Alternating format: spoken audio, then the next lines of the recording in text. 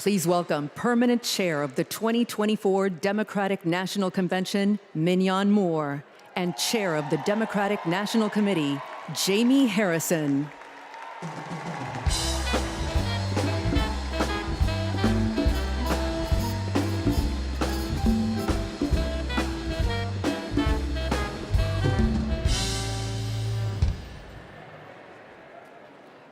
Hello, everyone. I am Mignon Moore, Permanent Chair of the Democratic National Committee.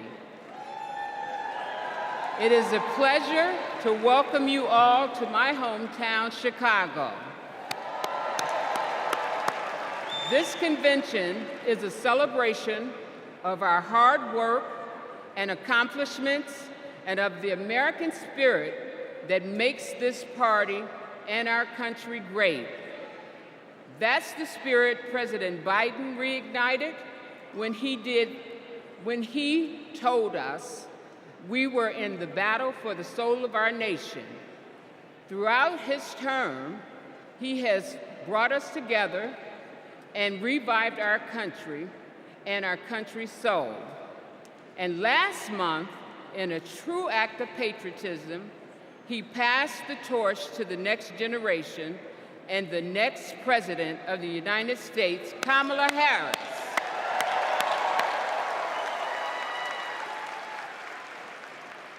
As convention chair, I may appoint officers to assist in the conduct of our proceedings. It is my honor to announce the following convention officers. Assisting as co-chairs are Lieutenant Governor Peggy Flanagan, Mayor Mitch Landrieu, Senator Cory Booker, and Congresswoman Veronica Escobar. Our convention parliamentarians will be former House Majority Whip Steny Hoyer, Broderick Johnson, and DNC parliamentary Helen McFadden. Lieutenant Governor Garland Gilchrist, Harris County Judge Lena Hidalgo, and Congressman Ted Lieu will serve as Sergeant at Arms. Louis Terrell will serve as our book doorkeeper, and Congresswoman Barbara Lee will serve as our timekeeper. I'd now like to turn it over to my friend, Chairman Harrison. Thank you, Mignon. Hello, Democrats. The Democratic Party is 196 years old. It's the oldest active political party in the world. Every person here is a part of a movement that brings America closer to our goal of a more perfect union. And every convention is a moment. It's a moment that contributes to our movement. It's moments like 60 years ago, when Fannie Lou Hamer told the shocking story of the racist brutality she suffered simply for registering to vote. Or 52 years ago, when Shirley Chisholm ran a historic race for the presidential nomination. Or 40 years ago, when a round-headed boy from South Carolina, the same before you today, watched Reverend Jesse Jackson challenge America to hope and to dream. Folks, all of these moments led us to this transformational moment, when a black convention chair and a black DNC chair lead us in nominating a black and AAPI woman to be the next President of the United States.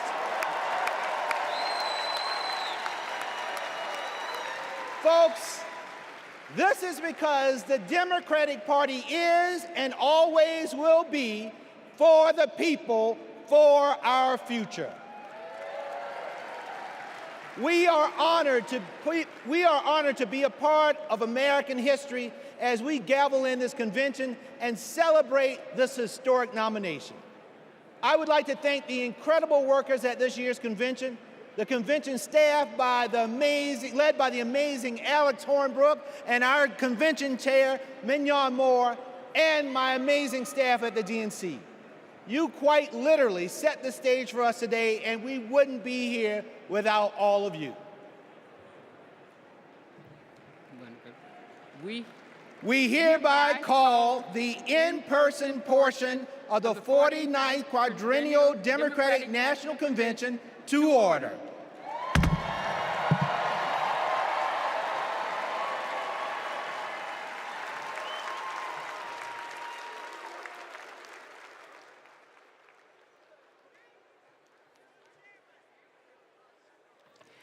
Please stand if you are able for this evening's invocation offered by Cardinal Blaise Joseph Cupich, Archbishop of Chicago.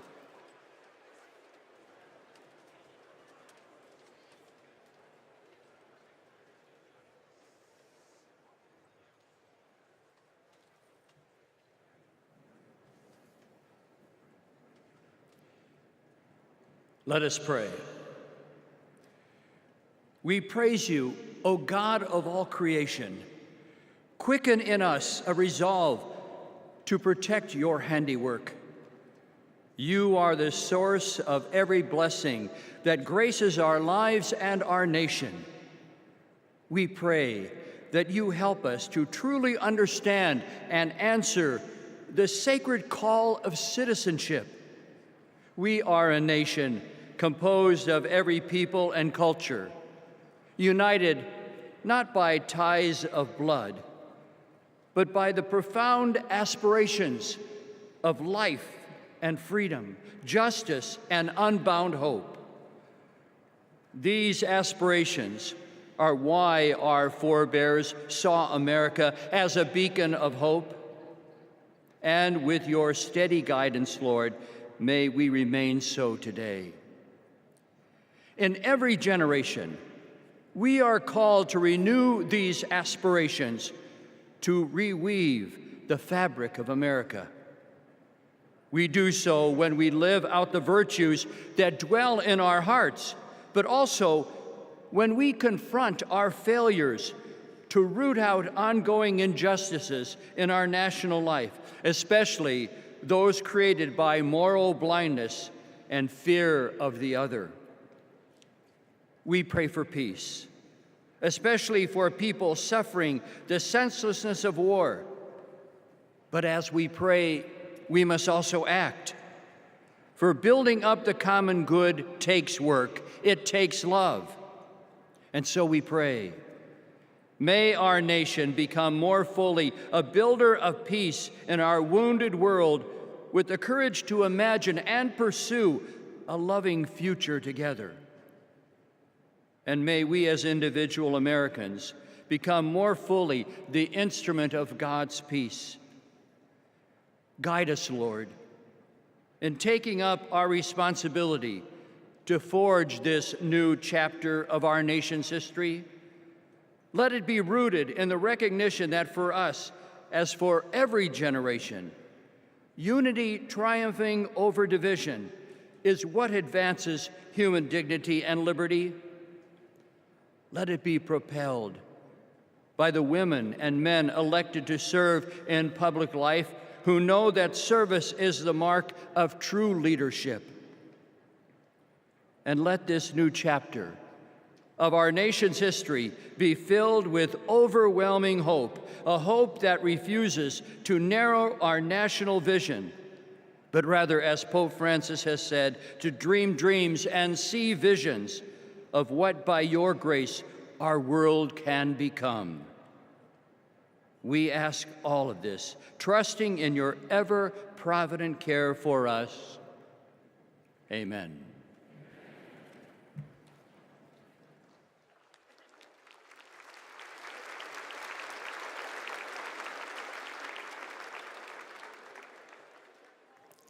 Please welcome Prairie Band Potawatomi, Nation Tribal Council Vice Chair Zach Pamami, and Secretary Lori Melchior.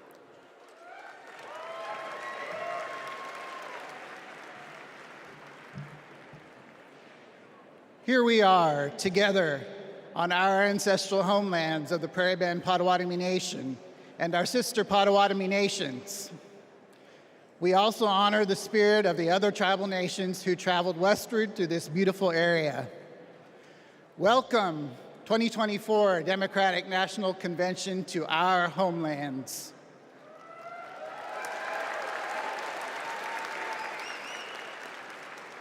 This land has and always will carry enormous importance to its original stewards, our ancestors, and our present-day communities. I am Vice Chairman of the Prairie Band Potawatomi Nation, joined by Secretary Lori Melchior,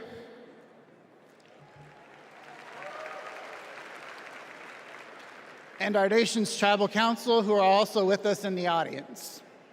From time immemorial, our ancestors lived in the Great Lakes region. However, in 1849, an illegal auction by the U.S. government forcibly removed our tribe from our homeland. Since then, we have been working to reclaim it. Finally, this year, the Department of the Interior placed some of our ancestral lands west of Chicago into a trust.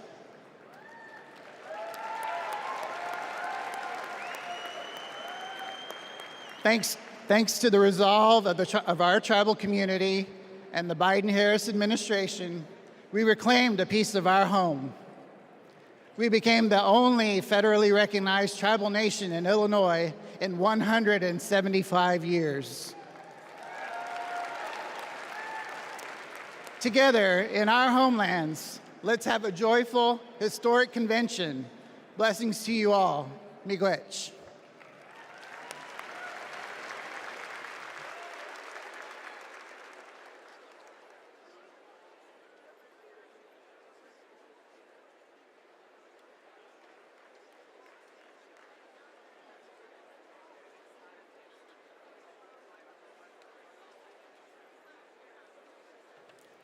Please remain standing for the presentation of colors by the Illinois State Police Honor Guard.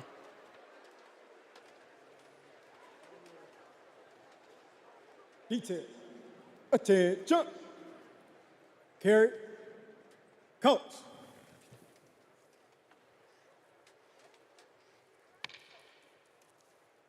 Forward. March. Left. Left. Left.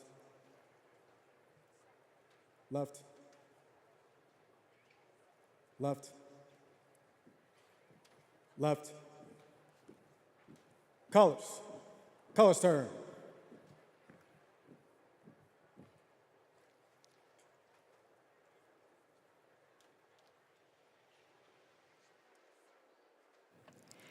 Please welcome William and Charles Harrison from South Carolina to lead us in the Pledge of Allegiance.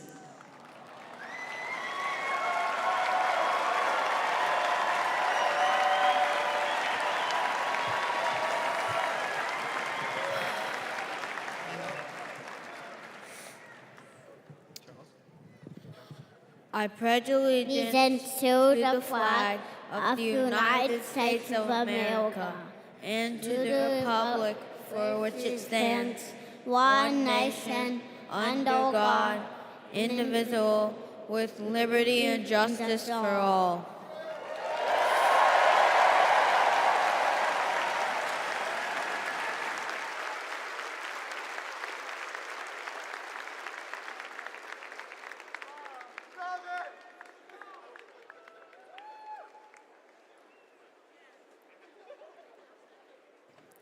Please welcome the Soul Children of Chicago to sing our national anthem.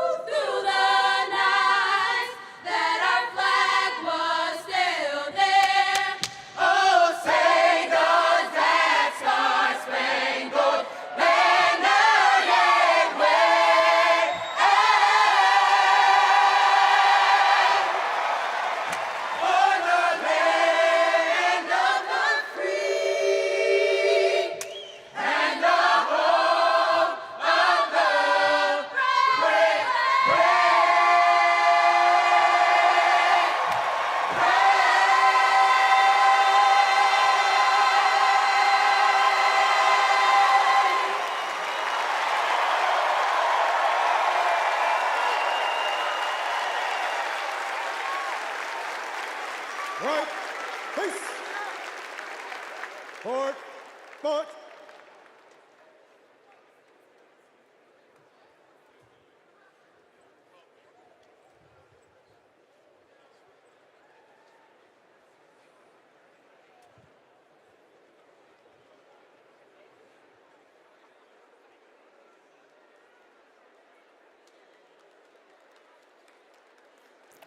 Please welcome Chicago Mayor Brandon Johnson.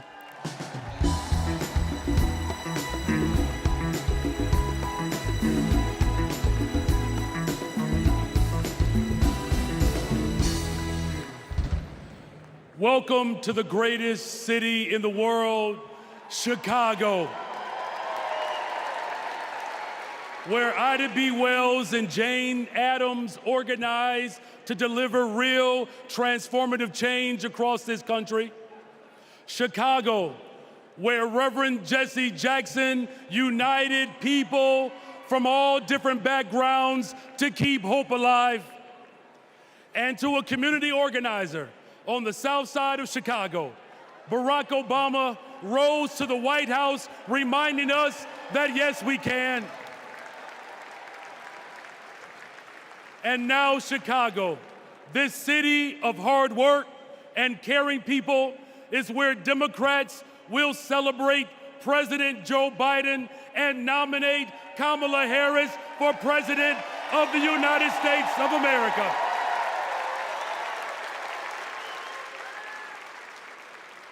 As the son of a family that worked to make ends meet, I know that Kamala Harris, the daughter of a mom who worked hard every single day, she is going to look out for the interest of everyday people. I know that as a fellow former social studies teacher, that Governor Tim Walz will never shrink from standing up for our democracy and for those most in need. And as a black man, raising a little black girl on the west side of Chicago, I know that my daughter Brayden will see not only a reflection of herself in the White House, but she will experience the deepest part of American values. Think about it. What will it take to build the middle class and make it easier for families not only to get by, but to get ahead? It will take someone with toughness to stand up for us. And let me tell you, America, Kamala's got it. What will it take to defend our fundamental rights and our freedoms? It will take someone with leadership who would fight for us. And let me tell you, America, leadership, Kamala, she's got it. And what will it take to defeat MAGA Republicans and move our country forward and not backwards? It will take everyone, and let me tell you all, Kamala, she's got us. From Mississippi to Pennsylvania to Delaware, Kamala Harris, she's got us. From Michigan to Wisconsin to Nevada to California and right here in Illinois, Kamala Harris, she's got us. To the child care workers, to the tip workers, Kamala Harris, she's got us. And to make sure that this country ensures that families will have access to real affordable housing, to create a pathway to the American dream, Kamala Harris, she's got us. Together we can build a better, brighter future. And there's no better place to start that than right here in the greatest freaking city in the world, the city of Chicago. God bless you all. Thank you.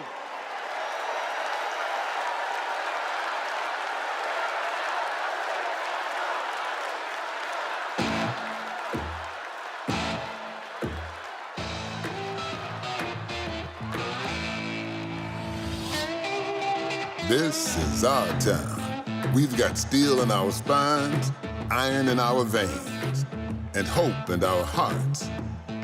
We've got the flavor, the guts, the grit, and those big shoulders you've heard so much about. We're a bold city, a proud city, a who you callin' second city, where 77 neighborhoods are one. A city of giants, a city with heart, a city with heroes, a sweet, sweet place to call home. We were born ready, baptized by fire, tireless, tenacious, tested, trusted. And like someone else we know, when we fight, we win. We're ready to rise to the challenge, to rise to new heights. Rise, rise, rise. Up, up, and away we go. We're ready to scrape the sky and reach for the stars, to stand tall for tomorrow, to witness greatness. We ain't going back. We've got big things to do, big shoes to fill, big dreams to realize. We ain't afraid of nothing. No nonsense, no fear. Oh yeah, we're ready. So America, welcome to Chicago. We've got our dancing shoes on. We've got our game faces on. America, we look like you, sound like you, work like you, dream like you. We feel you, America. We see you, America. Hey, make some noise so we can hear you, America. Welcome to Chicago.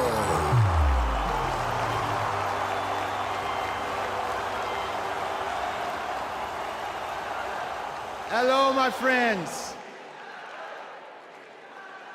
My fellow Democrats.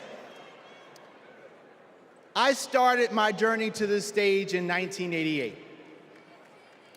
I was 12 years old, and my family was watching the Democratic National Convention.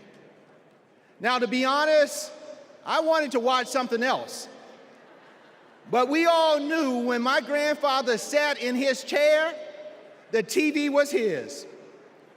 But folks, when Reverend Jackson came on, I paid attention. A black man from South Carolina, raised by a single mother. That was me. And as long as I live, I will never forget what he said. He challenged young people to hope and to dream. So that's exactly what I did. I dreamed big, I worked hard, and I never lost hope.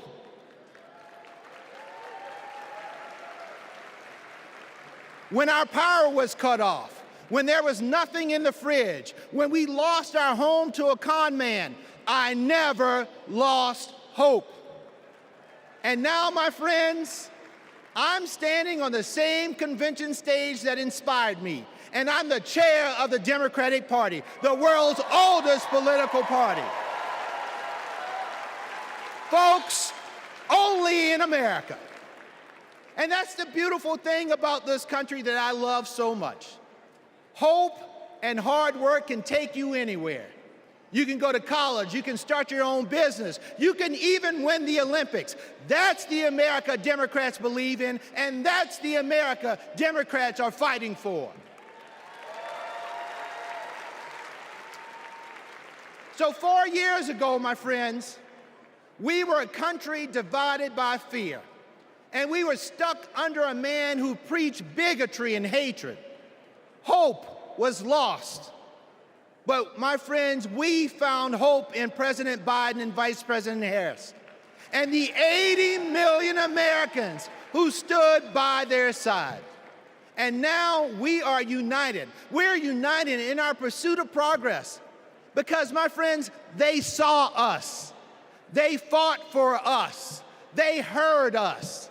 And under their transformational leadership, we have forgiven billions in student loans. We have expanded access to health care, and we have strengthened the middle class.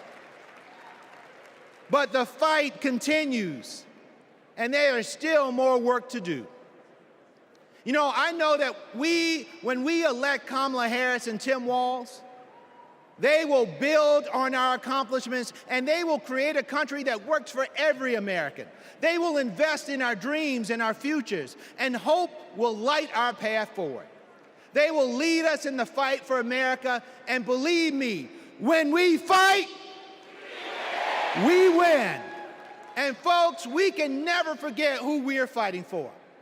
This election is about Americans who are watching right now, wondering who's going to finally pave that dirt road, or make it easier to feed their family, or get medical bills under control. This election is about those who believe anybody can achieve their dreams if they work hard and trust in the endless possibilities of America. This election is about communities who need to see that hope and joy will always overcome fear and chaos. This election is about every little boy inspired by a party chair who looks like him, and every little girl who will finally see a president who looks like her. My friends, we are paving a path for them. We're working toward a brighter future for them, and we need each and every one of you to join us. In my beloved home state of South Carolina, our motto is, while I breathe, I hope. Folks, I believe in the power of hope, but it's going to take more than hope to win this election.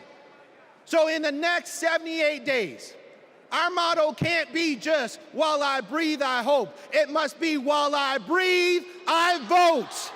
Because that is how we make hope real for all of America. America, let's vote for Democrats up and down the ticket. Let's save our democracy, and let's vote for our MVP, Kamala Harris, and our coach, Tim Walz. Thank you all so much for being here. And now, it is indeed my pleasure to introduce our next speaker, who will be co-chair for tonight. This is a young woman who is the current lieutenant governor of the great state of Minnesota. And when Tim Walz becomes vice president, she will become the first Native American governor in this great country. Folks, let's welcome Peggy Flanagan.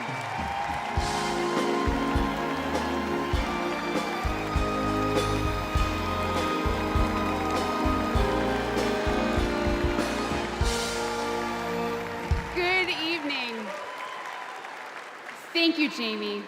As we gather together on this historic night, we remember those who came before us, who fought and prayed this moment into existence.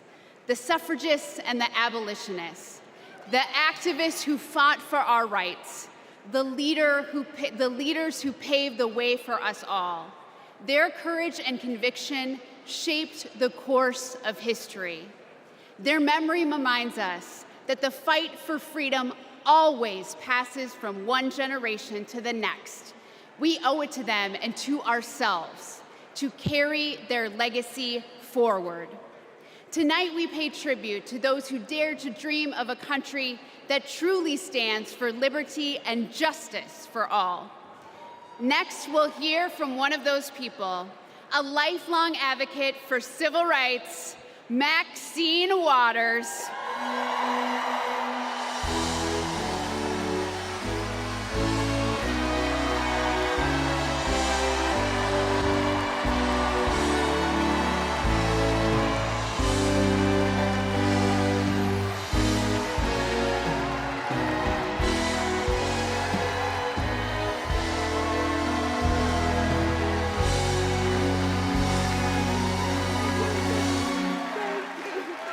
Wow. Hello, delegates. Now, you know, I've seen a lot in my lifetime. I was just 22 years old when Fannie Lou Hamer made her presence known at another Democratic convention. It was in 1964 in Atlantic City. And she arrived with a group of black delegates from Mississippi. And she simply asked that her delegates be seated in place of the state's all-white delegation. She told the people in the room about the violence she suffered at the hands of white police because she, a black woman, had demanded her right to vote. When she finished, she asked the country a simple but profound question. Is this America?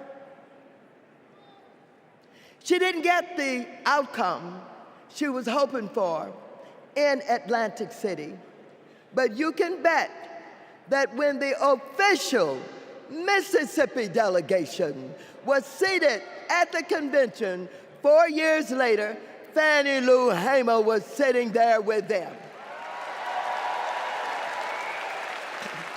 Now here we are, 60 years later at another Democratic convention with Kamala Harris as our party's nominee. Oh, so I know there is no better leader to marshal us into the future. Kamala has been a courtroom prosecutor, a district attorney, an attorney general, a United States senator, vice president of the United States.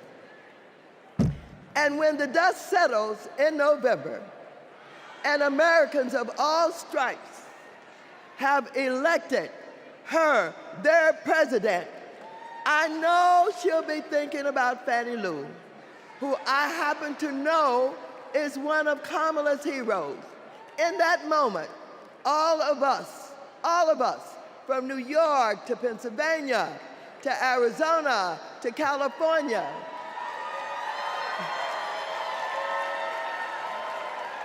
we can ask ourselves, is this America? And we will be able to say loudly and proudly, you're damn right it is.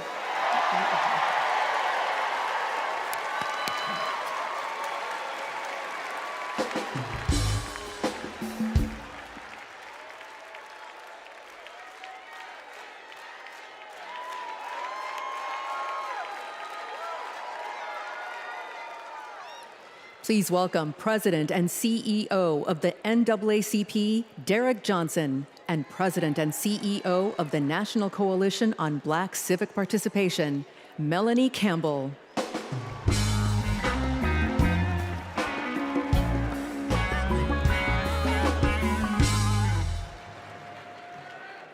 Good evening. I'm Derek Johnson, President and CEO of the NAACP, and I'm here to do my black job. Since the founding of our nation, we have been on an unending march to protect this imperfect union. Tonight, we celebrate the power of the collective, of what is possible when we are all in for all people. But as we do, let us not forget the history that preceded this moment or the history makers who prepared us for it. As we just heard, in 1964, the Mississippi Freedom Democratic Party, led by Fannie Lou Hamer, and Mississippi NAACP State President Aaron Henry, who stood tall and challenged a process that excluded them to ensure that we will all be recognized here tonight. In 1973, the historic elections of Atlanta's Mayor Maynard Jackson, Detroit's Mayor Comey Young, and LA's Mayor Tom Bradley paved the way for another historic election just 10 years later, right here in Chicago, with the election of Harold Washington as the first black mayor of the city of Chicago. And in 1988, the Reverend Jesse Jackson, in his second quest for the White House, inspired us all to keep hope alive. Now, this is important because we must all understand Black history is American history.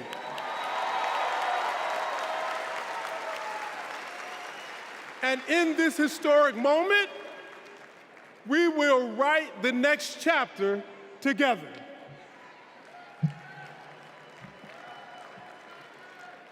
Good evening.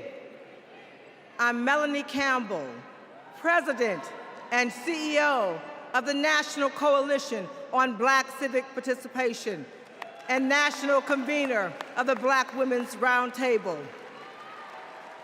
We have come this far by faith. And for Black women, this moment has been a long time coming. Vice President Kamala Harris's path to becoming the Democratic nominee for President of the United States has been paved by the leadership, sacrifice, faith, and patriotism of generations of Black women.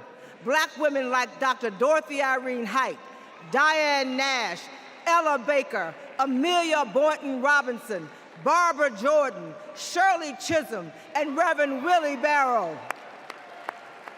Women whose optimism about what America could be and their fight to make that vision real redefined the leadership role that Black women could play in moving our nation forward. As President, Kamala Harris will lead with power, brilliance, and strength from the highest office in the land.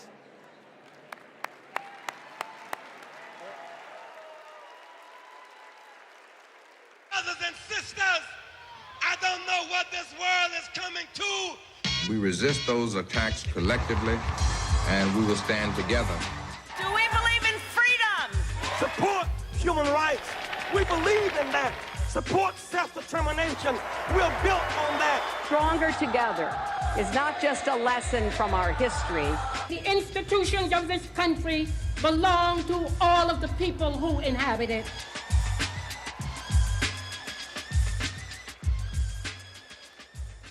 Jesse Jackson took to the stage at the Democratic National Convention in Chicago, knowing the uphill battle he would face in composing the score of a harmonious nation. Reverend Jackson started out very young. He opened the door, and he continues to do that even now, that all of us have a responsibility for other generations to come behind us. Jesse Jackson's candidacy in 1984 helped to pave the way for Barack Obama's presidency in 2008. His 1988 candidacy helped to reshape the Democratic National Committee. His candidacy was before its time. Fueled by passion and determination and marching to their own beat, our civil rights leaders laid the groundwork for lasting change, dreaming of a country where equality and justice inspired the next generation. We need the energy of our young people. We need the wisdom of our elders. We all can be proud to say that we are truly a leading democracy and we respect people's ability to exist. America is not like a blanket, one piece of unbroken cloth, the same color, the same texture, the same size. America is more like a quilt, many patches, many pieces, many colors, many sizes. Standing on the shoulders of giants, Kamala Harris is the candidate who encompasses the brilliance, determination, analysis, and the action to carry the torch lit by the founders of the movement. There's only one choice to represent our collective voice. What kind of country do we want to live in? Value system of the modern Democratic Party has been shaped by the civil rights movement of the 1960s. There's a direct line from '64, the National Democratic Convention, where Fannie Lou Hamer asked to be seated, and 2024, where a Black woman is the Democratic nominee. It's been a long struggle and a long journey, but Fannie's gonna be vindicated and Shirley Chisholm's gonna be vindicated in the 24 Democratic Convention. I wonder if I could sit in a room with Shirley Chisholm, with Rosa Parks, with Coretta Scott King.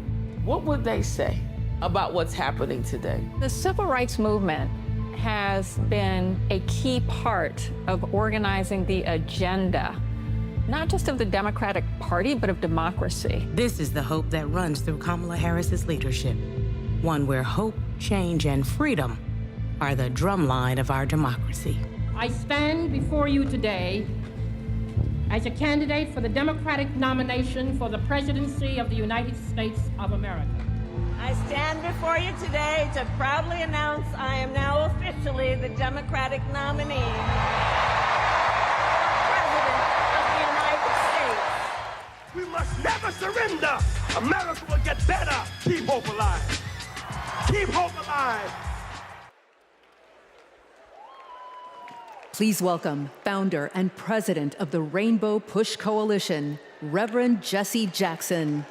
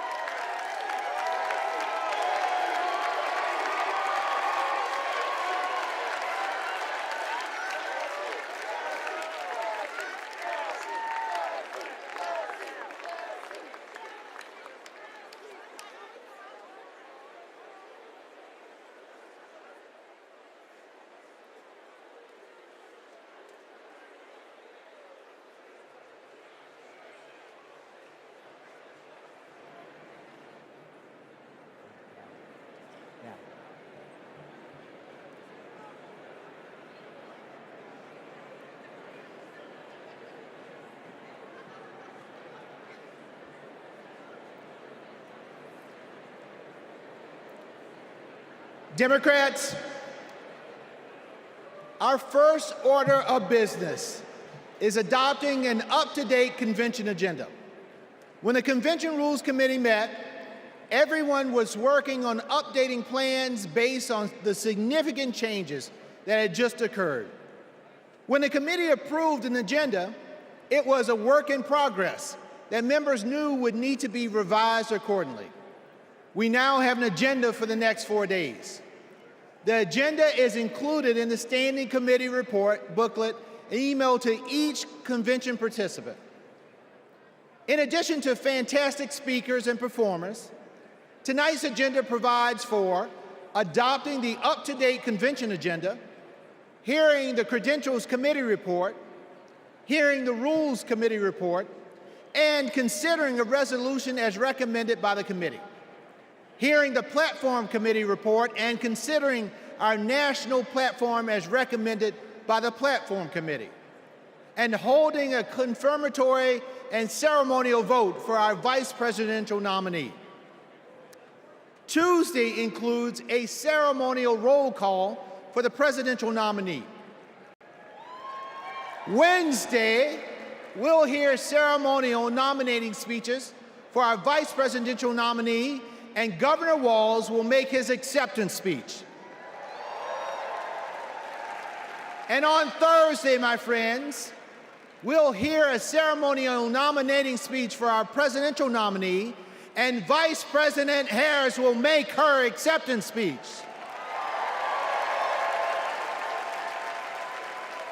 So now, delegates, the chair will entertain a motion to approve the up-to-date agenda. Is there a second? All in favor of approving the convention agenda, please say aye. Aye. All opposed, say nay. The ayes have it.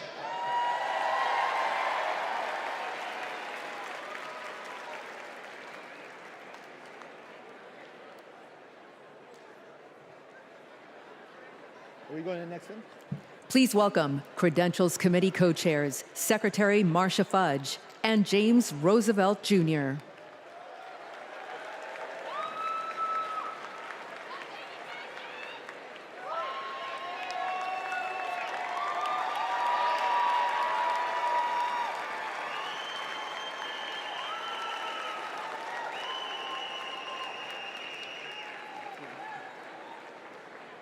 Greetings, my friends.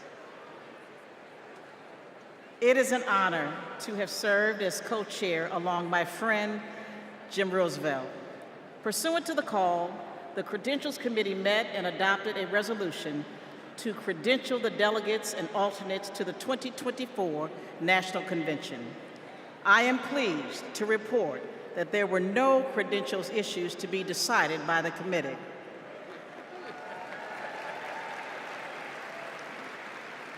Their work allowed us to nominate two champions for democracy and freedom, Vice President Harris and Governor Walz.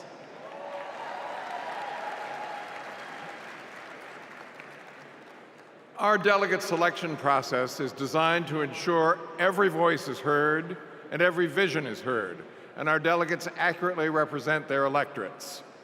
Diversity is our party's strength. And I'm so proud to see the wonderful representation of our party and democracy here today.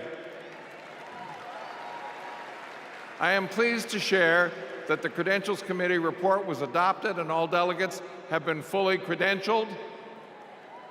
In memory of Marvin Turner, we are going to have a great convention and we are going to win. Thank you.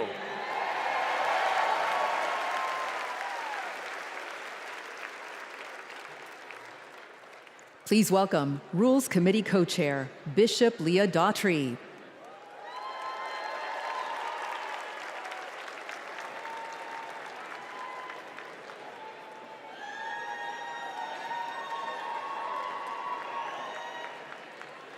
Hello, Democrats.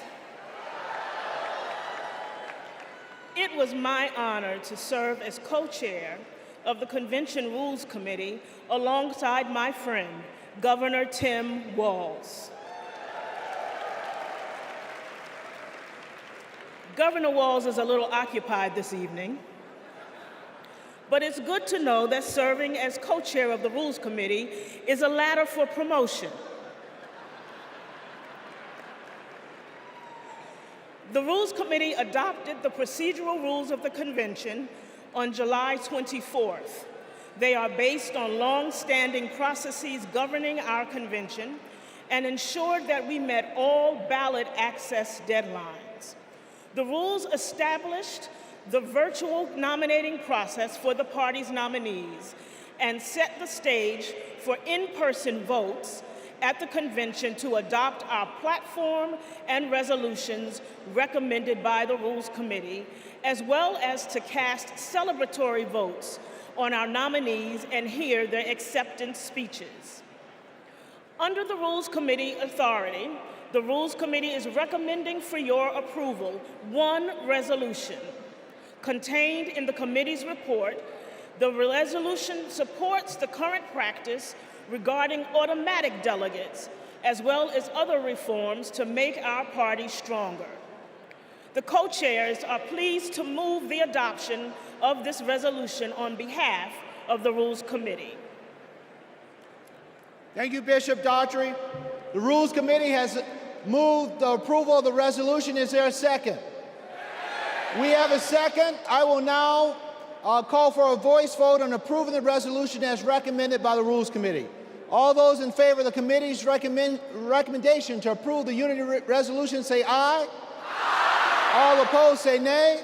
I'm pleased to report for the record that with a majority of delegates having voted in the affirmative, the resolution has been approved. My thanks to our Rules Committee co-chairs and members for your efforts to build a transparent and inclusive party. Thank you, Madam Chair.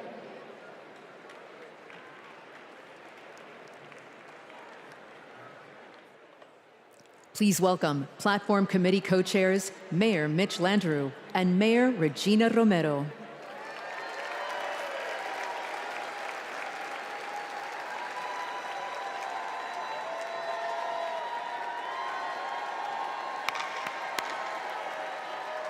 Hello, delegates. It is my pleasure to join Co-Chair Romero to present the national platform as recommended for approval by the committee. Our platform is grounded in our democratic values of hope, of progress, and love of our country. It makes a strong statement about the historic work that President Biden and Vice President Harris have accomplished hand in hand, and it presents a bold vision for our future. Kamala Harris will protect reproductive freedoms. Donald Trump will rip them away. Kamala Harris will lower costs for Americans, expand access to affordable health care, protect and strengthen Social Security and Medicare. Donald Trump will cut taxes for billionaires and big corporations, and he will pay for it by putting health care and Social Security on the chopping block. Kamala Harris is going to defend our democracy. Donald Trump is going to undermine it.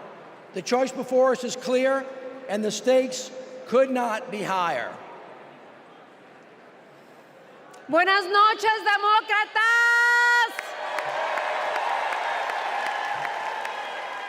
Mayor Landrieu, it was a pleasure to serve as your co-chair. I also want to recognize Louisa Terrell and the drafting subcommittee for their work. This platform was passed by the Platform Committee on July 16, prior to the President passing the torch in an act of love and patriotism.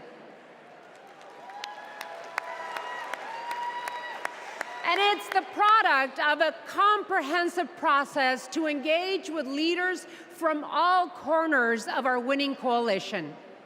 Hundreds of submissions, hours upon hours of hearing and testimonies, countless conversations with community leaders and grassroots Democrats. All were essential to producing a forward-looking vision for our party that echoes the voices of all.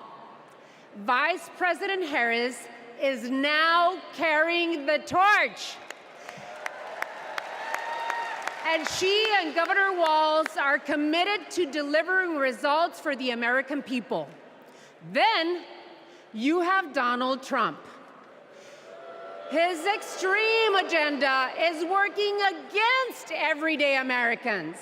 He is fighting for big oil, big pharma, big banks, but most of all, my fellow Democrats, he is fighting for himself. This November, we need to keep Democrats in office and elect Kamala Harris and Tim Walz so we can implement an agenda that works for everyone. Cuando luchamos, ganamos. And with that, on behalf of the Platform Committee, we are pleased to move the adoption of the 2024 Democratic National Platform. Thank you. The co-chairs have moved the approval of the national platform. Is there a second? We have a second. I will now call for a voice vote to approve the platform as recommended by the Platform Committee. All those in favor of approving the platform, please say aye. All opposed say no. Co-chairs, I am pleased to report for the record that with a majority of the delegates having voted in the affirmative, the platform has been adopted. Once again, thank you to our Platform Committee co-chairs and members as well as a platform drafting committee and its chair, Louisa Terrell.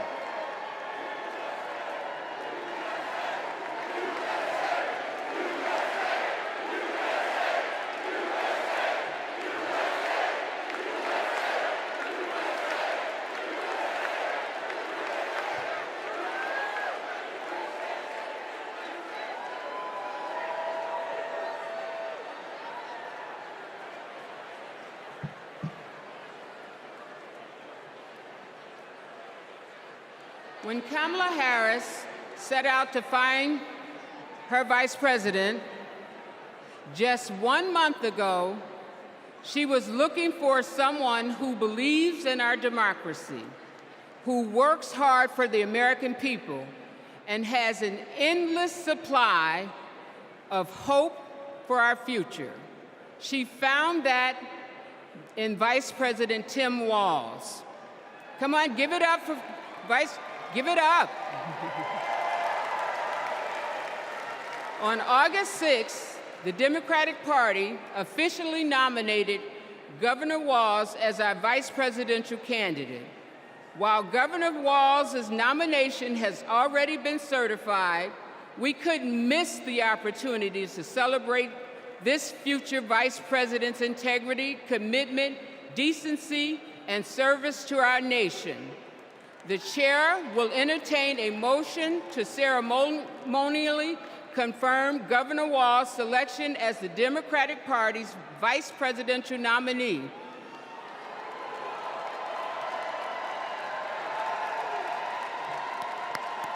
We have a motion. Is there a second? We have a second. We will now have a voice vote on the motion to ceremonially confirm our vice presidential nominee. All in favor of the motion, please proudly say aye. All opposed? The ayes have it. I'm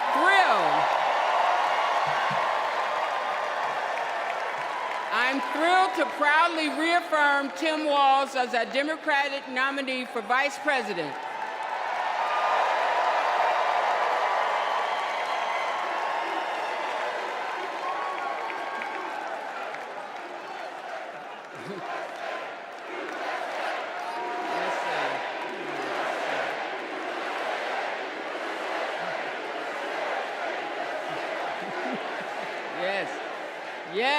Yes, USA. Pursuant to our convention rules, Governor Walz has been invited to make an acceptance speech, which he will deliver on Wednesday, August 21st. Thank you, my friends. Delegates, please welcome to the stage co-chair Peggy Flanagan to resume chairing our convention.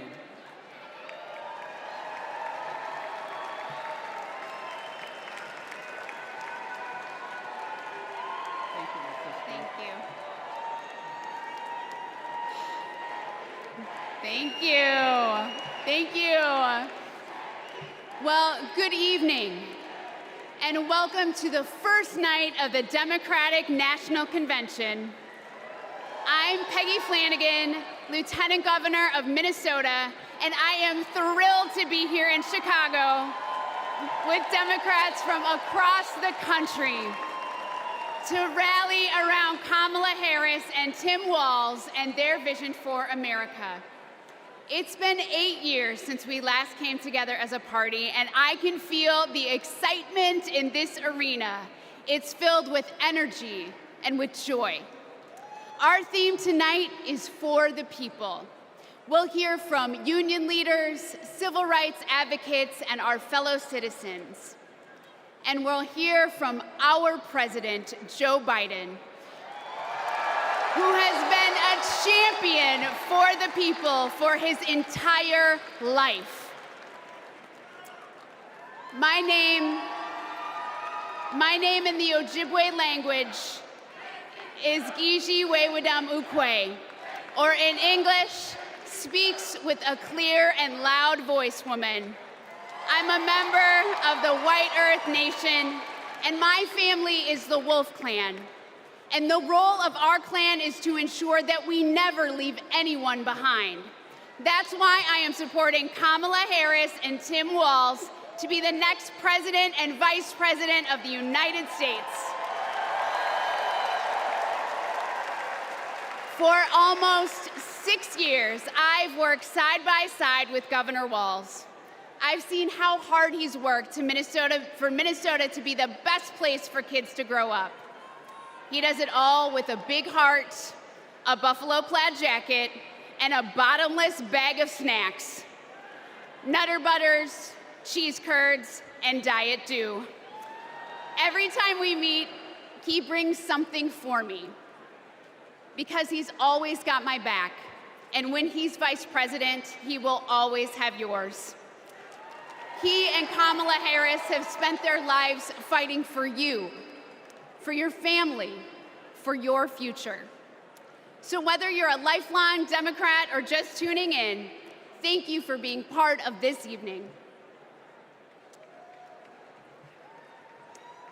4 years ago, the COVID pandemic upended our lives. My brother Ron was the second person to die of COVID in the state of Tennessee. We couldn't see him. We couldn't have a memorial.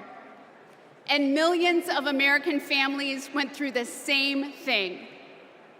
Our communities were suffering. Our economy was struggling.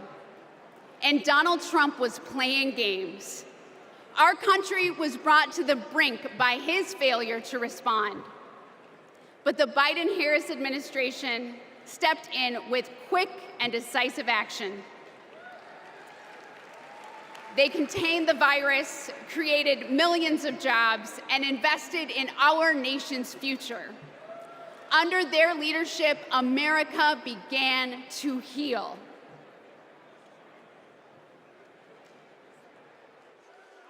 Are there words about a pandemic at this point? No, we're not at all. We have it totally under control. We think we have it very well under control. We pretty much shut it down. A lot of people think that goes away in April.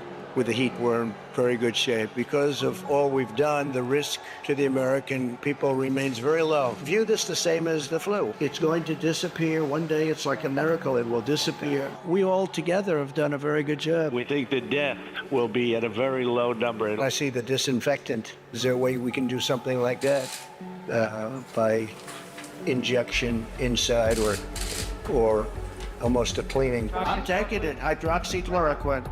When? Right now, yeah. You can test too much. You do know that.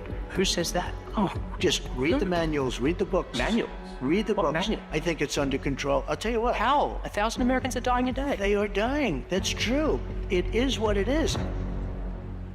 Help is on the way, and it is long overdue.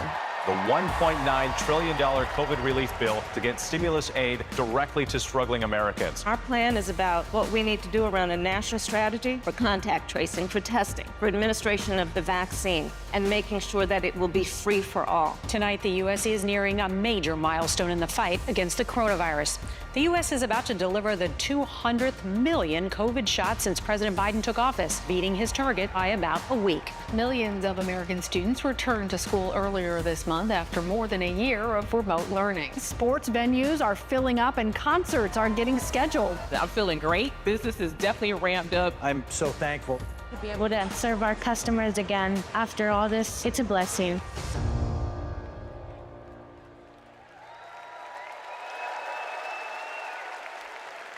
Please welcome Illinois Representative Lauren Underwood.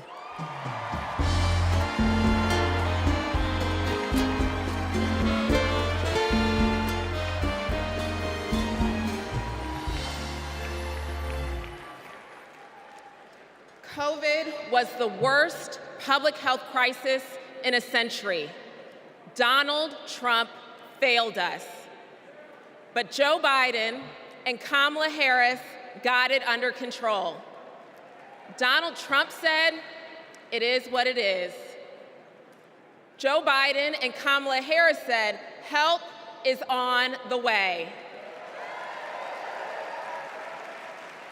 Democrats in Congress tried to lower the cost of health care. Donald Trump tried to take our health care away. We tried to expand Social Security and Medicare. Donald Trump tried to cut them year after year after year. He took the COVID crisis and turned it into a catastrophe. We can never let him be our president again.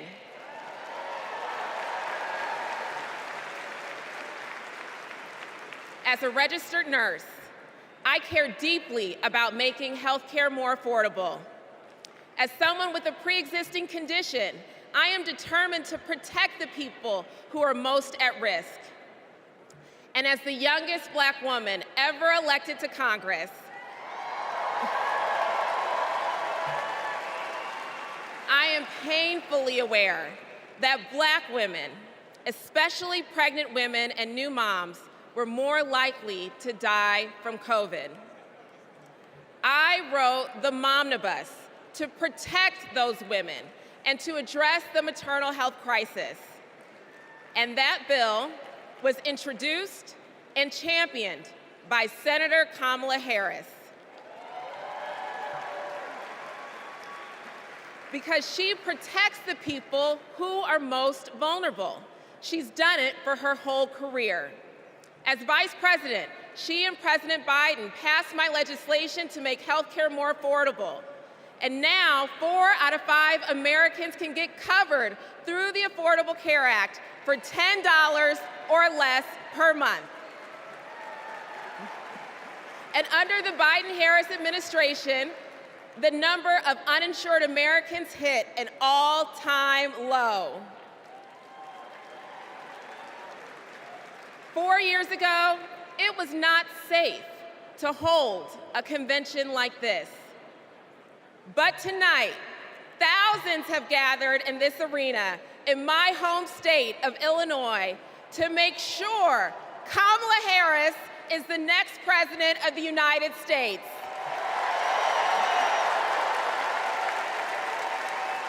We have come so far these past 4 years, and we're not going back. Thank you.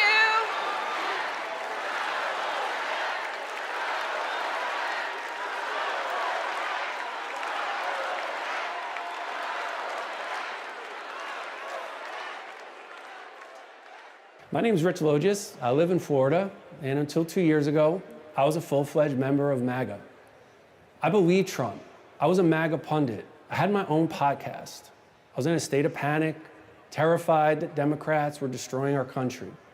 When the pandemic hit, we needed leadership, but we were given almost nothing. It was a major betrayal to the country.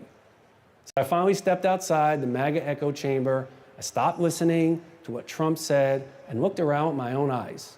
And I realized he had been lying about pretty much everything. Lying is Trump's toxic superpower. He's ripped apart families, communities, our whole country. So this is my message to all the Republicans and independents who are watching. People like me who voted for and believed in Trump.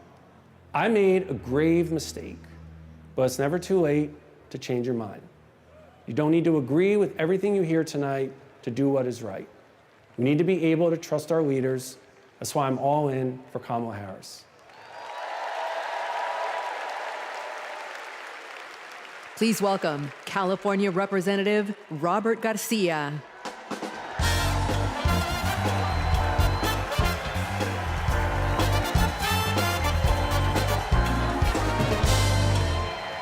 Thank you. Thank you. We all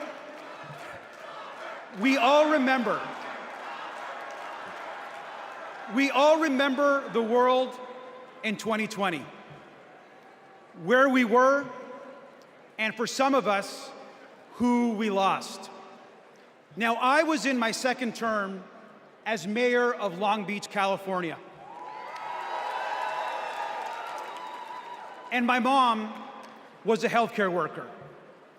Like many of you, I watched in terror and horror as the COVID pandemic consumed our lives. As mayor, I fought for more hospital beds, for more tests, and to make masks more accessible. What we needed at that moment was national leadership. But instead, we got Donald Trump. While schools closed and dead bodies filled morgues, Donald Trump downplayed the virus. He told us to inject bleach into our bodies. He peddled conspiracy theories across the country. We lost hundreds of thousands of Americans and our economy collapsed. Now that summer of 2020, my mom and my stepfather both died of the COVID pandemic. And I miss them every single day. So when Donald Trump and his MAGA extremists like Marjorie Taylor Greene downplay the horror of the pandemic, it should make us all furious.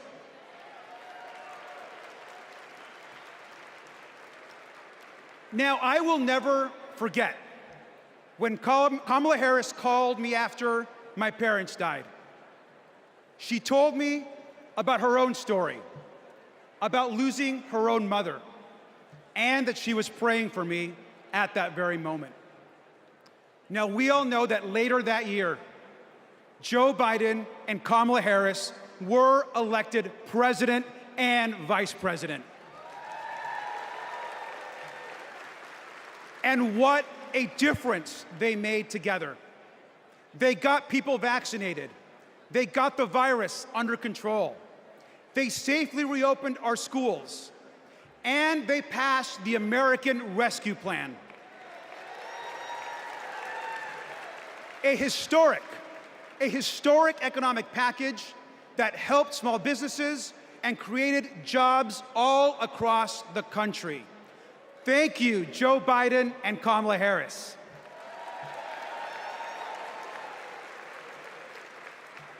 Now, I am a proud immigrant who came to the United States as a young child.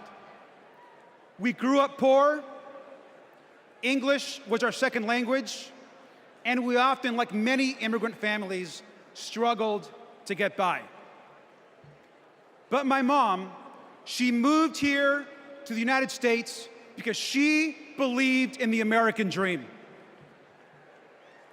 I'll never forget the day that I became a United States citizen. I raised my right hand and I pledged an oath to protect and to love this country. It was the proudest day of my life.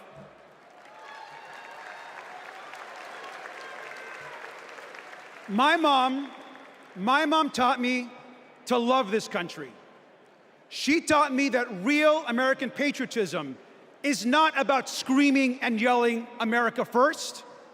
Real American patriotism is loving your country so much that you want to help the people in your country. That is American patriotism. And we all know that Kamala Harris understands and knows this as well. Kamala Harris is ready to lead this country.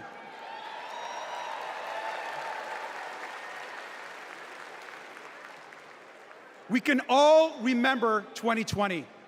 We can all remember the horrors of Donald Trump. But let's remember, most importantly, tonight and every single day this week, that we are not going back. Thank you.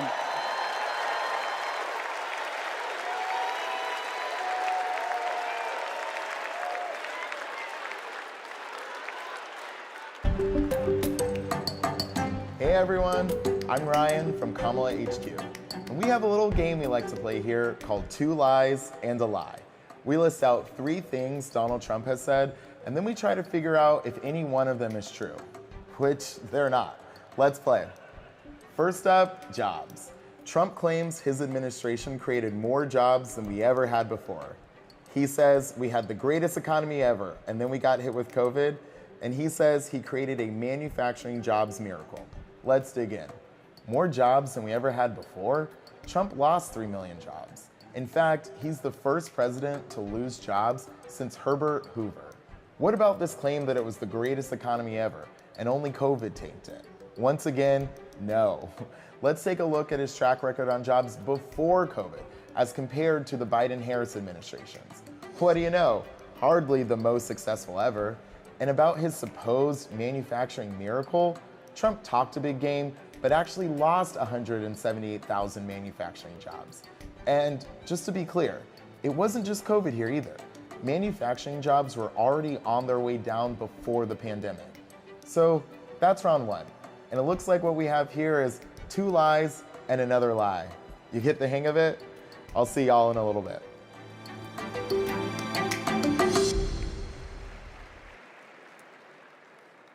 Donald Trump downplayed COVID while Americans were living in fear. He lied about creating jobs while our communities were fighting to survive. But the Biden-Harris administration stepped up. They actually took decisive action to create jobs, support small businesses, and rebuild a stronger and more resilient economy. Kamala Harris is a leader we can trust, even in our most challenging moments, especially in those moments. Donald Trump dithers, Kamala Harris delivers.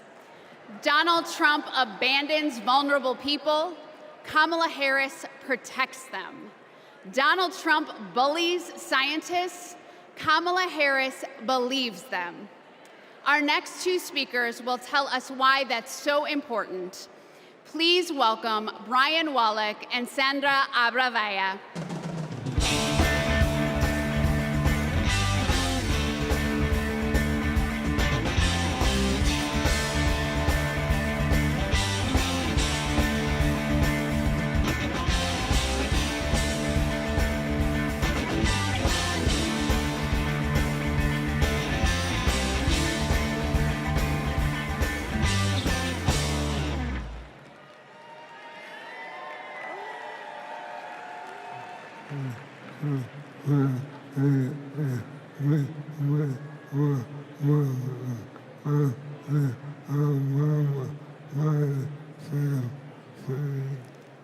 In 2008, we met while working on the Obama-Biden campaign.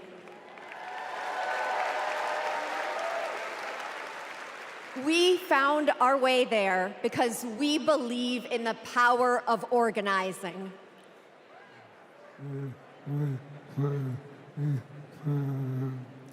Then we found each other.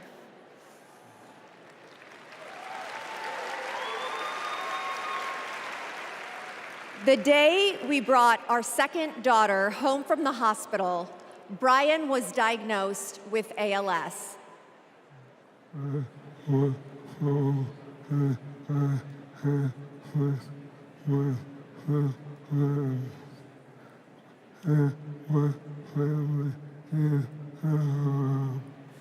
I was told I had 6 months to live.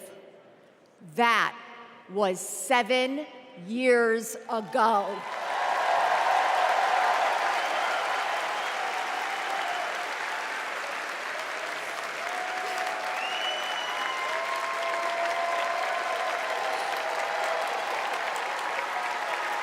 We could not change Brian's diagnosis, but we knew how to organize. So we co-founded a nonprofit called I Am ALS, and thousands of terminally ill patients fought for new therapies, $1 billion to fund ALS research, and earlier access to treatments, all of which President Biden signed into law.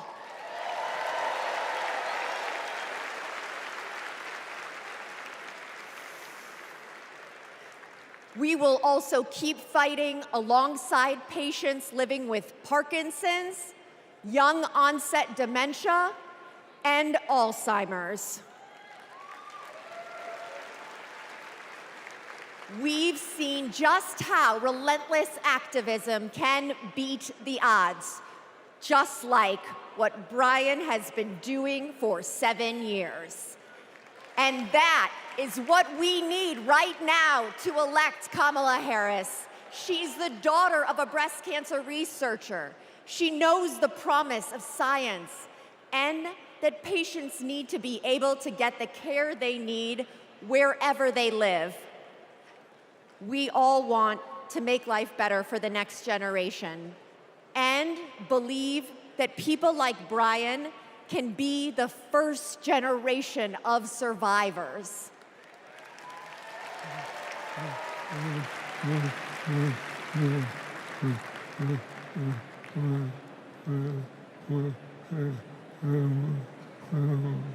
And we can make life better for our caregivers, too.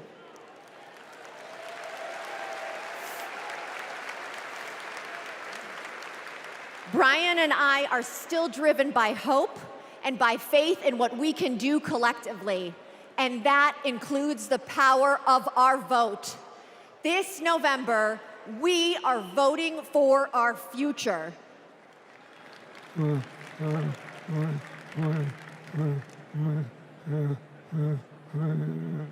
Because we plan to be around for it.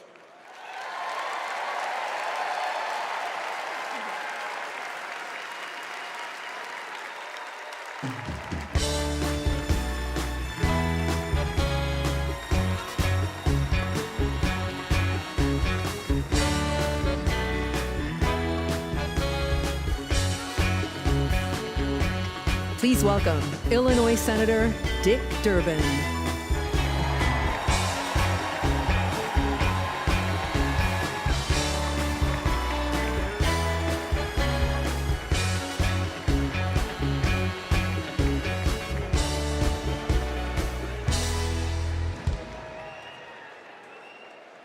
I've known Brian and Sandra for years.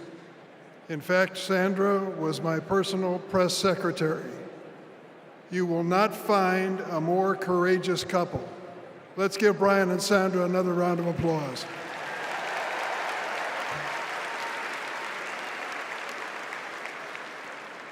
In every election campaign, we Democrats talk about jobs. Now forget for a moment Donald Trump's wild claims. He lost millions of jobs in America. He promised to bring back manufacturing jobs, but he failed. He promised to deliver infrastructure, but he failed. His record was defined by failure. To put it another way, Donald Trump is like a bad boss. You want time off to take care of your sick parents? Ask Donald Trump. Denied. In Donald Trump's America, there is no paid family leave. Want to have a child, but need IVF? Too bad. That's shut down too. Want a pay raise? Too bad. The boss just gave himself one, so there's nothing left for you. Donald Trump reminds us of a boss we all had. The guy who thinks he's a very stable genius, but is driving the company into the ground. Now get this, Donald Trump did make history. Let's give him credit. He is one of only 2 presidents in the history of the United States to leave office with fewer Americans working than when he started. Now he wants a chance to make America unemployed again.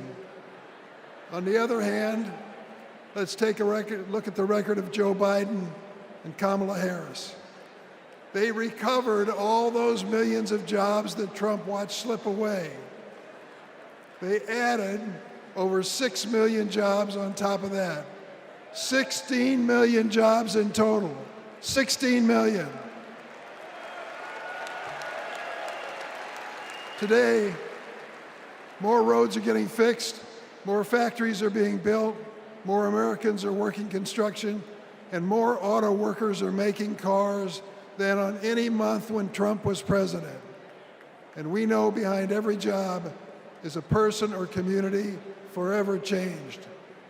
Data centers in Wisconsin, semiconductors in Pennsylvania, electric vehicles in Michigan. Yes. Hello, Michigan. These investments mean strong economy, growing public schools, and well-funded, well-staffed first responders. These investments mean hope. That's what Kamala Harris and Tim Walz are fighting for. They'll fight for the places that are too often left behind. Fight to change lives and uplift communities. Fight to bring back American manufacturing. My friend, Ed Smith, a giant of the Illinois laborers, he's a great fellow. We lost him this year. But Ed Smith told us there's joy in this battle. When we win, we help people buy their first homes, send their kids to college, and retire with dignity. Incidentally, that happens to be my family's story too.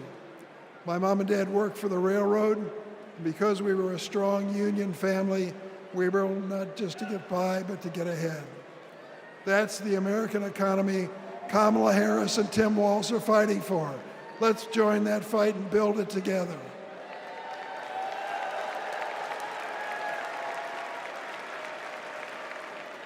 Now let's hear from some union workers on the ground in Arizona, thanks to the Biden-Harris administration investment in America. Welcome to Phoenix. Donald Trump said he'd bring back American manufacturing, but Joe Biden and Kamala Harris actually did it. Thanks to them, plumbers and pipe fitters like us are building the factories, semiconductor plants, and data centers of the future. We are hard at work in Phoenix, Mesa, Goodyear, Chandler, and more. Our neighborhoods, schools, and local businesses are growing. Sometimes we have so many projects that we send fabrication out to other states. Our local union is now up to 4,800 trades members. That's up from 2,800 in 2020, thanks to Joe and Kamala. And it's an exciting time for us in the next generation. Our apprenticeship program now trains over 1,100 people a year. Every year at local high schools, when they announce what graduated seniors are doing next, more and more of these kids are joining the trades. My son is a senior in high school this year, and he plans to join us. Not just for the great career and the financial security that all us parents want for our kids, but it's because he's excited to work on the cutting edge of innovation. Kamala Harris will keep investing in American manufacturing. With her commitment, there's nothing that us American workers can't build. Please welcome Ohio Representative Joyce Beatty.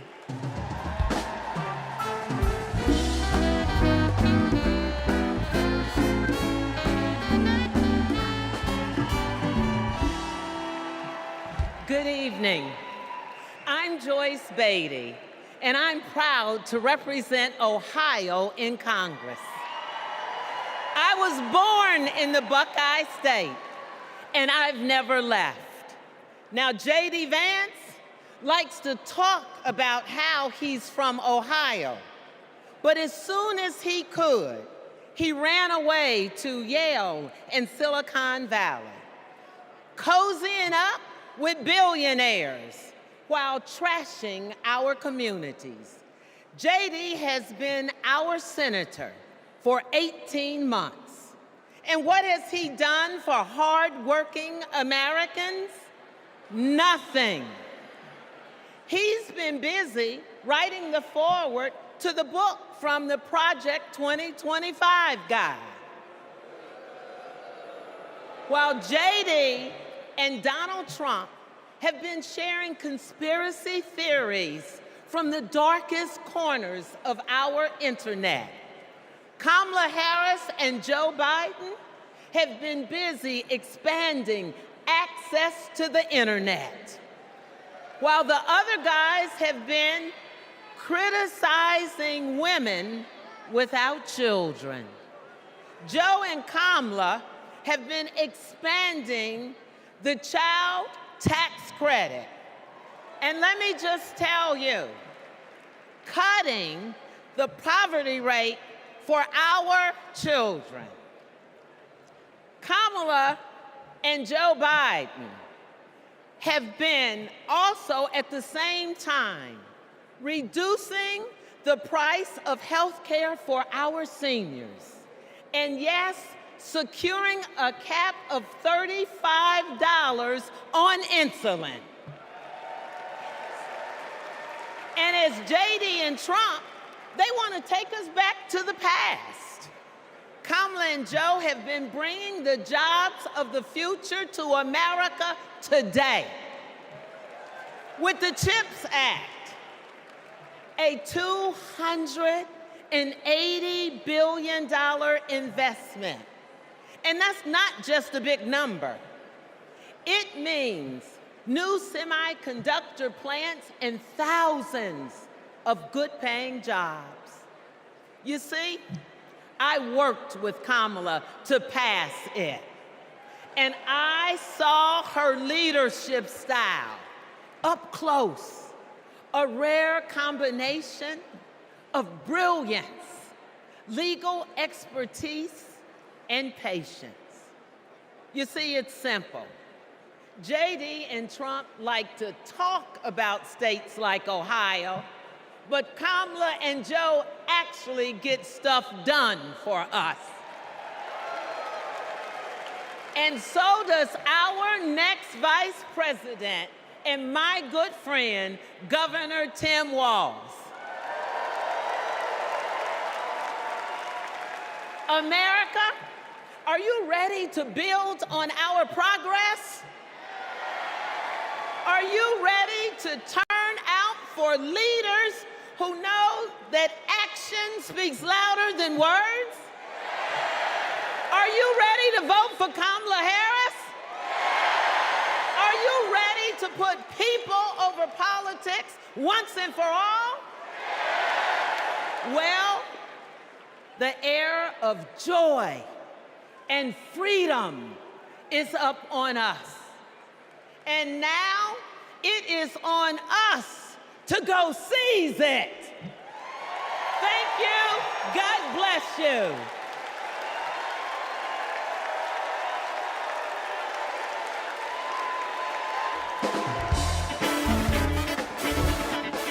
Please welcome AFSCME President Lee Saunders, SEIU President April Barrett, LIUNA General President Brent Booker, IBEW International President Ken Cooper, CWA President Claude Cummings, and AFL-CIO President Liz Schuler.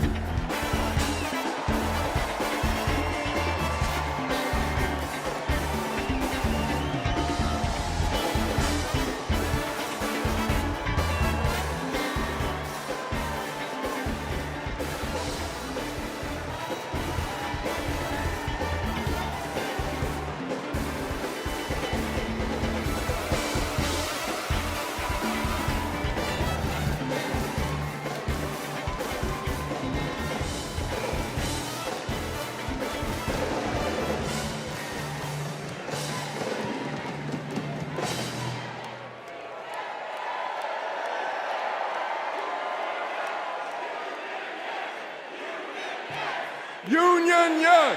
Union, yes! Union, yes! Union, yes!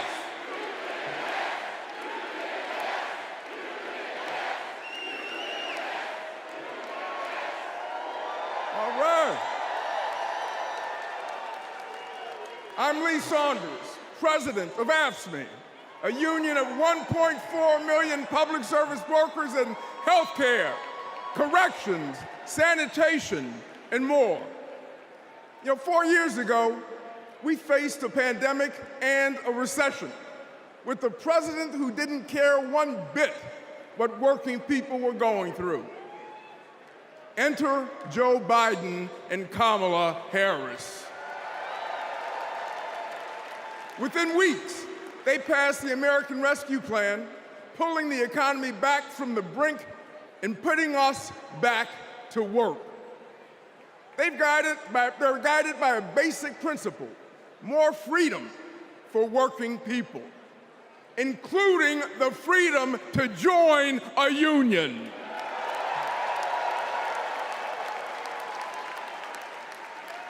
So this November, we're moving forward with Kamala Harris as our president.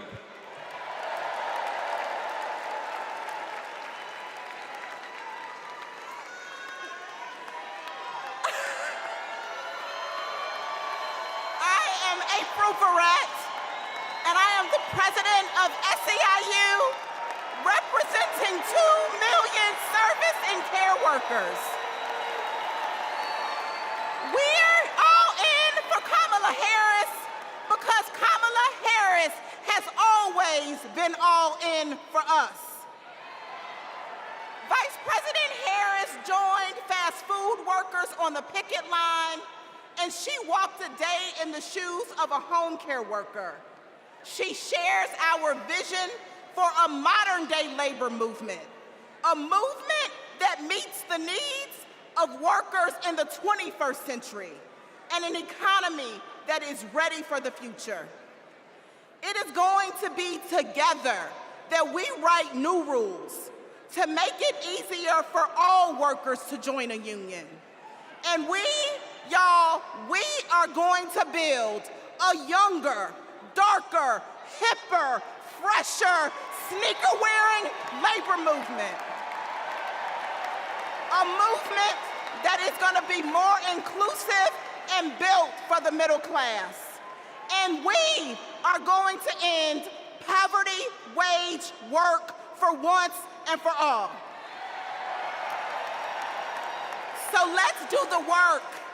Let's elect Kamala Harris so that together we will usher in a new era of worker power, and together we will win the future. Let's go get it.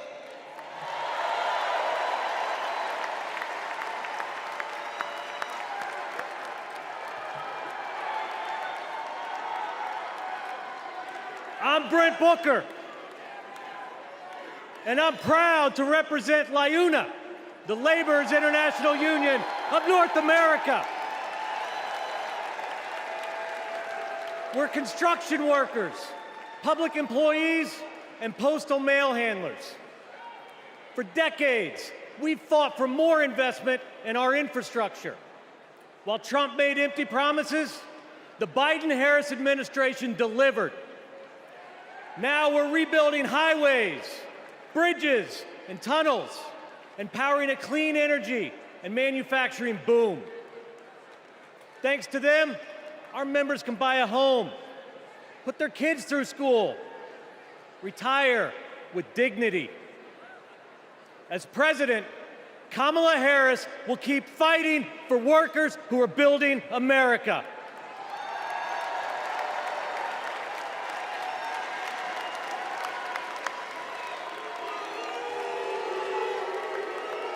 Hello, I'm Kenny Cooper representing 840,000 IBW members, the International Brotherhood of Electrical Workers. The IBW powers America, from fire alarms to solar farms, nuclear plants to battery plants, storm restoration to power lines, and we've been doing it for over 130 years. Today, we're building a new energy future while providing great-paying jobs and a stable retirement for all working families. Every step of the way, Kamala Harris has been there for us. She's bringing back American manufacturing to forgotten places throughout our country. She cast the deciding vote to save our pension plans.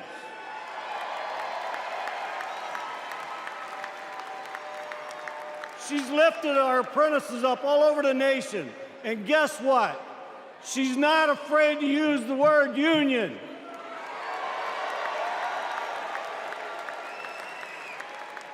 She has came through for all of us, and it's our turn to come through for her.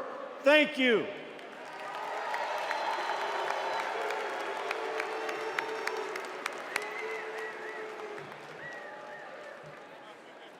Hi, I'm Claude Cummings, Jr., President of CWA, the Communication Workers of America. We all saw the digital divide during the pandemic. Millions of American families didn't have access to high-speed internet at home. Too many kids were forced to go online class in McDonald's parking lots. But as Vice President, Kamala Harris helped pass the largest investment in broadband ever. She gave CWA members a seat at the table so we could work to connect every household to the internet while creating good union jobs. Listen, we don't play at CWA, and we're fired up. Are you fired up tonight? Are you fired up? Are you fired up? We're fired up to work with our next president, Kamala Harris.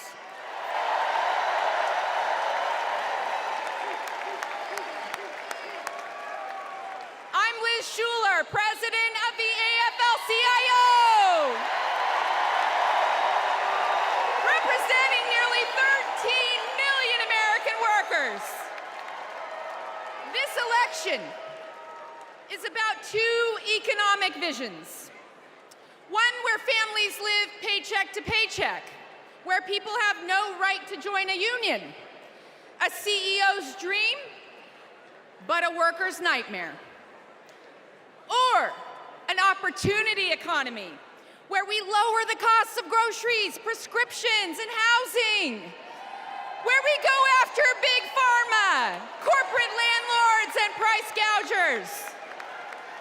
Where there's no such thing as a man's job or a woman's job, or like Donald Trump would say, a black job. Just a good union job. That's the future our President Joe Biden has fought for. And that's the future Kamala Harris and Tim Walz will keep fighting for. Let's build it together.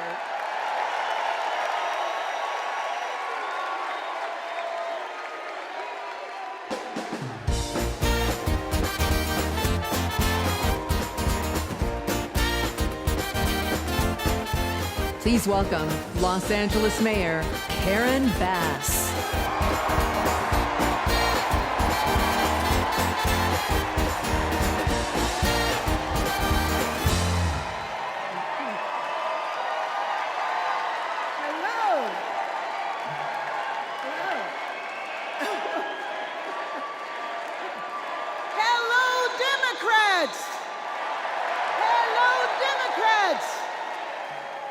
Are you as excited as I am?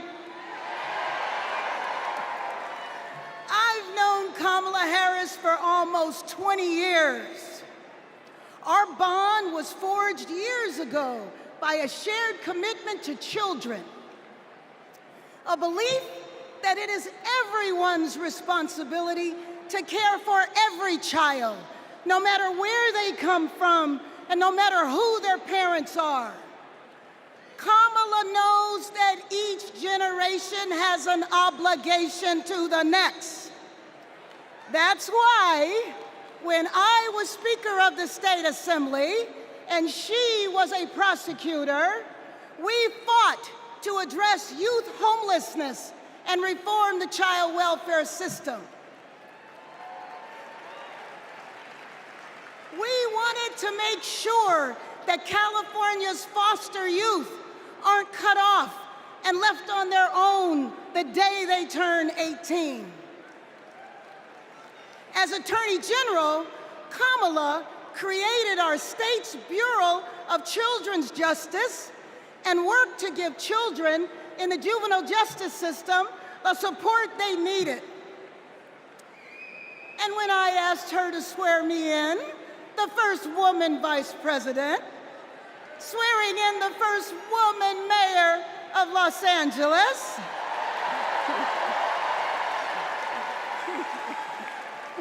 we knew we were sending a message to young girls everywhere that they too can lead. Now, I know Kamala, and she feels the importance of this work in her bones. When Kamala meets a young person, you can feel her passion. You can feel her heart, and you can feel her fearlessness. That is what defines a commitment to children, being willing to fight fiercely for every child. And trust me, Kamala has done that her entire life. So this November, we're gonna fight to elect Kamala Harris as the next president of these United States.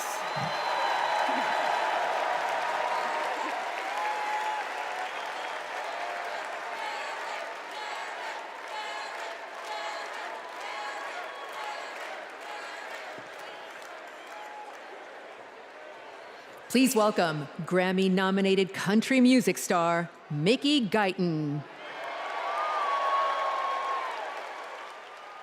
How y'all doing?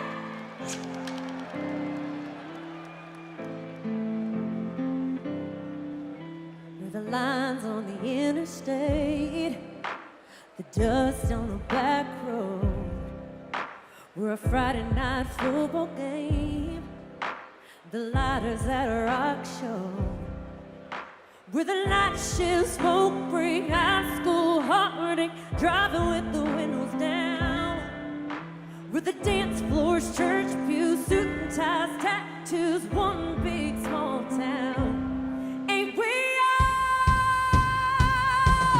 Ain't we all? Ain't we all American? Ain't we all? Ain't we all American? With the stars in the Texas sky and a jukebox vinyl. How y'all doing? With the New York City lights and a hotel Bible. Hand-me-down, tailor-made, Daisy Dukes, Dookie Bricks, James Brown, James Dean. With cold beer, champagne, millionaires, spare and change, and everything in between. Ain't we all? Ain't we all American? Ain't we all? Ain't we all American? We got the same stories, the same stripes. Just wanna live that good life. Ain't we all? Ain't we all American? Are y'all proud of being American? Woo!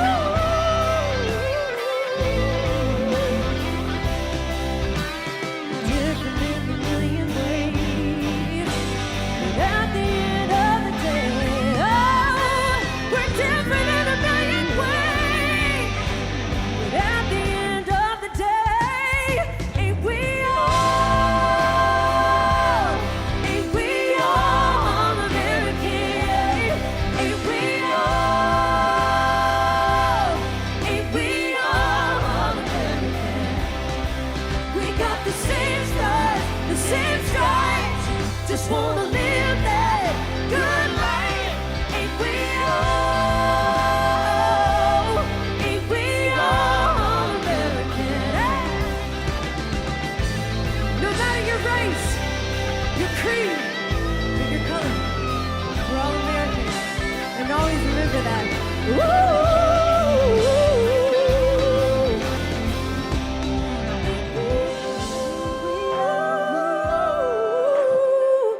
All American. Thank you so much.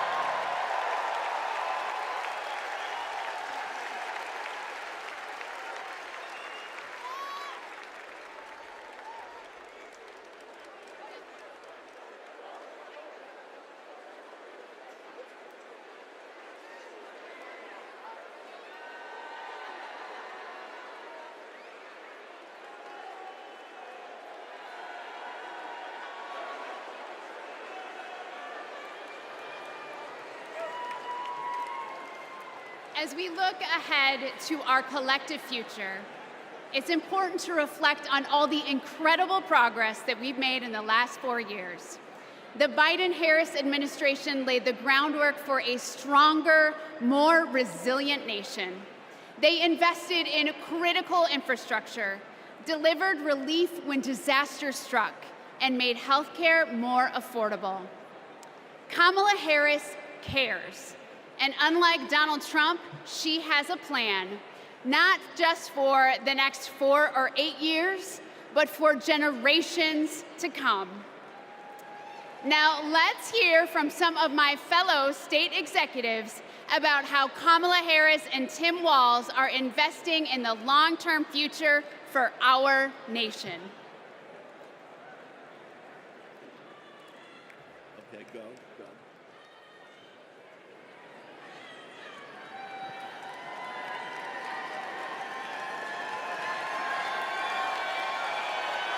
I'm Pennsylvania's Lieutenant Governor Austin Davis. I'm the proud son of a union bus driver from Pittsburgh. Every day, my dad would come home and tell me about how our roads and bridges were in disrepair. President Trump promised us Infrastructure Week over and over again. He really didn't care, though, and it never happened. But President Biden and Vice President Harris are on our side. They brought together Democrats and Republicans to get it done.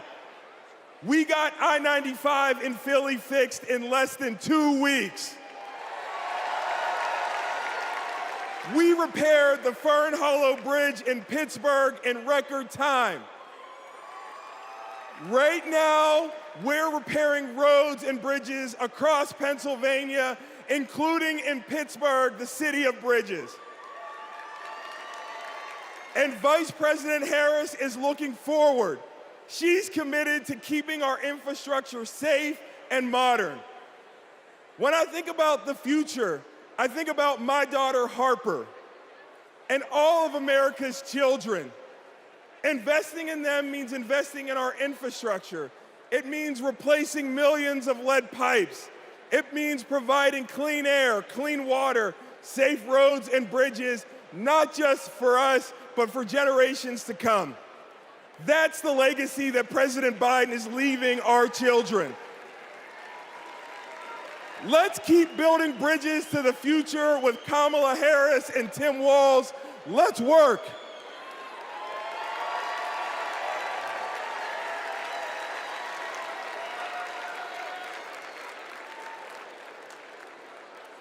In Wisconsin, we also need leaders by our side. I'm Wisconsin's Lieutenant Governor, Sarah Rodriguez, but long before I took office, I was a registered nurse. I served in the Peace Corps at the height of HIV/AIDS and in Baltimore emergency rooms at the height of the heroin and gun violence epidemics. During the COVID pandemic, Trump and Wisconsin Republicans failed to protect our health. That's why I ran for office and flipped a red district blue. Because once a nurse, always a nurse. Now Trump is promising to terminate the Affordable Care Act, meddling in personal decisions between a woman and her doctor, and threatening to slash Medicare. Vice President Harris fights for our health. She'll defend women's reproductive freedom and protect Medicare and Medicaid. Thanks to the Biden-Harris administration, insulin is capped at $35 a month for seniors. And they negotiated down the prices of 10 more life-saving drugs like Eliquis and Jardiance for Americans on Medicare. Kamala will continue to take on Big Pharma and lower the cost of prescriptions for everyone. Of course, healthcare isn't just about drugs and treatment. It's about freedom. The freedom to make your own choices and the freedom to get the care you need without worrying about the cost. Kamala Harris is fighting for that healthy future.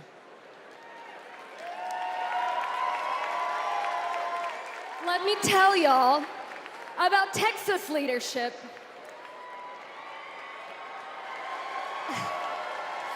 I'm County Executive Lena Hidalgo, and I serve the 5 million residents of Harris County. Harris County includes Houston. Texas Governor Ann Richards said, "I've been tested by fire, and the fire lost."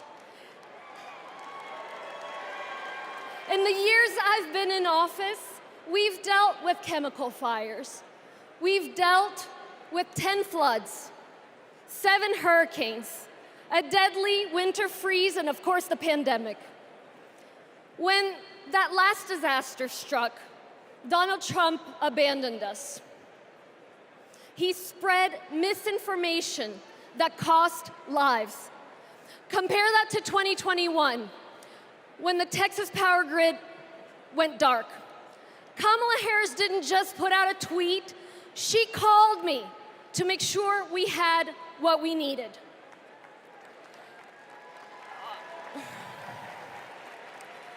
Over the years, I've learned that Kamala Harris always calls. And not only does she call, she delivers. The very week she launched her campaign, she was down in Texas with vital FEMA assistance right after Hurricane Beryl. Kamala Harris cares. She will never risk lives for the sake of politics. And she's leading the charge to protect our communities from extreme weather. The Biden-Harris administration have announced at least $1 billion to help us with just that, and Houston is thriving. We deserve leaders who acknowledge the threats, heck, the existence of climate change. We deserve tough leaders who have our backs. We deserve compassionate leaders ready to help. That's Kamala Harris and Tim Walz. I can personally attest that Kamala is a leader who has our back. I'm California's Lieutenant Governor Eleni Kounalakis, but I hold another title just as dear to me, Kamala Harris's friend. I met her when we were both young women trying to navigate the halls of power. I worked in housing. She had just been elected district attorney. We get frequent lunches together, and she was funny and fun. She was also a great mentor. Once, I told her about a professional experience of being minimized because I was a woman. She put her fork down and said, "Eleni, never let anybody make you feel small." I saw her put that creed into action. When Wall Street foreclosed on millions of homes, Washington wisdom was that $4 billion was the best you could do. Other attorneys general agreed. But because Kamala Harris grew up in a middle-class home, she knew that wasn't enough for all the working families who got screwed over.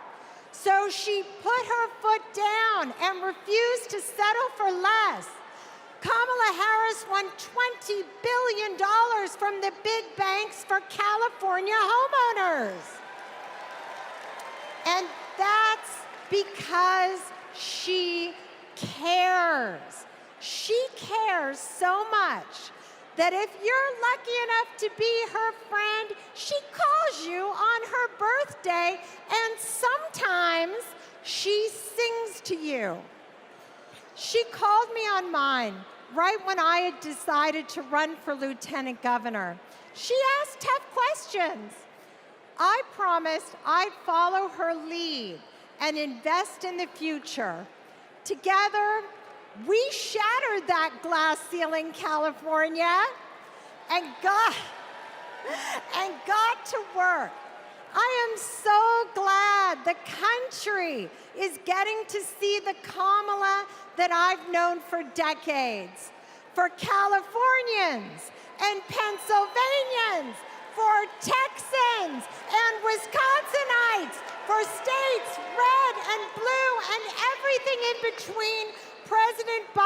Vice President Harris have been investing in our future and are on our side, and we are not going back.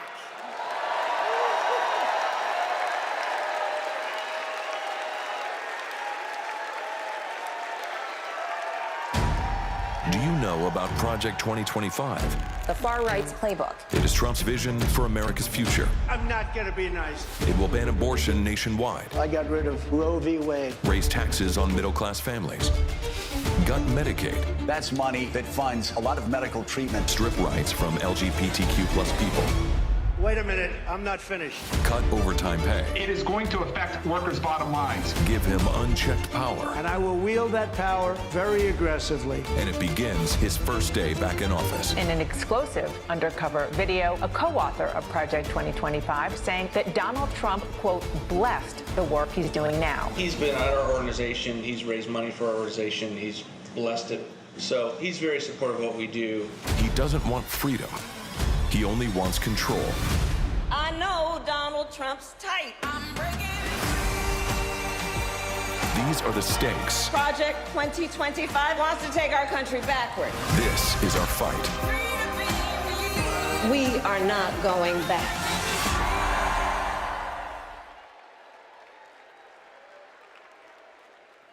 Please welcome Michigan State Senator Mallory McMorrow.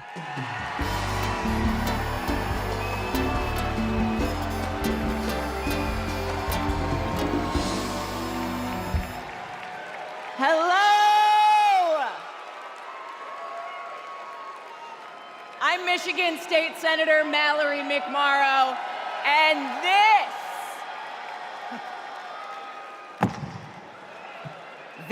is Project 2025.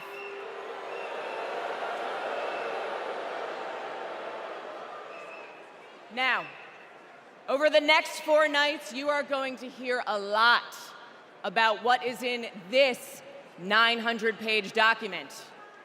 Why? Because this is the Republican blueprint for a second Trump term. That's right. They went ahead and wrote down all the extreme things that Donald Trump wants to do in the next 4 years. And then they just tweeted it out, putting it out on the internet for everybody to read. So, we read it. And whatever you think it might be, it is so much worse. Tonight, I want to tell you about just one aspect of Project 2025. Its plan to turn Donald Trump into a dictator.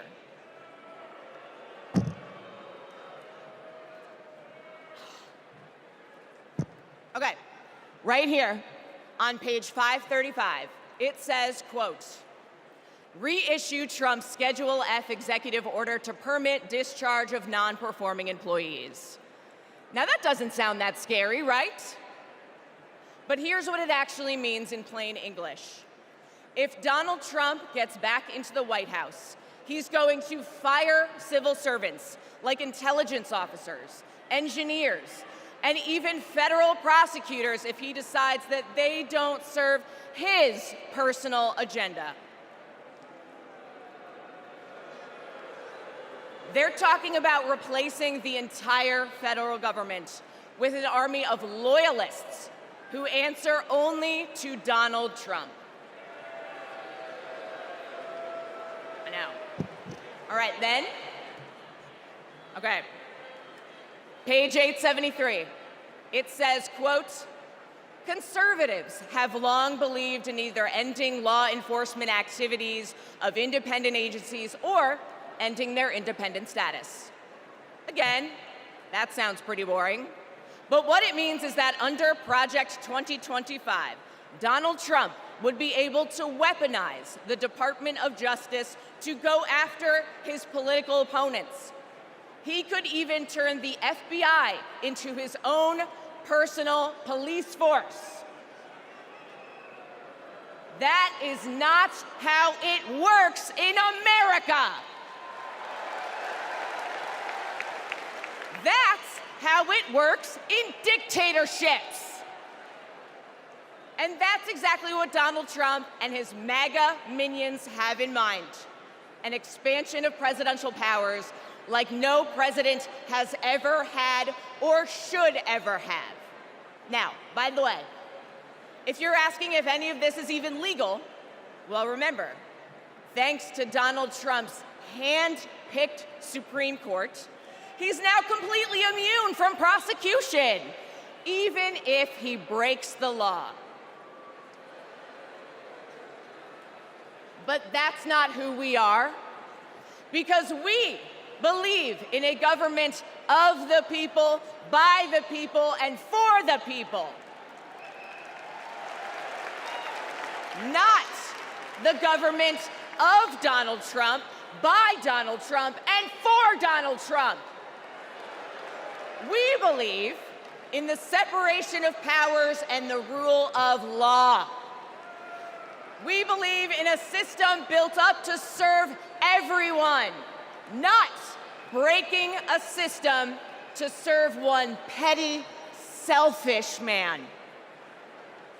The truth is, there's only one way to stop him, and to stop Project 2025. How do we do it? We elect Kamala Harris this November.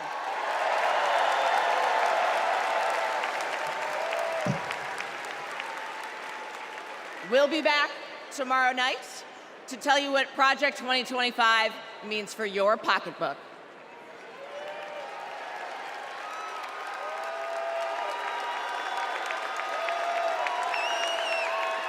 Please welcome California Senator LaFonza Butler.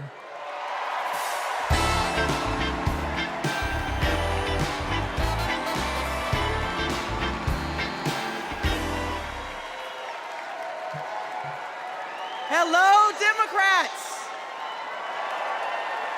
California delegates, make some noise. It's great to see so many familiar faces.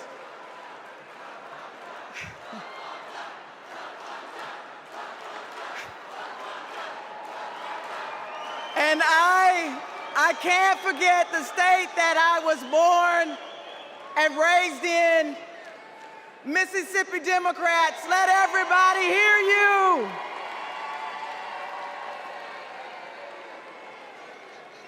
Democrats, before I joined the Senate, I was a leader in the labor movement.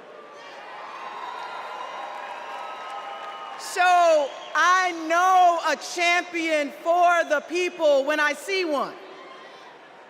I met Kamala Harris when she was district attorney, and I was president of a large care workers union. We hit it off right away. What really impressed me was how well she got to know my family. My wife, Naniki, but especially our daughter, Nyla. And as soon as Nyla heard that Ms. Kamala was running for president, she asked if she could be vice president. So, no disrespect to Governor Walz, but Nyla put her name in first. Vice President Harris and I share a lot in common. We both graduated from historically black colleges. Me from Jackson State University. The vice president from Howard University. We were both raised by mothers who worked fiercely to provide for us. And we both believe that every single one of us has the power to change the world when we choose to do it together. You see, Kamala Harris has always understood the assignment. No matter if she were the underdog, no matter the bullying or the name calling, she never doubted that our best was still ahead. She knew a better future A better future was possible if we stood side by side with our neighbors and we fought for it.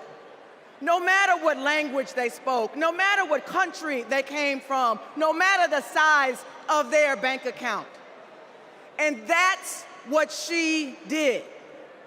As a prosecutor, together with law enforcement, she prioritized holding criminals accountable and protecting public safety.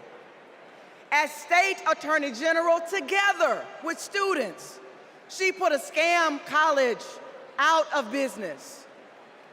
After the mortgage crisis, together with families who lost their homes, she took on the biggest banks in the world and won a settlement 5 times what was initially offered. Every time she walked into a courtroom, she would simply say, "Kamala Harris for the people." For her, it wasn't just a professional oath. It was a battle cry. And let's be clear, to her opponents, this way of seeing the world, the idea of fighting for someone other than yourself, is unthinkable. But let me tell you, Democrats, what's really unthinkable. Conning young people who simply want a good education is unthinkable. Stiffing hardworking laborers like Donald Trump did in Atlantic City is unthinkable. Bragging about having ripped away a woman's freedom to choose what she does with her own body is unthinkable. And Democrats, Americans, we deserve better. We deserve a president who is tough, not just tough talking. One who shatters the boundaries of what's possible, not the boundaries of what's legal. And one who wipes the floor with cheats and fraudsters because, well, Democrats, she knows the type. Democrats, that president, the president that we deserve, that president is my friend, Kamala Harris. Thank you all so much.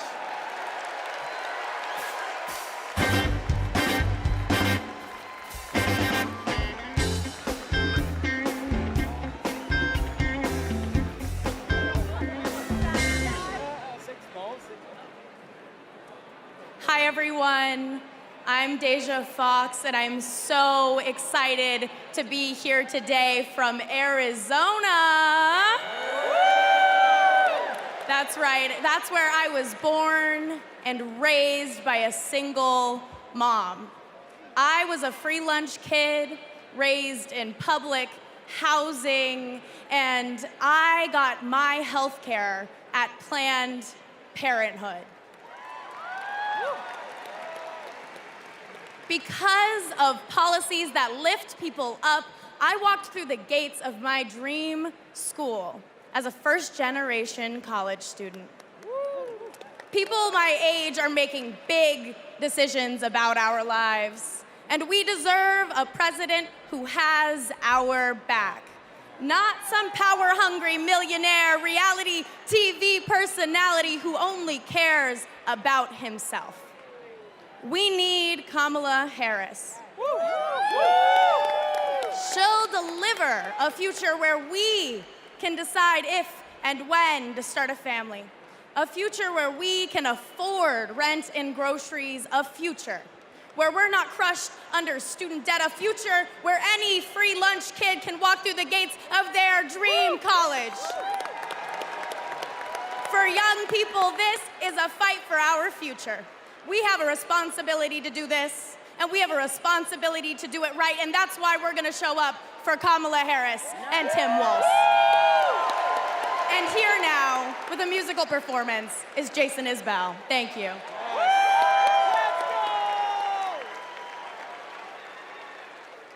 When I get home from work, I'll call up all my friends and we'll go bust up something beautiful we'll have to build again. When I get home from work, I'll wrestle off my clothes and leave them right inside the front door. Nobody's home to know. You see the hammer finds the nail, and the freight train leaves the rail. I guess I'm doing what I'm on this earth to do. I don't think, oh, why I'm here where it hurts. I'm just lucky to have the word.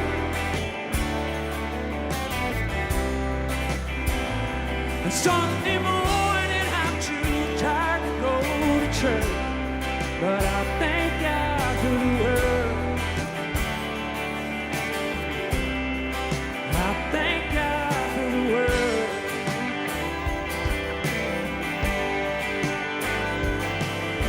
When I get my reward, my work will all be done, and I will sit back in my chair beside the Father and the Son, with no more holes to fill and no more rocks to break, and no more loading boxes on the trucks for someone else to say. You see the hammer finds the nail, and the poor man's up for sale. I guess I'm doing what I'm on this earth to do. I don't think, oh, why I'm here where it hurts. I'm just lucky to have the word.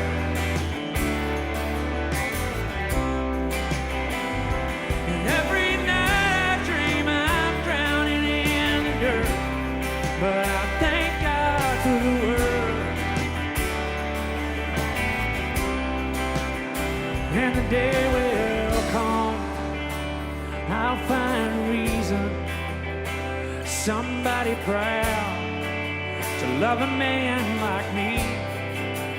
'Cause my back is numb, my hands are freezing, but what I'm working for is something more than free.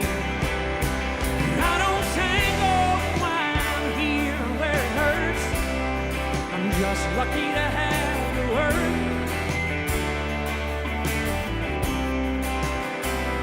Sunday morning I'm too tired to go to church, but I thank God for the word.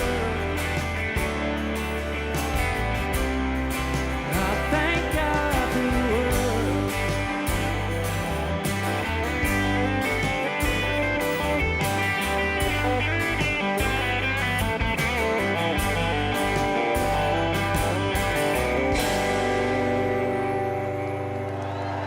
Thank you. Shout out to my Alabama delegation over there. I love y'all.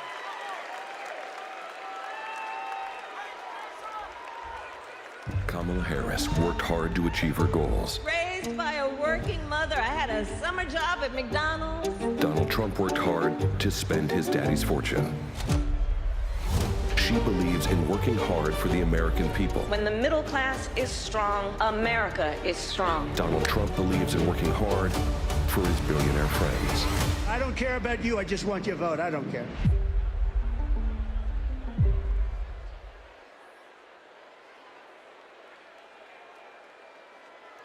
Please welcome former Rhode Island Governor Gina Raimondo.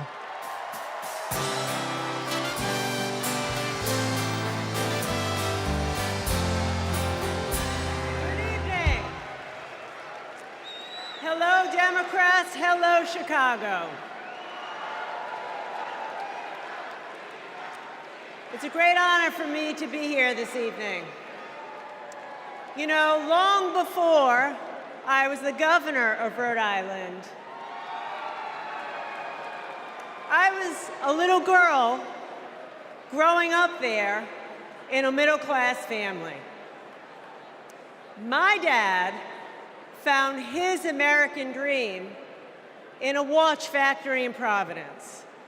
And that job gave him a way to provide for our family, a community for him to belong to, and so much pride. But like so many Americans in the 80s, After 25 years of his hard work, his job and the job of all of his friends was shipped overseas. You know, years later, my dad said to me, "Gina, this happened because our leaders let us down." And my father was right. The Republicans in power who pushed failed economic strategy. Let's just cut taxes for the wealthy and leave everybody else behind. Well, not only did my father lose his job, but frankly, manufacturing left my state. Manufacturing withered in Rhode Island and all across this nation. In communities all across America, factories shuttered, communities got hollowed out, and people were left without their job, without hope, without the dignity that comes with a decent job. And you know, Republican economic policy failed Rhode Island. How do I know that? Because when I took office, first Democrat elected governor in a couple of decades, I inherited one of the worst economies in the country. It was a mess. But we got to work and we turned it around. We turned it around with a pro-business, pro-worker agenda. Kamala Harris has that same agenda. She knows we need an economy where the costs are low and opportunities abound. An economy where people can show up to their jobs with dignity and pride. She has a new economic vision for America. You know how she knows that? She knows it because just like me, Kamala Harris grew up in a middle-class home. Her mom worked to cure breast cancer by day and feed her family at night.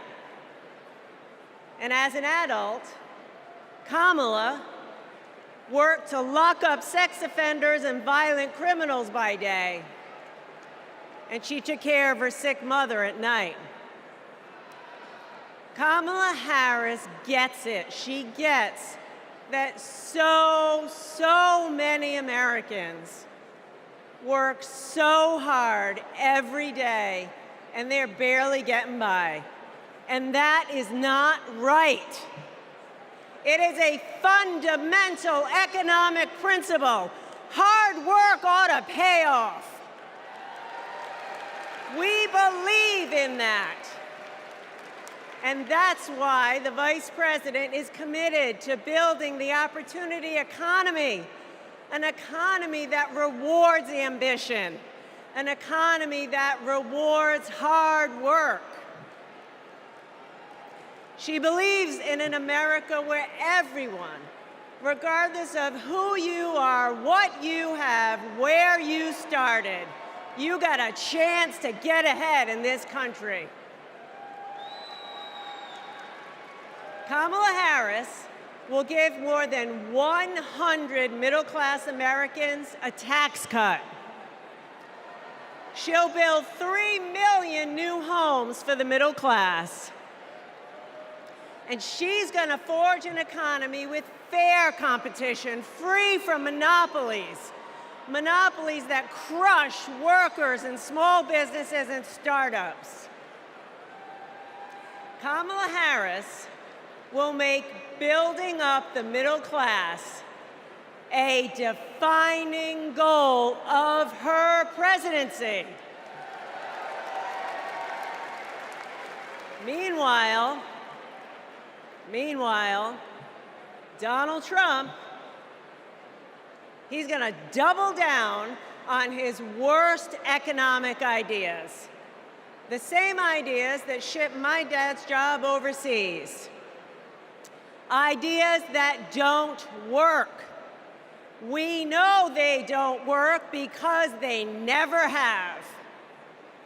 He wants another huge tax cut for the wealthy.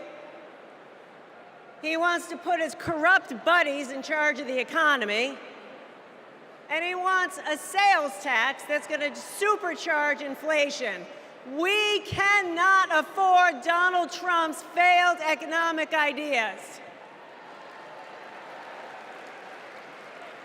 But here's the thing,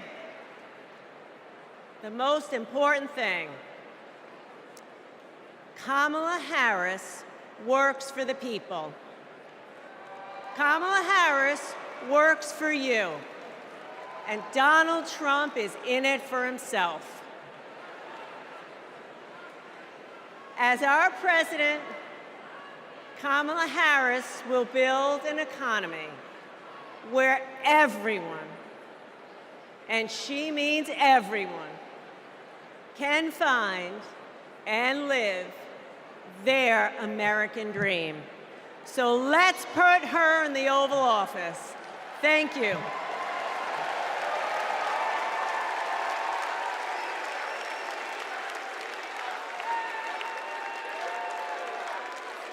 Don't know why, but I feel like freedom. I am a lifelong Republican, a former Trump voter, and I will not be voting for Trump in 2024. My name is Norma. I'm from Carson, Washington, and I am a two-time Trump voter. I will not be voting for Trump this time around. I'm actually embarrassed to say that I did vote for Trump in 2016. Donald Trump has nothing but contempt for the American people, and ironically, for those who claim to be his base. He's only interested in benefiting himself personally. Everything he said he would do, he did not do.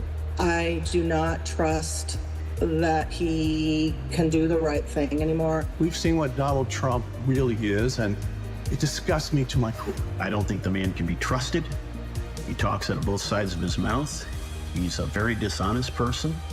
I hate the way he disrespects women. Voting against Trump and for Kamala Harris is the right thing to do.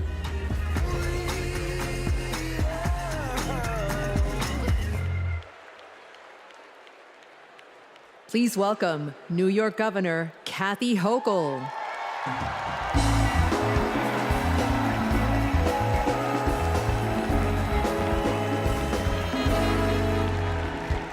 Hello, Democrats.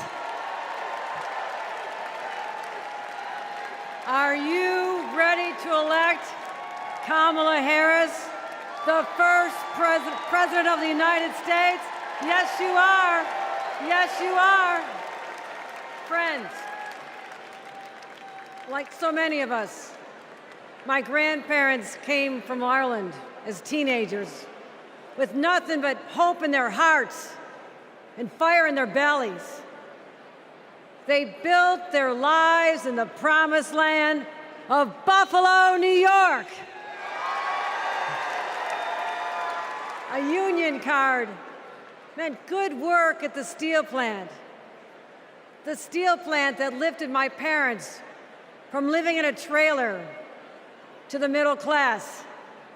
Like other families in my blue-collar community, they believed that with hard work, they could build a better future, not just for themselves, but for those with less hope and less opportunity.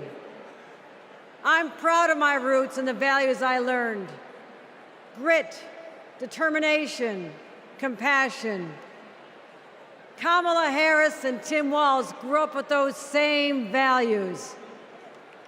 And those values have always defined the people of my state. Well, most of us anyway. Donald Trump was born a New Yorker, but ended up a fraud, a philanderer, and a felon. He wasn't raised with the New York values that I know. He never had to worry about childcare costs or groceries or rent. He never had to worry about anything or anyone but himself. Trust me, America, if you think you're tired of Donald Trump, talk to a New Yorker. We've had to deal with him for 78 long years. The fraud, the tax dodging, the sham university, the shady charities. We've seen him stiff contractors, rip off workers. He abuses women, brags about it, and then takes away their rights. And New Yorkers are sick of it. It's no wonder he had a fleet of Mar-a-Lago. Sorry about that, Florida. Sorry about that. Trump hasn't spent much time in New York lately, except that is to get convicted of 34 felonies.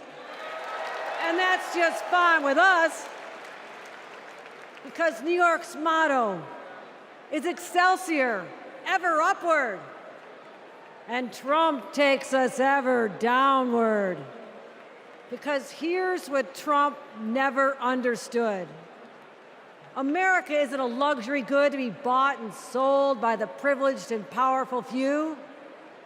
America, we just can't afford another 4 years of that. We have kids to feed, roads to build, jobs to create, real problems to solve. And we need leaders who can get it done. Trump talked big about bringing back manufacturing jobs. But you know who actually did it? President Biden and Vice President Kamala Harris. Thank you, Joe. Thank you, Kamala. And look no further than the city of Syracuse, where a company called Micron is building a $100 billion microchip factory with union labor. It's the largest private investment in American history, and it's going to create 50,000 good-paying jobs. The Biden-Harris administration has made the most significant investments in our economy in generations. And as president, Kamala Harris will continue to build an opportunity economy for all. My friends, history's watching us. Together, we must protect abortion rights. Together, we must protect the middle class. Together, we must protect the American dream. And together, we must elect Kamala Harris President of the United States. Thank you.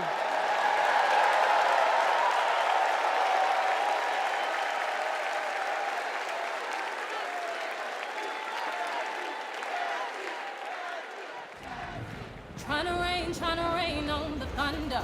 Tell a storm I'm new. I'm a wild, come and march on the regular. Painted white flags blue. What kind of America do we want? One where we're divided, angry, depressed? Come on, we're Americans. Fascism, we conquered it. The moon, landed on it. The future, building it. Freedom, nobody loves it more. And we fight for it.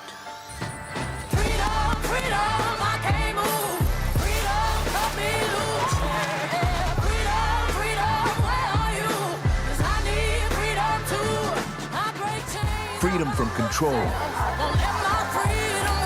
Freedom from extremism and fear. Extremists want to take us back, but we are not going back.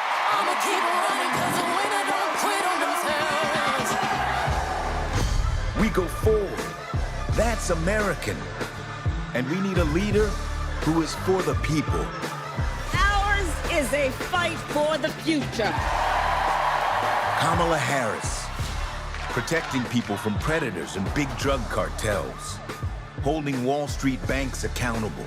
A crime perpetrated against our middle class. Standing up to dictators and fighting for all of us. I say we fight. That's our choice, a prosecutor or a felon. Are you ready to make your voices heard?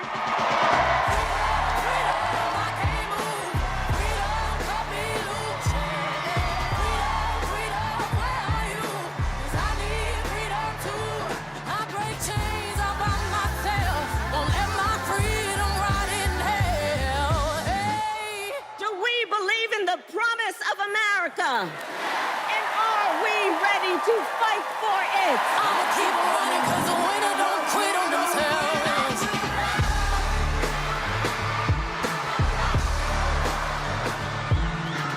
And when we fight, we win.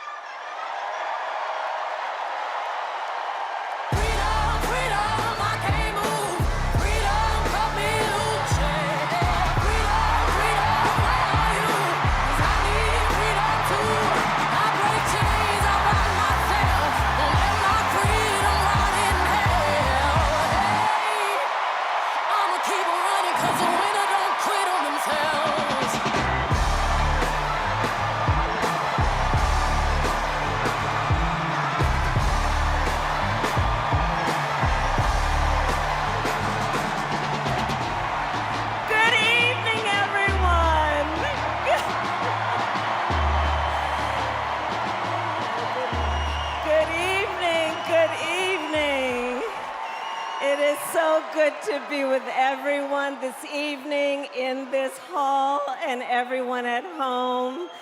This is going to be a great week. And I want to kick us off by celebrating our incredible President, Joe Biden, who will be speaking later tonight. Joe, thank you for your historic leadership, for your lifetime of service to our nation, and for all you will continue to do. We are forever grateful to you.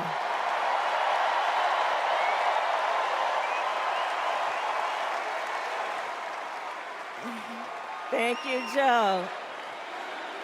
And looking out at everyone tonight, I see the beauty of our great nation.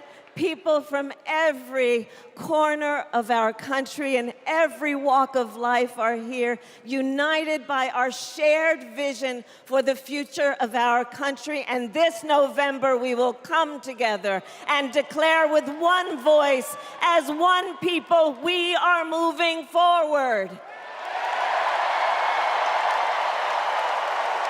With optimism, hope, and faith, so guided by our love of country, knowing we all have so much more in common than what separates us, let us fight for the ideals we hold dear, and let us always remember, when we fight, we win. God bless you. God bless the United States of America. Good night, everyone.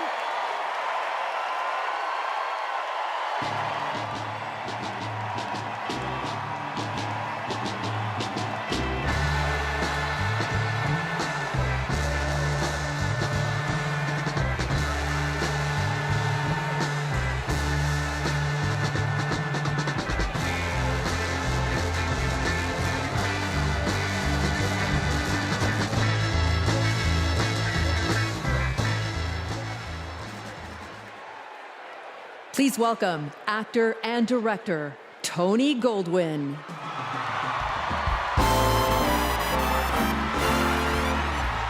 Hello, Chicago. And hello to everyone tuning in from all across America. Welcome to the first night of the Democratic National Convention. Now, how was that for an opening act? I'm just saying. Now, as our Vice President just said, over the next 4 days, we will be bringing folks together from all around the country, people from every walk of life, to talk about this nation we love and about a candidate who has devoted her life to public service, who never shies away from a righteous fight, and who always stands up for the people. We are going to talk about the choice America faces in this election. It's a choice not just between two very different candidates, but between two very different futures. We will hear from everyday Americans about what is truly at stake in this campaign. The future of our middle class, the future of reproductive rights, the future of our climate, our security, our schools, the future of our freedom, the future of our very democracy. We will see the vision of our nominee. It is a vision of stability, security, and opportunity for everyday Americans, where we continue to grow this economy by growing the middle class, and where the safety of our children, our families, and our communities are a fundamental civil right. It is a future where, instead of scoffing at allies and fawning over dictators, our president stands up for our friends, faces down our adversaries, and American democracy remains a beacon of hope and inspires the world to take on our biggest challenges together. We'll learn the story of a leader who has dedicated her life to doing the work of making good on the promise of America. A leader who understands the middle class because she grew up in the middle class. A leader who has taken on powerful interests at every step of her career and fought for the rights and freedoms of all of us. And then, of course, we will hear again from the Democratic nominee herself, the next President of the United States of America, Kamala Harris. Because she has a message for us. It is a message that's joyful, not mean-spirited. A message of public service, not self-service. A message of optimism and opportunity, not chaos and division. A message that has woken us up to who we are, to who we've always been. Because Americans are not a cynical people. We are not small-minded. And whether we realize it right now or not, we are currently already writing a new chapter of the American story. And we can dream as big as we want. So I just want to ask you, are you excited? Yeah? Well, good. Are you ready? Okay. Well, then I challenge you to make this the moment you get off the sidelines and into the game. So I want you to text JOIN to 30330 and get involved. Because when we fight, what happens? We win. And we are going to win this thing together. And while we're doing it, we are going to have a whole lot of fun. So let's get started.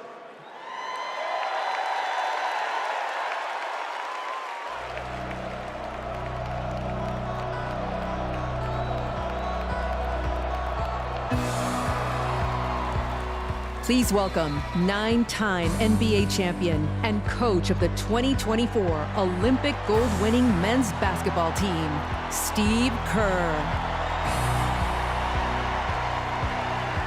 Thank you. Thank you so much.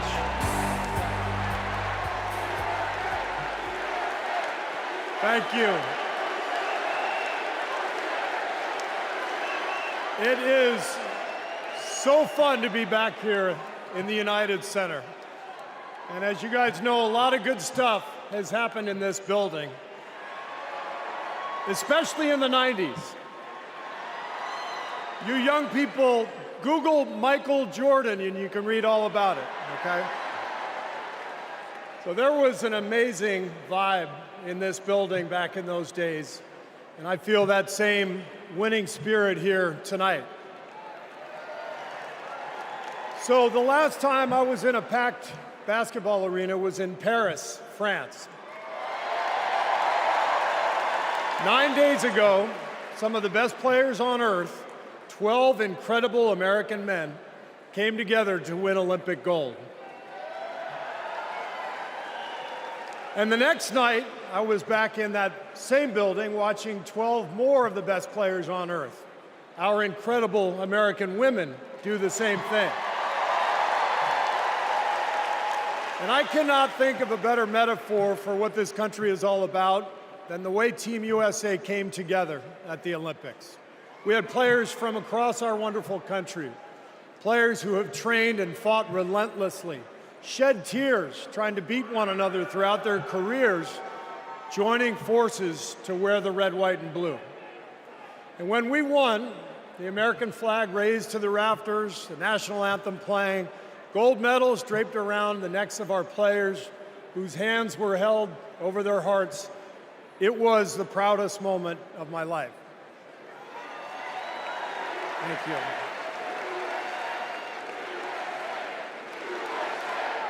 Thank you.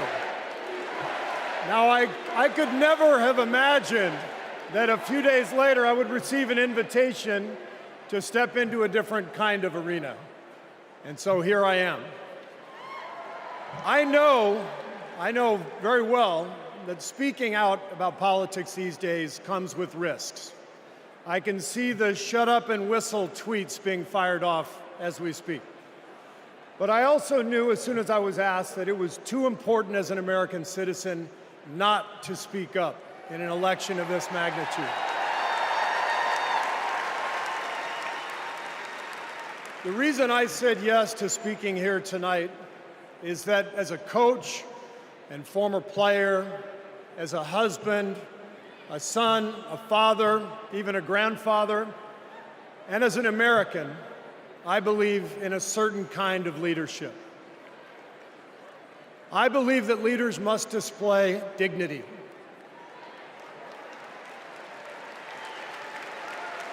I believe that leaders must tell the truth. I believe that leaders should be able to laugh at themselves. I believe leaders must care for and love the people they are leading.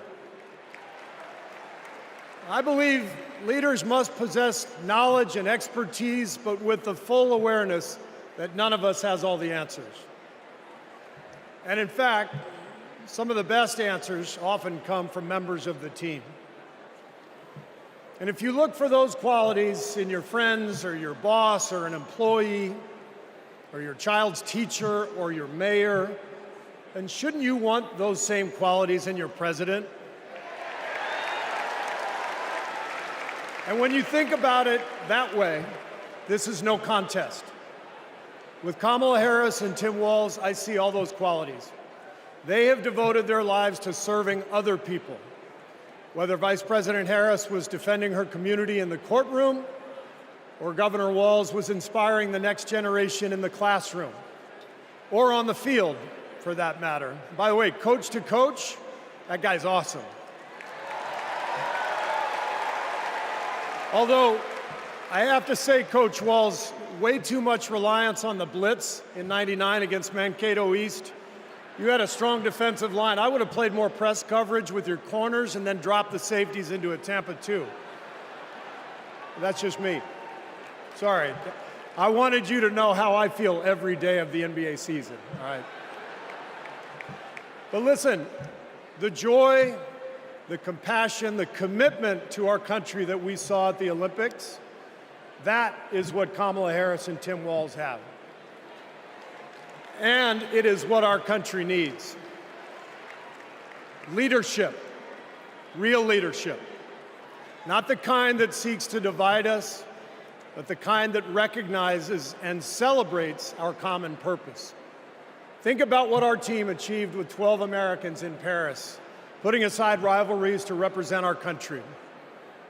Now imagine what we could do with all 330 million of us playing on the same team.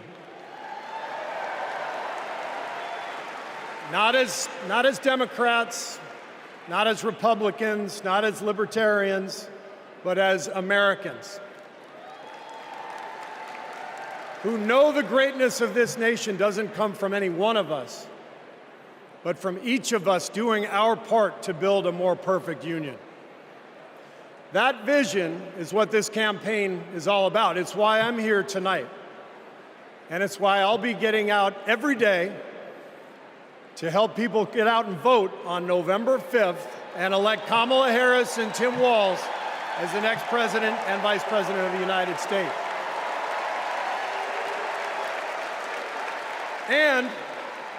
And after the results are tallied that night, we can, in the words of the great Steph Curry, we can tell Donald Trump, night, night. Thank you.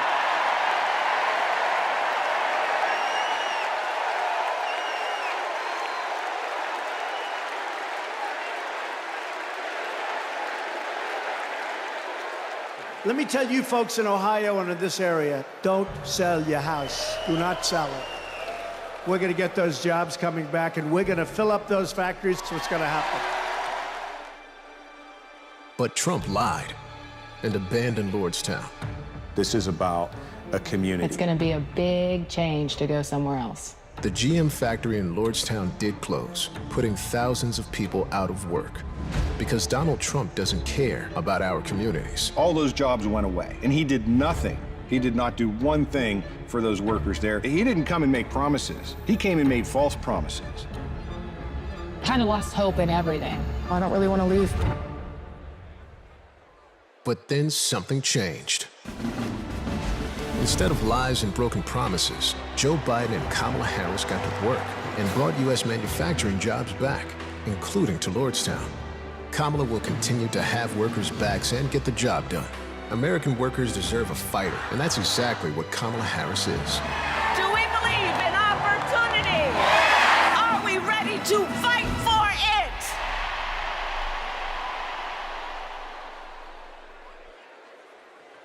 Please welcome United Auto Workers President Shawn Fain.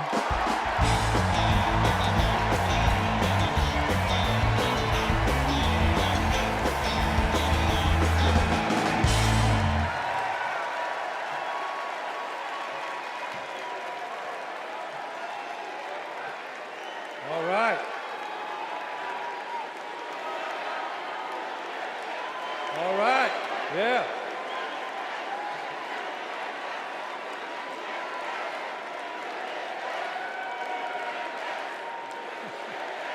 Thank you. Good evening, America, and good evening to the people that make this world move, the working class.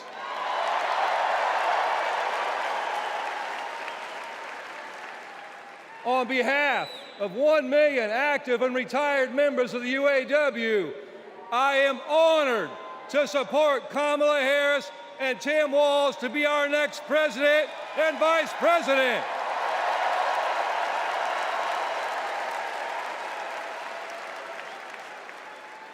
And I want to say thank you to Joe Biden for making history by walking the picket line with the UAW.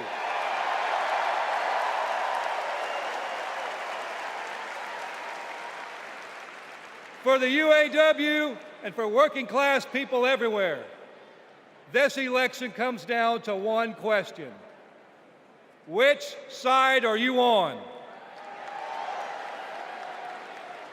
On one side, we have Kamala Harris and Tim Walz, who have stood shoulder to shoulder with the working class. On the other side, we have Trump and Vance, two lapdogs for the billionaire class who only serve themselves. So for us in the labor movement, it's real simple. Kamala Harris is one of us. She's a fighter for the working class. And Donald Trump is a scam.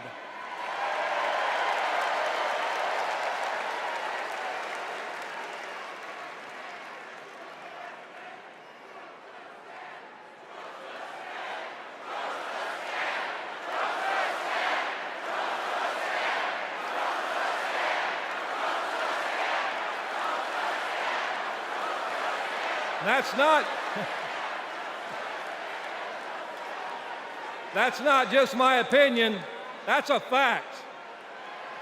All we have to do is look at the track record.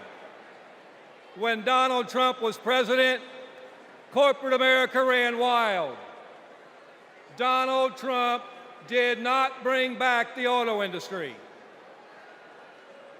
When Donald Trump was president, auto plants closed. Trump did nothing. Trump told workers in Lordstown, Ohio, that he would be bringing all the auto jobs back. And Trump did nothing. In 2019, General Motor workers went on strike for 40 days for good jobs and a better life. And Trump did nothing. Talk is cheap. But in 2019, you know who was on the picket line standing shoulder to shoulder with auto workers? I'll give you a clue. Her initials are Kamala Harris. In 2023, who helped bring jobs back to Lordstown, Ohio? Kamala Harris. And in 2024, who will stand with the working class in our fight for justice? Kamala Harris. And that's the difference. Donald Trump is all talk, and Kamala Harris walks the walk.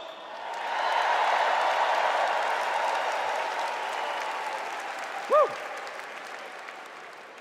In the words of the great American poet, Nellie, it's getting hot in here.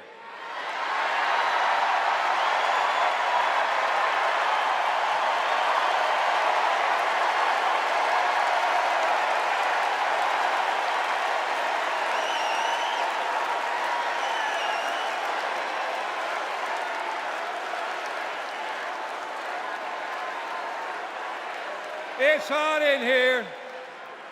It's hot in here because you're fired up and you're fed up, and the American working class is fired up and fed up.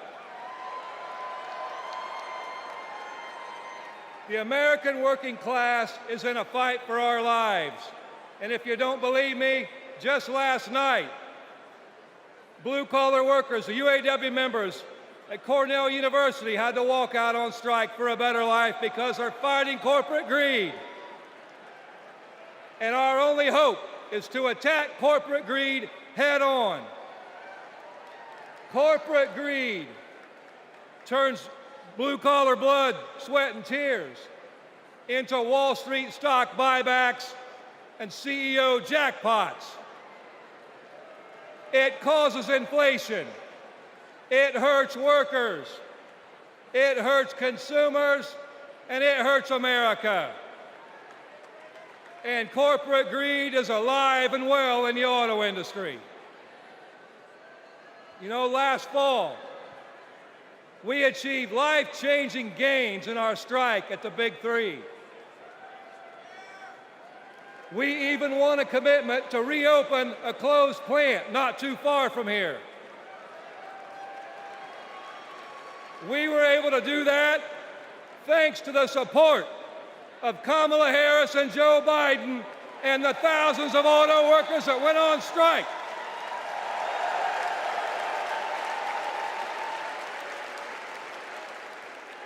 But a year later, one company wants to go back on their commitments in our contract. And let me be clear, Stellantis must keep the promises they made to America in our union contract.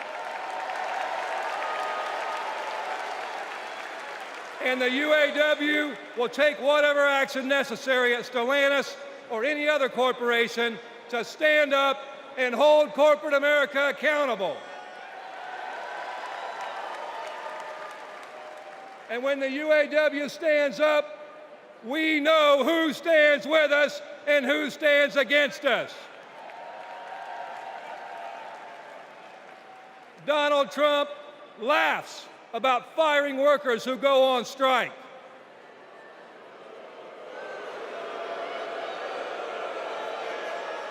And Kamala Harris stands shoulder to shoulder with workers when they're on strike. And that's the difference between Kamala Harris and Donald Trump the scab. Trump is pushing divide and conquer tactics of the rich. It's the oldest trick in the book. They want to blame the frustrations of working class people. They want to take those frustrations, they want to blame it on race. They want to blame it on LGBTQ plus people. They want to blame it on some destitute and desperate person at the border. They do that because they want working class people to be divided and to focus and keep the focus off the one true enemy, corporate greed.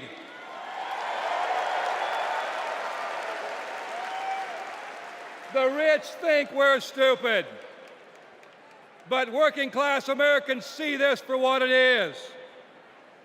This is our generation's defining moment. So I have a question for you. Are you ready to stand up, speak up, and show up and put Kamala Harris and Tim Walz in the White House?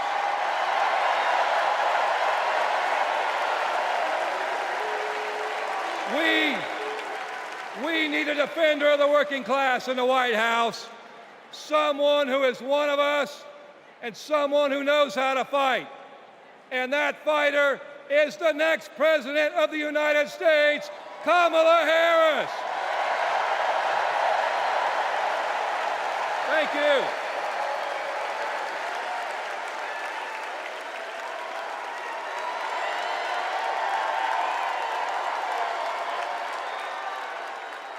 Please welcome New York Representative Alexandria Ocasio-Cortez.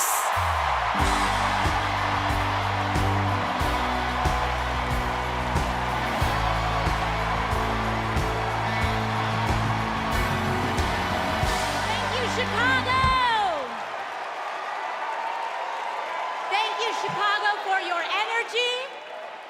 Thank you, Kamala Harris and Tim Walz, for your vision.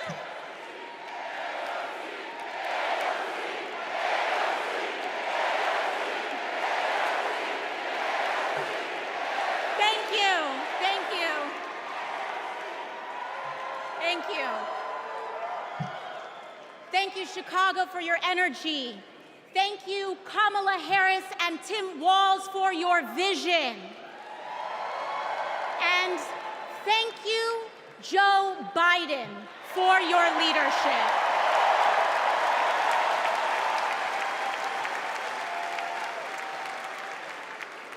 You know, 6 years ago, I was taking omelet orders as a waitress in New York City. I didn't have health insurance. My family was fighting off foreclosure, and we were struggling with bills after my dad passed away unexpectedly from cancer. Like millions of Americans, we were just looking for an honest shake.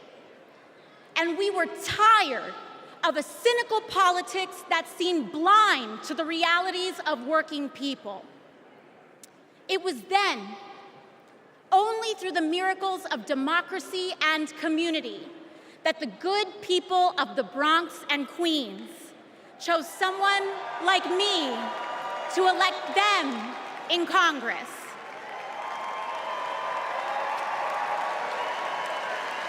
And America, in my heart, I know from that same cloth of hope and aspiration, we will also elect Kamala Harris and Tim Walz as President and Vice President of the United States of America.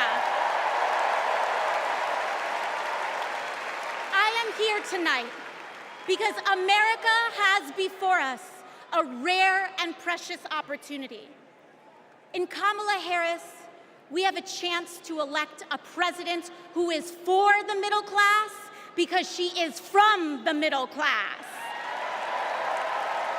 She understands the urgency of rent checks and groceries and prescriptions.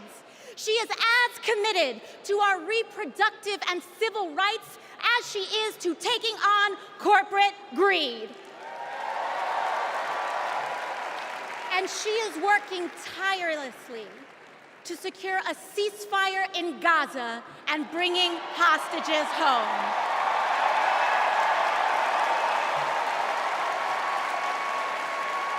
In Kamala Harris, I see a leader who understands. I see a leader with a real commitment to a better future for working families. And Chicago, we have to help her win.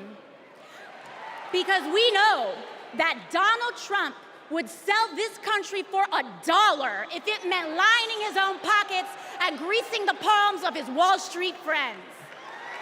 And I, for one, am tired of hearing about how a two-bit union buster thinks of himself as more of a patriot than the woman who fights every single day to lift working people out from under the boots of greed, trampling on our way of life. The truth is, Don, you cannot love this country if you only fight for the wealthy and big business. To love this country is to fight for its people, all people, working people, everyday Americans like bartenders and factory workers and fast food cashiers who punch a clock and are on their feet all day in some of the toughest jobs out there. You know, ever since I got elected, Republicans have attacked me by saying that I should go back to bartending. But let me tell you, I'm happy to any day of the week because there is nothing wrong with working for a living.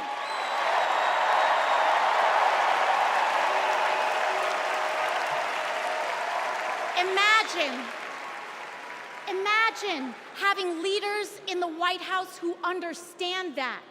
Leaders like Kamala and Tim.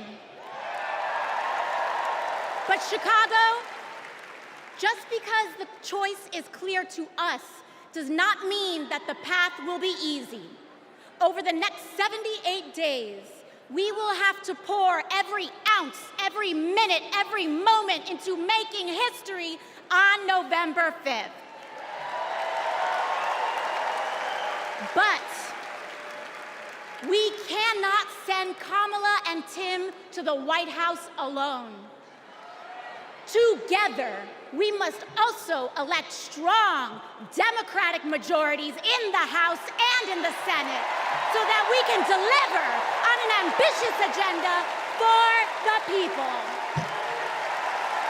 Because if you are a working parent trying to afford rent and childcare, Kamala is for you. If you are a senior who had to go back to work because your retirement didn't stretch far enough, Kamala is for you. If you're an immigrant family just starting your American story, Kamala is for you.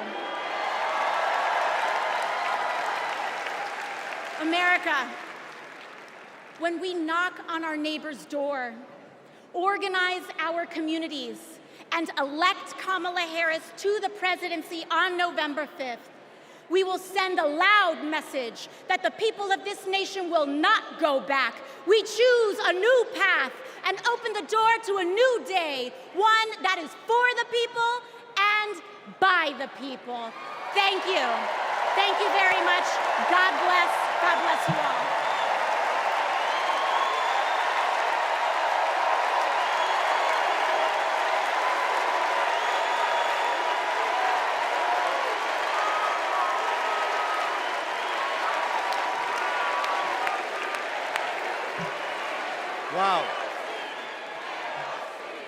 How about that AOC?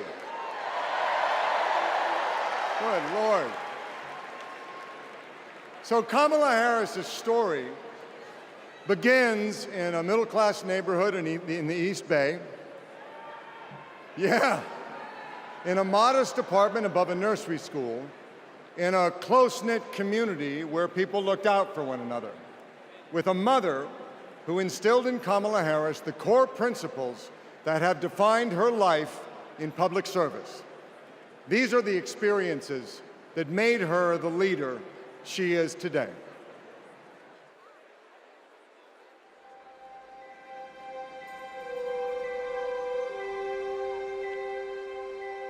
The neighborhood we grew up in was a very hardworking, middle-class, tight-knit community.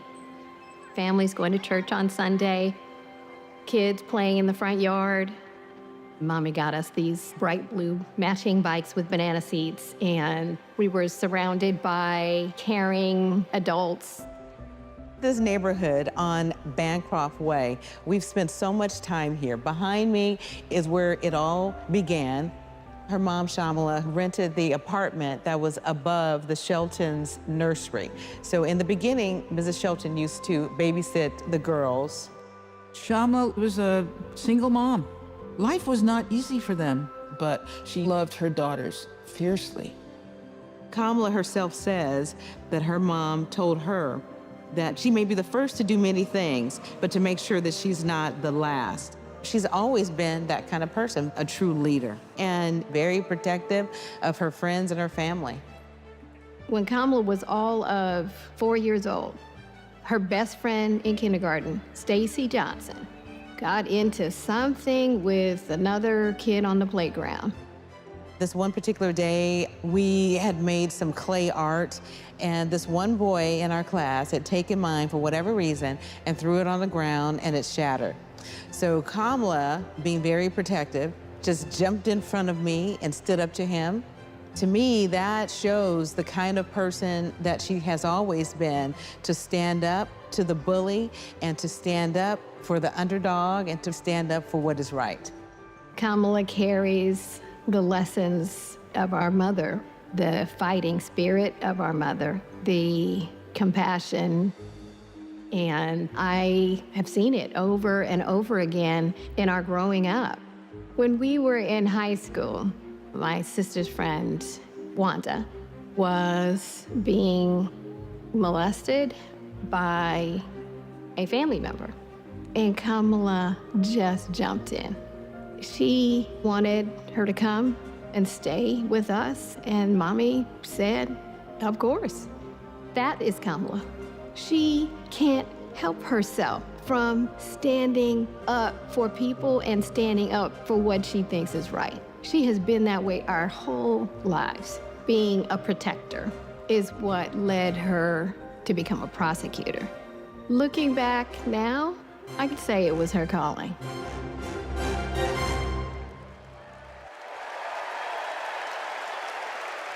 Please welcome Stacey Johnson Batiste and Doris Johnson.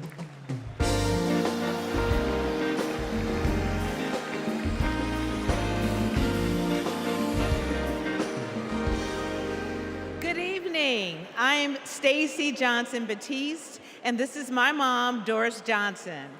We are so excited and honored to be here with you. Kamala and I have known each other for a long time. We met at Berkwood Hedge School. We hit it off immediately and became each other's very first best friends. Our moms also became fast friends.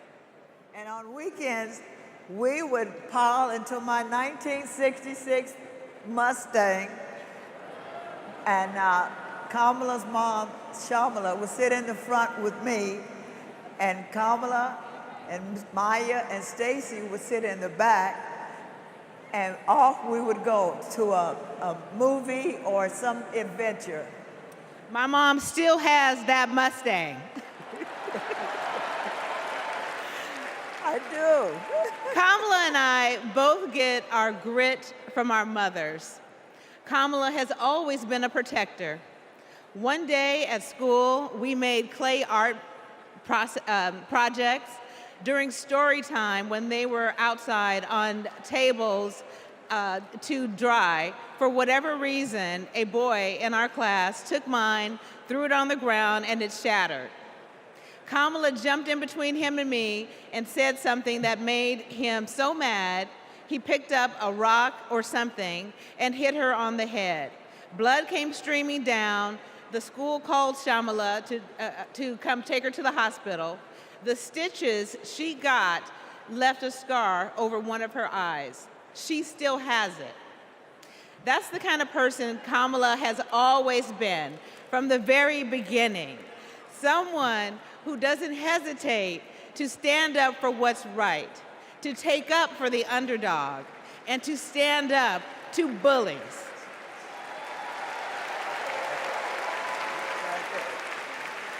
I have seen it time and again, whether the bully is an individual, a gang, or a corporation. She fights for all of us. Before we go, I know my mom has one more thing to say. Kamala, your mom would be so proud of you.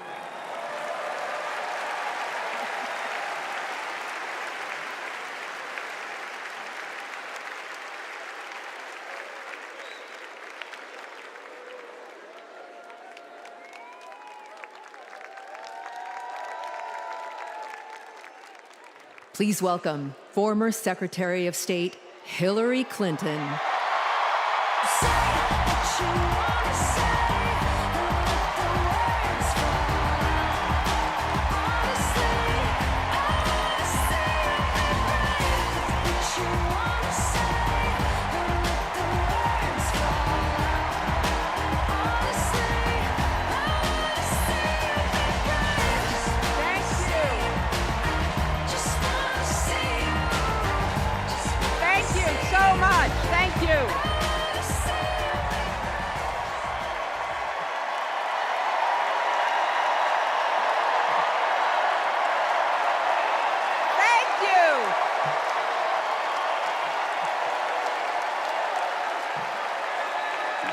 Thank you all so much.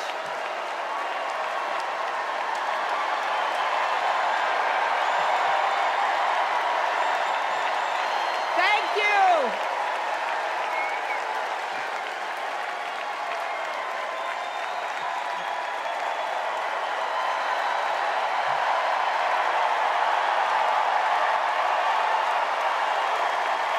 Thank you, my fellow Democrats. Thank you, my fellow Americans.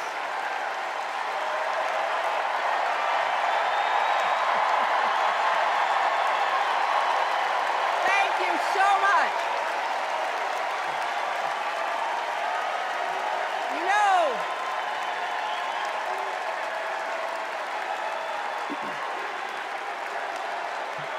thank you all.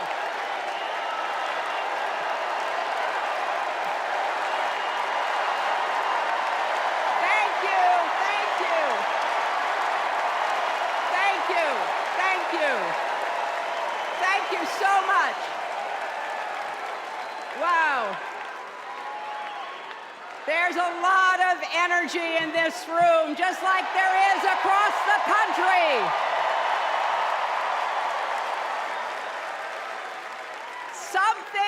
Something is happening in America. You can feel it. Something we've worked for and dreamed of for a long time. First, though, let's salute President Biden.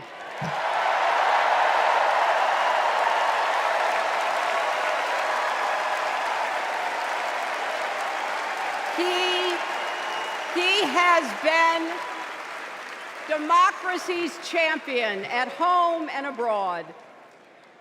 He brought dignity, decency, and competence back to the White House. And he showed what it means to be a true patriot. Thank you, Joe Biden, for your lifetime of service and leadership.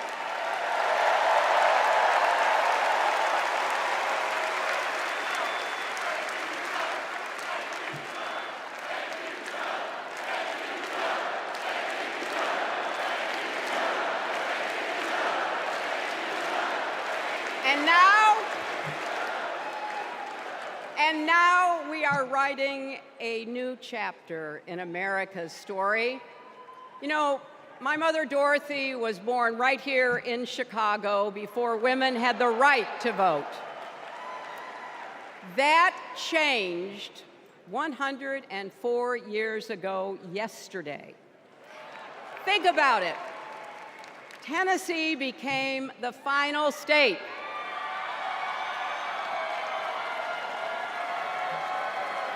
to ratify the 19th Amendment to the Constitution.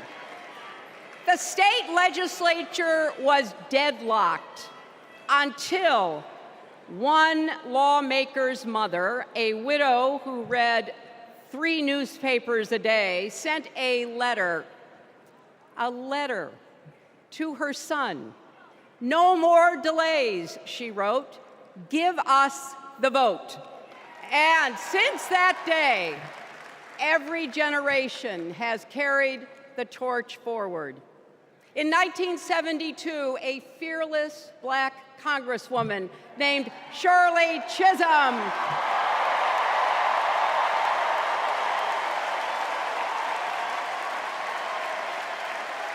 she ran for president.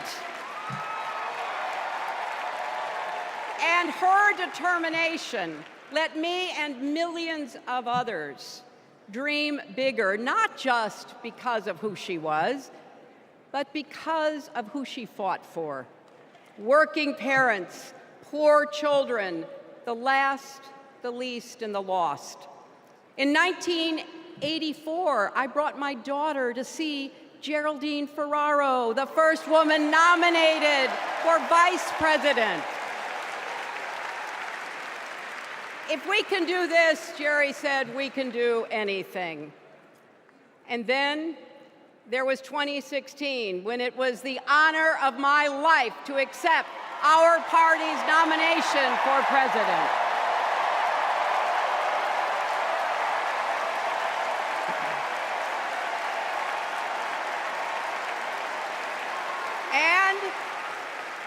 And nearly 66 million Americans voted for a future where there are no ceilings on our dreams.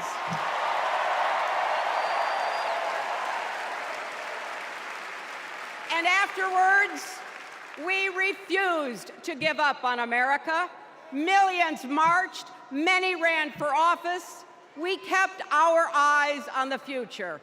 Well, my friends, the future is here.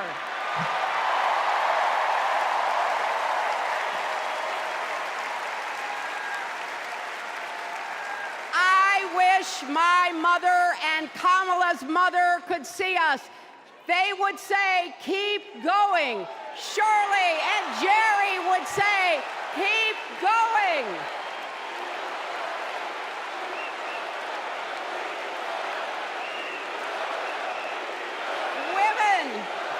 Women fighting for reproductive health care are saying, keep going. Families building better lives, parents stretching to afford child care, young people struggling to pay their rent. They're all asking us to keep going. So, with faith in each other and joy in our hearts, let's send Kamala Harris and Tim Walz to the White House.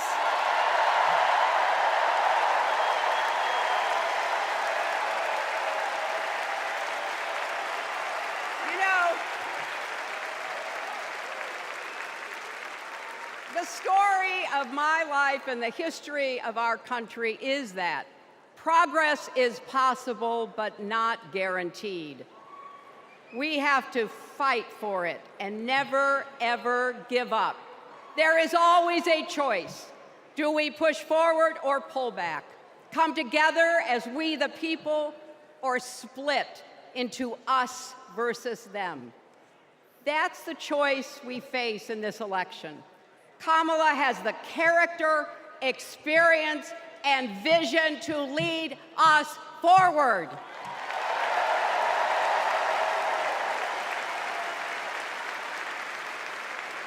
I know her heart and her integrity. We both got our start as young lawyers, helping children who were abused and neglected. That kind of work changes a person. Those kids stay with you. Kamala carries with her the hopes of every child she protected, every family she helped, every community she served. So as president, she will always have our backs, and she will be a fighter for us. She will fight to lower costs for hardworking families, open the doors wide for good-paying jobs, and yes, she will restore abortion rights nationwide.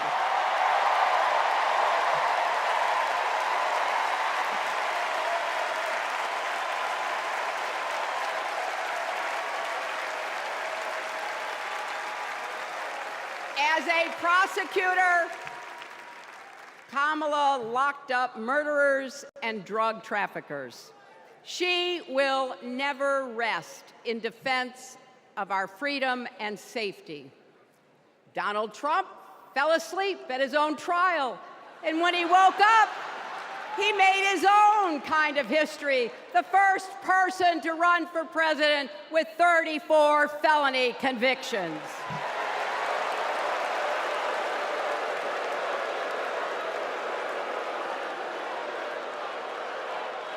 As Vice President, Kamala sat in the Situation Room.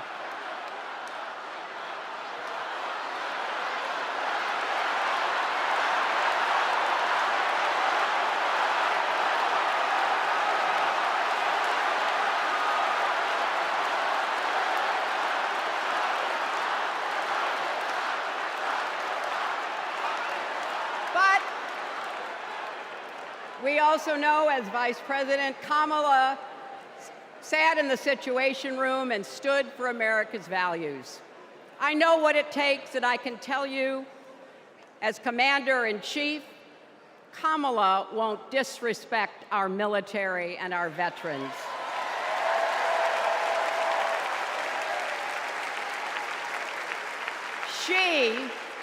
She reveres our Medal of Honor recipients.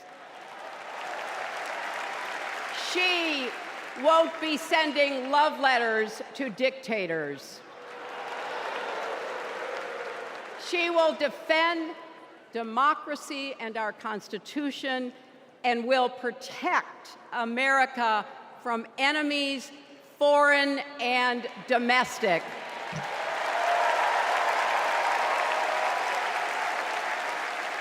Think about it.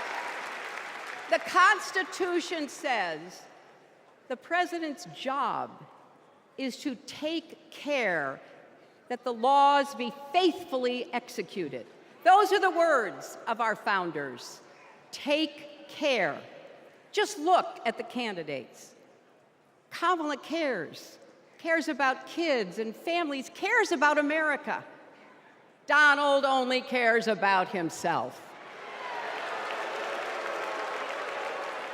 On her first day in court, Kamala said 5 words that still guide her. Kamala Harris, for the people. That is something that Donald Trump will never understand. So it is no surprise, is it, that he is lying about Kamala's record. He's mocking her name and her laugh. Sounds familiar. But we have him on the run now.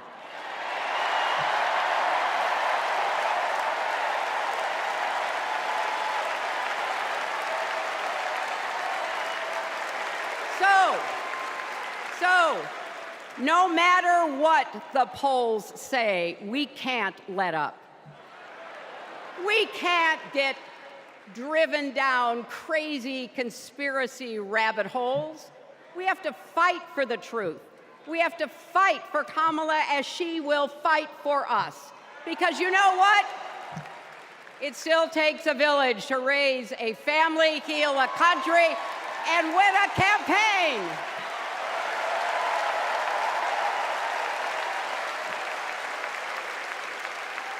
And America needs every one of us, our energy, our talents, our dreams.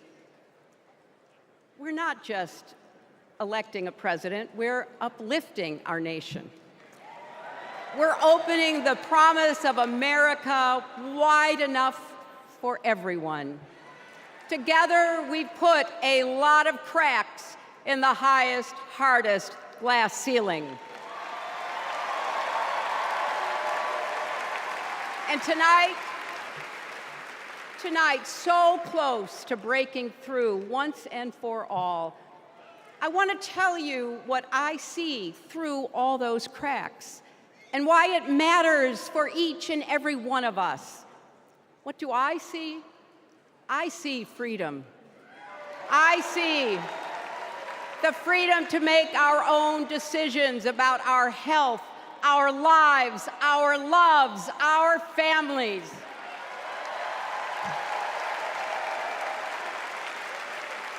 The freedom to work with dignity and prosper, to worship as we choose or not, to speak our minds freely and honestly. I see freedom from fear and intimidation, from violence and injustice, from chaos and corruption.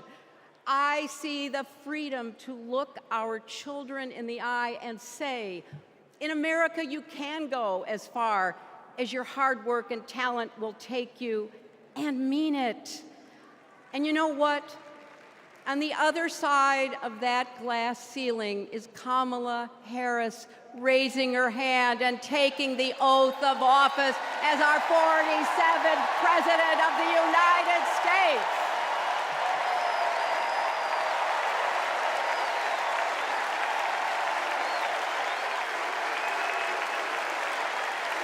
Because, my friends, when a barrier falls for one of us, it falls. It falls and clears the way for all of us.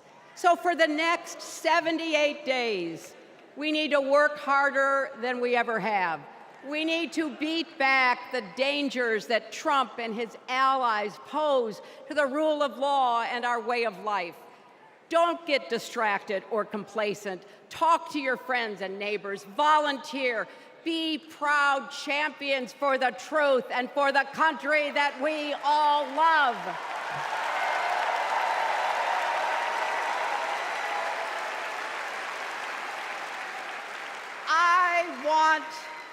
I want my grandchildren and their grandchildren to know I was here at this moment, that we were here, and that we were with Kamala Harris every step of the way.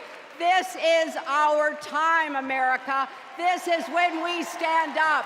This is when we break through. The future is here. It's in our grasp. Let's go win it.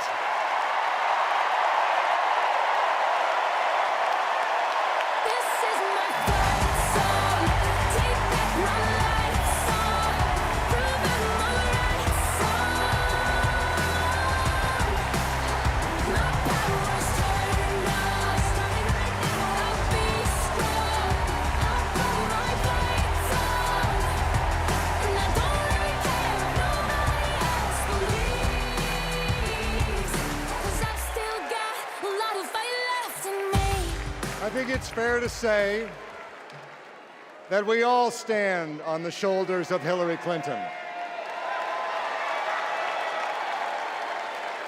So, I'm just checking. Are you ready to join this fight yet? Okay, that's the answer I was looking for. So I want you to text JOIN to 30330 and get involved. Now, what does fighting for the people exactly look like? Let's go back to 2011 when Kamala Harris was Attorney General of California. The housing crisis had devastated American families, and the big banks had forced Californians out of their homes. Well, Kamala Harris stood up to those banks, and she secured a $20 billion settlement for California families.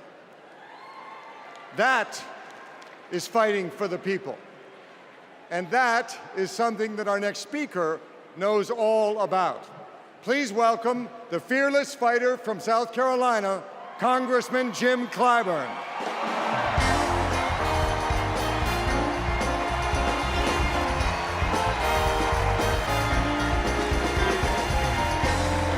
Thank you. Thank you, thank you, thank you. Thank you. Thank you. Thank you. Thank you, and good evening.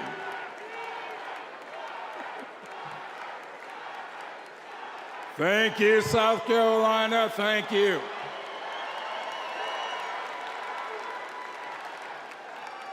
Four years ago, Americans were experiencing high anxieties and great uncertainties. A deadly virus raged, schools closed, businesses shuttered.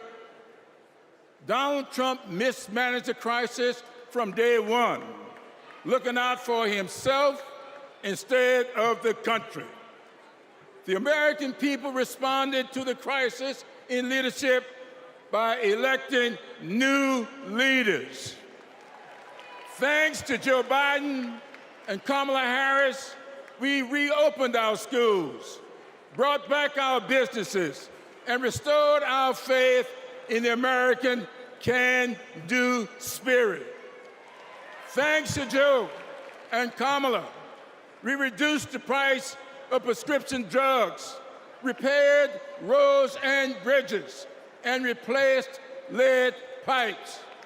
Thanks to Joe and Kamala, we are honoring our heroes in uniform and expanded benefits to over 1 million veterans. Thanks to Joe and Kamala, Make It in America is no longer just a slogan, but a movement that is bringing millions of manufacturing jobs back to America. For President Biden's lifetime of achievement in service of his country, we owe him a great debt of gratitude.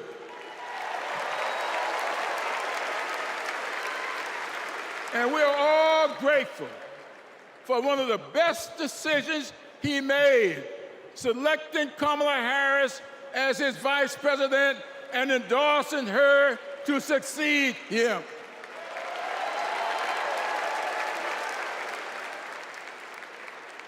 I often say that we are but the sum of our experiences. In the introduction of my memoir, I wrote, "All my experiences have not been pleasant, but I consider all of them to be blessings." So has been the case with Kamala. Her experiences have prepared her for this moment. Kamala Harris is a true battle-tested leader, a district attorney, attorney general, senator, and vice president who gets things done. While Donald Trump has been bragging about how he overturned Roe, Kamala has been fiercely advocating for the respectation of reproductive freedoms. While Trump has been looking out for himself and his billionaire buddies, Kamala has been fighting to lower costs for all Americans. And while Trump falsely pleads ignorance of Project 2025, which in my opinion is Jim Crow 2.0, Kamala has been offering the American people enlightened proposals and visionary leadership. Having grown up in a parsonage, I often look to the good book for understanding and guidance.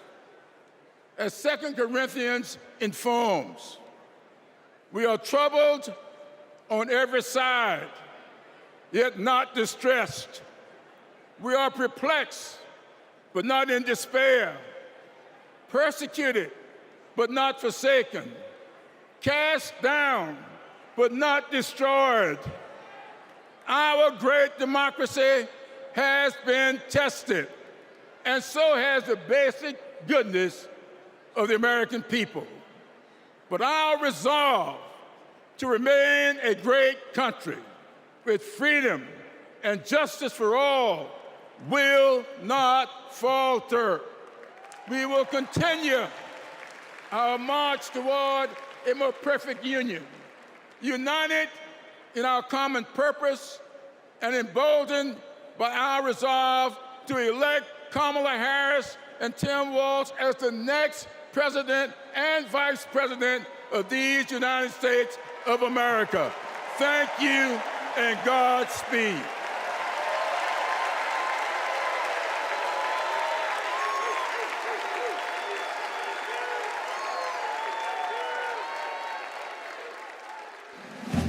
In the criminal justice system, the people are represented by two separate yet equally important groups: the police who investigate crime and the district attorneys who prosecute the offenders. This is the story of Donald Trump. His entire life, Trump has believed he's above the law, that no one would ever dare hold him accountable. He lies, he rips off workers, he sexually abuses women. Hey, when you're a star, they let you do it. You can do anything. He cheats in business.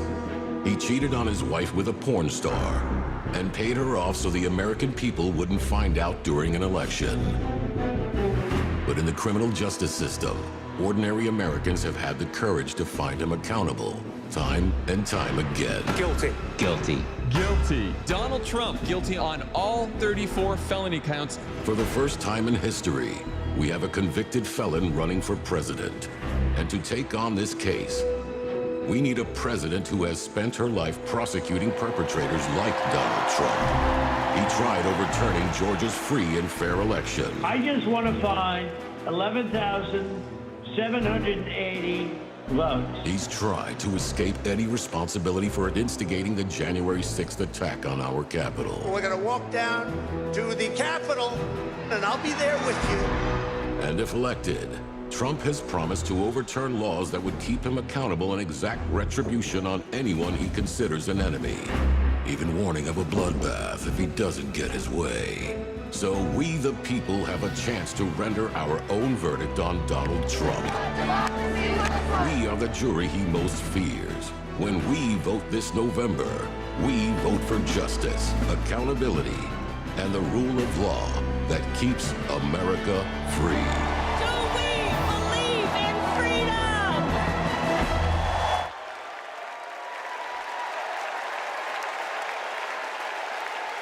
Please welcome Maryland Representative Jamie Raskin.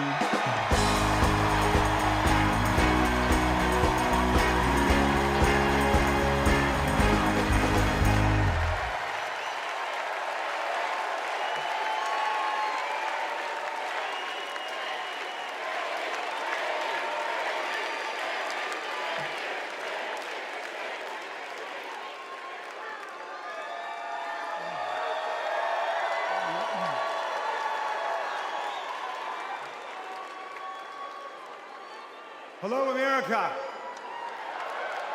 And welcome to the Democracy Convention. Welcome to the Freedom Convention. And thank you for the beautiful weather, Chicago. It's been a little rough on Capitol Hill, where it's not just the heat, it's the stupidity. Now, we meet in this great city tonight where Abraham Lincoln was nominated in 1860 to save the Union from fanatical insurrectionists, and where Franklin D. Roosevelt was renominated by Democrats in 1940 to defeat fascist dictators. Now, we fight in our time to defend our freedom and our democracy against the banana Republicans who have converted Lincoln's party into a dangerous cult of personality.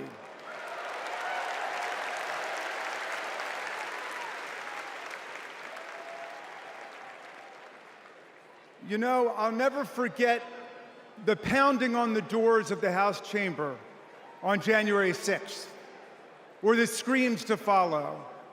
Hundreds of our police officers taunted and attacked, 140 of them wounded by extremists wielding baseball bats, steel pipes, even American flags.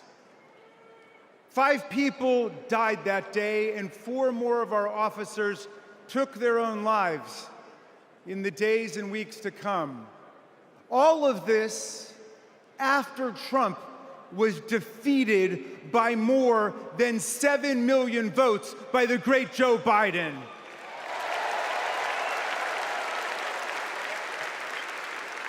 It was after 80 judges rejected every ridiculous claim raised by this sore loser who does not know how to take no for an answer from American voters, American courts, or American women.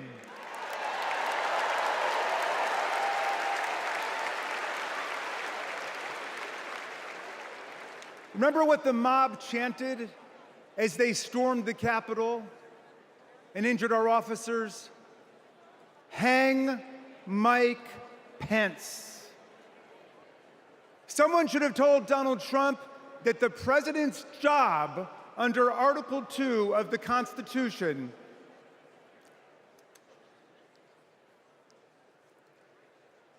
Someone should have told Donald Trump that the president's job under Article 2 of the Constitution is to take care that the laws are faithfully executed, not that the vice president is executed.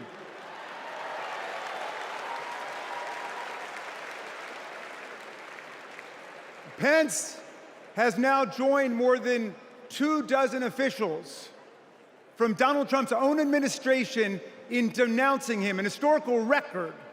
And Pence is the first vice president in more than 2 centuries not to support the president he served with in a general election.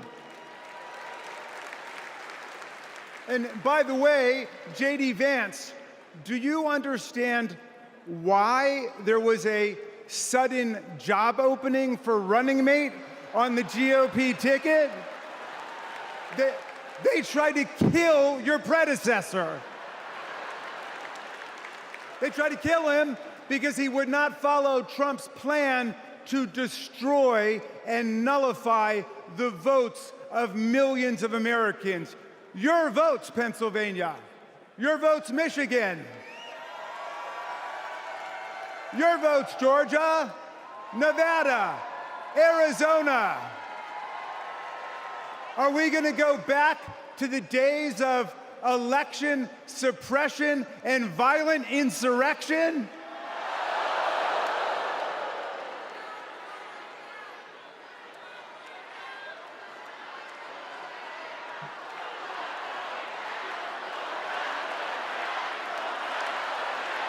We're not going back.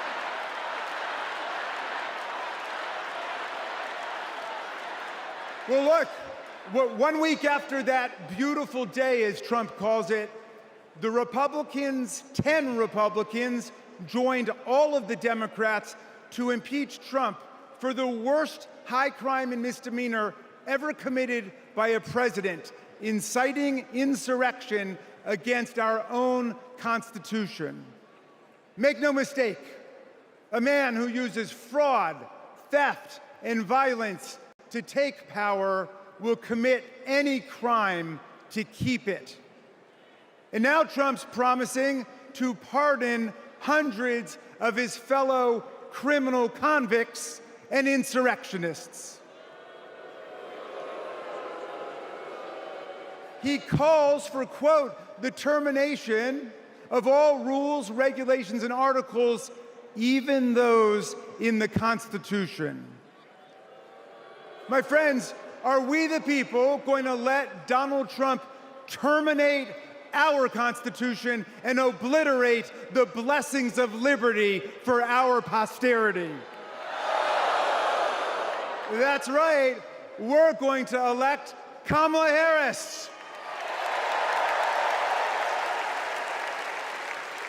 We're going to elect the career prosecutor and inspiring public servant and Coach Walz, and we're going to defeat Donald Trump, the career criminal and incorrigible recidivist con man, and his pet chameleon, J.D. Vance.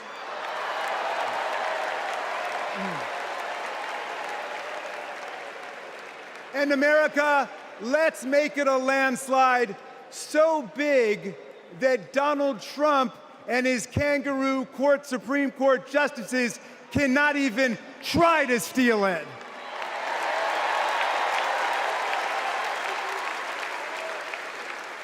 Let's make every vote count. Let's make sure every vote is counted. Let's let freedom ring, and let's let democracy work in America.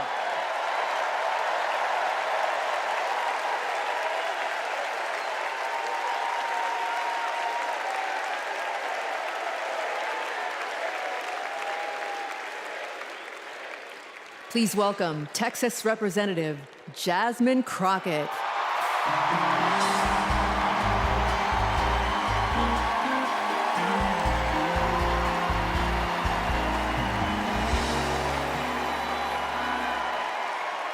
Well, good evening, America!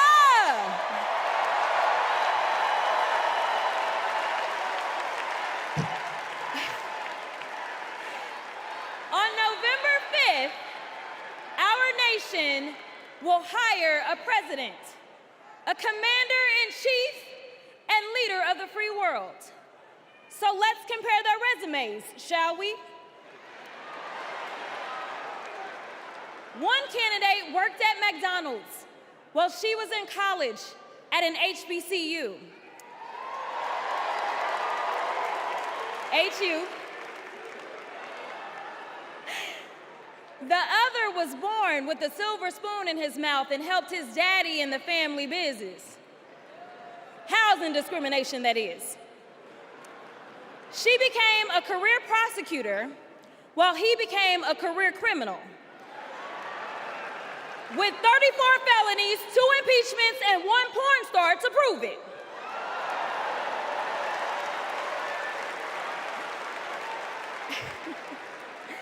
Her entire career as an elected district attorney,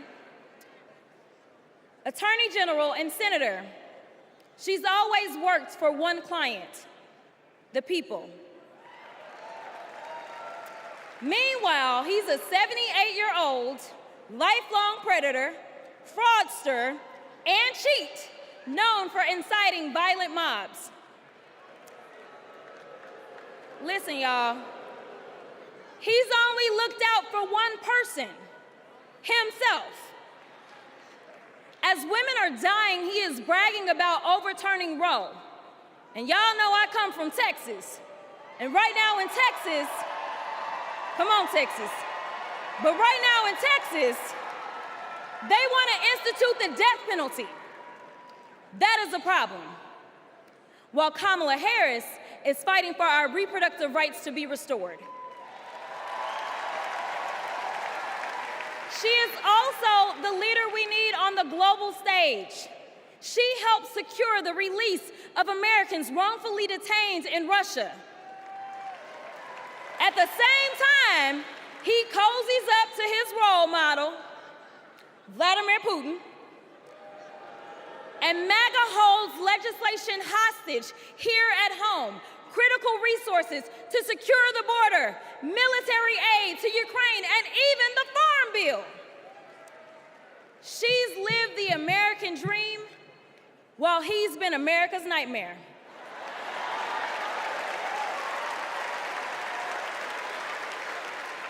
America, looking at the two choices before you, who would you hire? Donald Trump or Kamala Harris?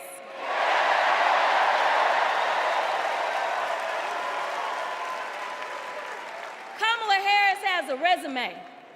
Donald Trump has a rap sheet.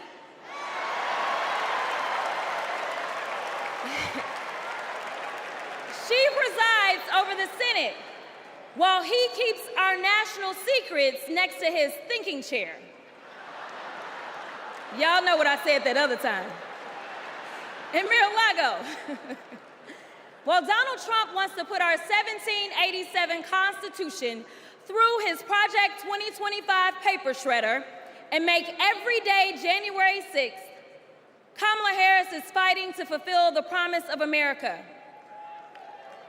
In the real world, this wouldn't even be close. But this election is. Don't make a mistake. We are the underdogs in this fight, even though there is only one person qualified, only one person who's done the work and who has delivered the results. And she needs you. She needs your one vote this November. Can we count on you?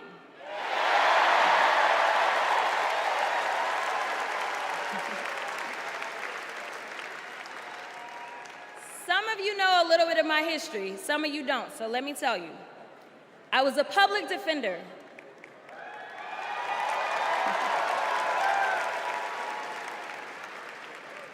I did criminal defense as well as practiced civil rights law for almost 2 decades. I know a good prosecutor when I see one. Kamala Harris is the kind of prosecutor we long for in the cases like those of Breonna Taylor. Yeah. She was the first Attorney General in the nation to order that her officers wear body cams, and she started the Back on Track program to reduce recidivism.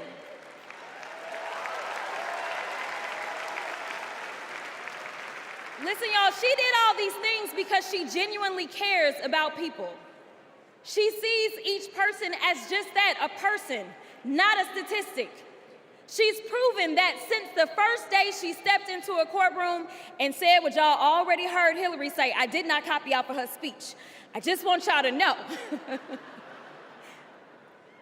She walked into that courtroom and said, Kamala Harris for the people. And she meant that.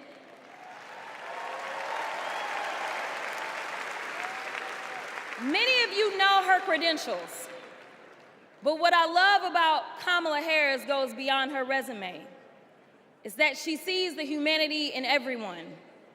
She's the only candidate in this race who is capable of empathy. When I first got to Congress, I wasn't sure I made the right decision. The Chaos Caucus couldn't elect a speaker, and the Oversight Committee was unhinged. I was going through all of this when I visited the Vice President's residence for the first time. As I approached Vice President Harris for our official photo, she turned to me and asked, "What's wrong?"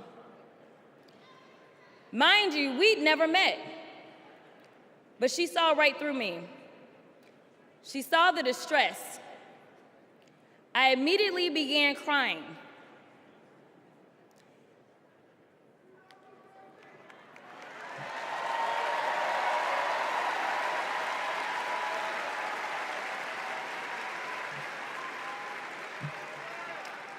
and the most powerful woman in the world wipe my tears and listen.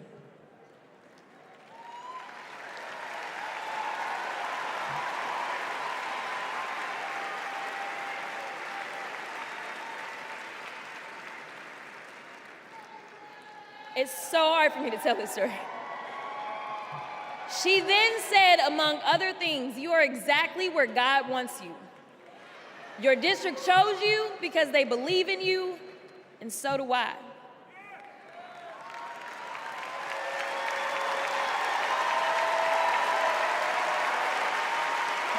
I'm gonna stop. Okay.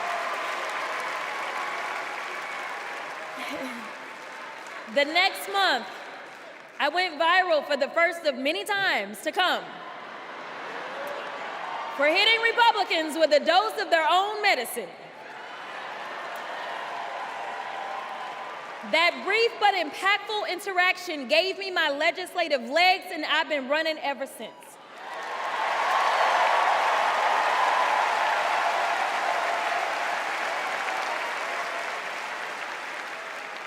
The question before us is, will a vindictive, vile villain violate voters' vision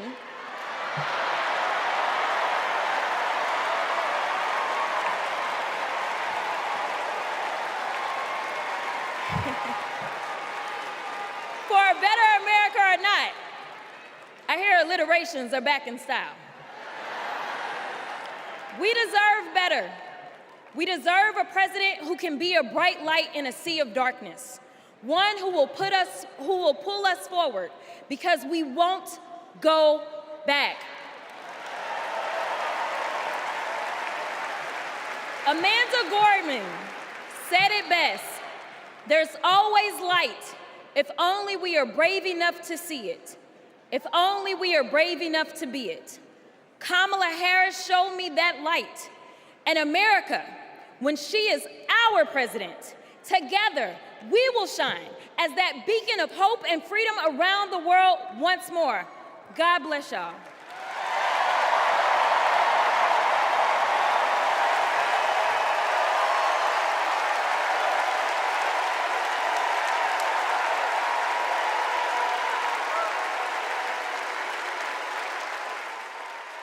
This is one of our willow boxes.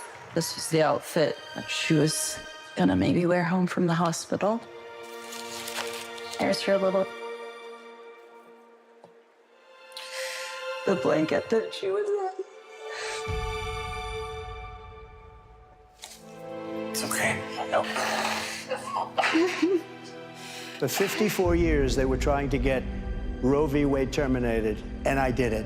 And I'm proud to have done it.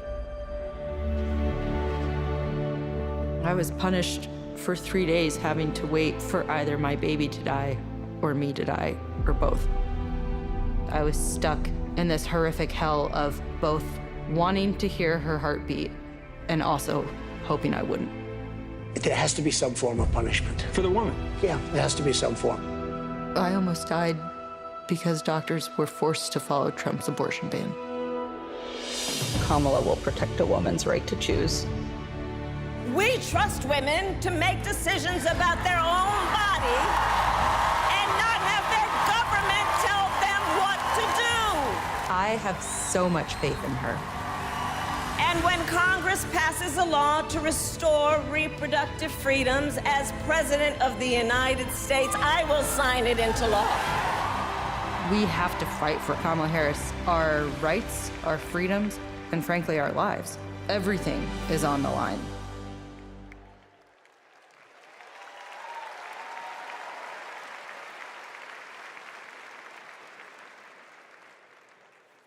When you're expecting a baby, packing for the hospital should be a joyful moment. For us, it was different. We were told with 100% certainty we would lose our baby girl, Willow, and we were sent home. For 3 days, we waited until Amanda was sick enough to receive standard abortion care. Eventually, Amanda's temperature spiked. She was shaking, disoriented, and crashing. I don't remember what I threw into our bag that day, only that instead of welcoming Willow, I was hoping Amanda's life could be saved. I'm here tonight because the fight for reproductive rights isn't just a woman's fight. This is about fighting. This is about fighting for our families. And as Kamala Harris says, our future.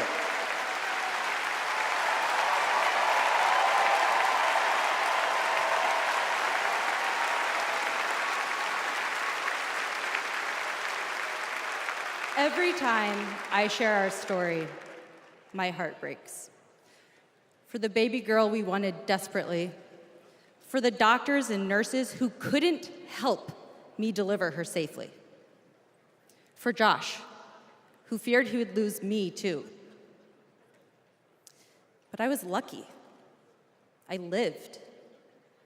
So I'll continue sharing our story, standing with women and families across the country.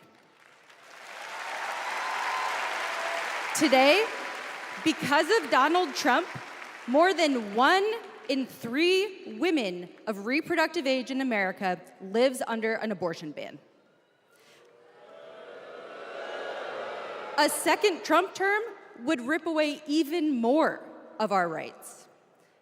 Passing a national abortion ban, letting states monitor pregnancies and prosecute doctors, restricting birth control and fertility treatments. We cannot let that happen. We need to vote as if lives depend on it, because they do.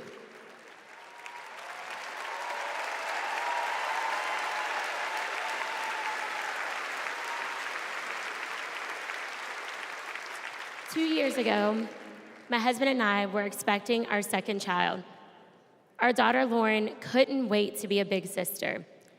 I was getting ready for her 4th birthday party when something didn't feel right. 2 emergency rooms sent me away. Because of Louisiana's abortion ban, no one would confirm that I was miscarrying. I was in pain, bleeding so much my husband feared for my life. No woman should experience what I endured, but too many have. They write to me saying, "What happened to you happened to me." Sometimes they're miscarrying, scared to tell anyone, even their doctors. Our daughters deserve better. America deserves better.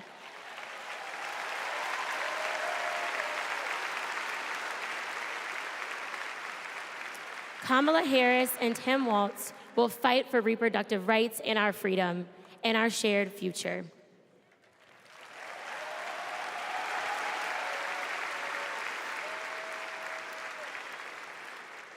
Growing up, I was an all-American girl. Varsity soccer captain, cheerleading captain, homecoming queen, and survivor.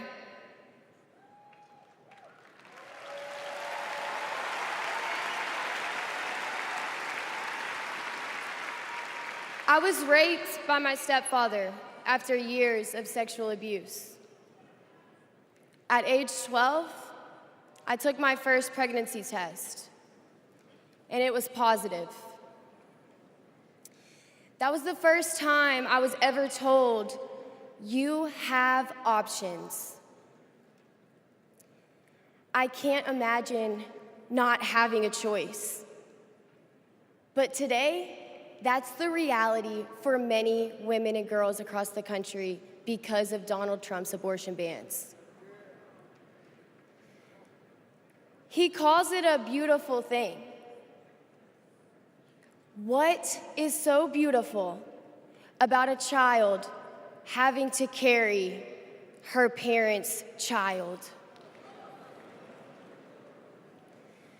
There are other survivors out there who have no options. And I want you to know that we see you. We hear you.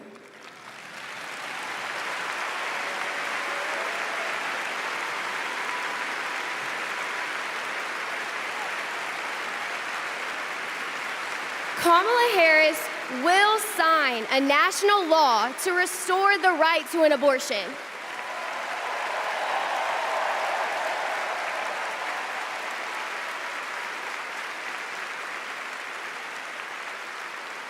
She will fight for every woman and every girl, even those who are not fighting for her.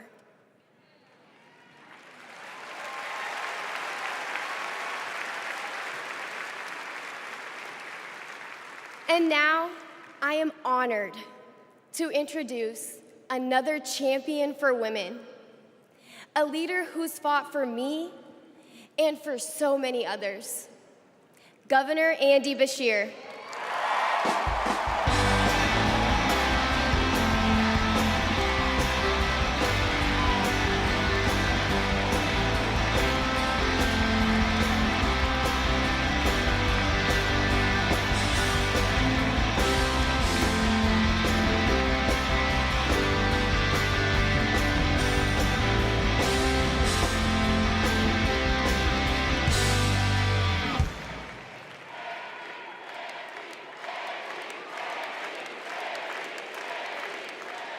Hadley Duvall is one of the bravest people I've ever met.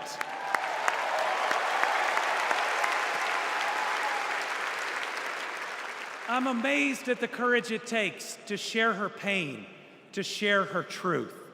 Yet Donald Trump brags about tearing a constitutional right away from Hadley and every other woman and girl in our country. That's why we must tear away any chance he can ever be president ever again.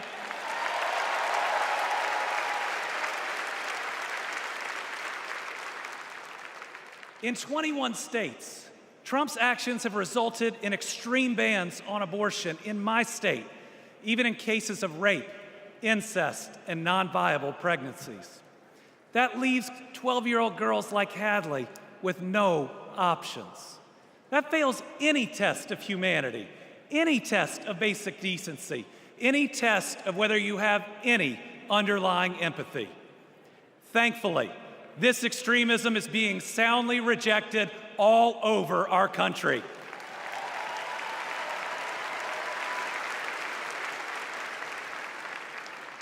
In Kentucky, we put reproductive freedom on the ballot last November, and I beat Donald Trump and Mitch McConnell's hand-picked candidate by more than 5 percentage points.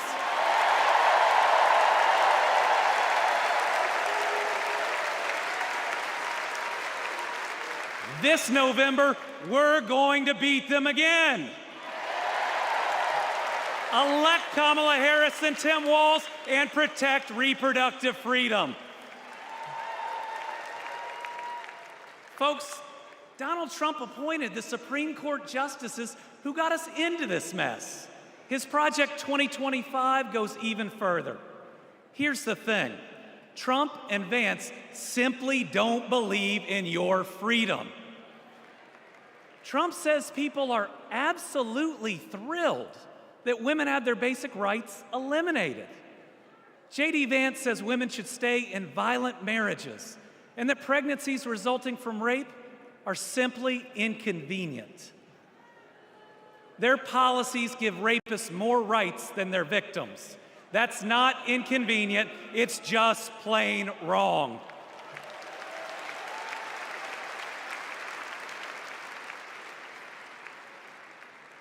And a woman grieving a non-viable pregnancy shouldn't be required to carry it to term just to listen to her child die or to hear no sound at all. All women should have the freedom to make their own decisions. Freedom over their own bodies. Freedom about whether to pursue IVF. Freedom about whether to have children at all.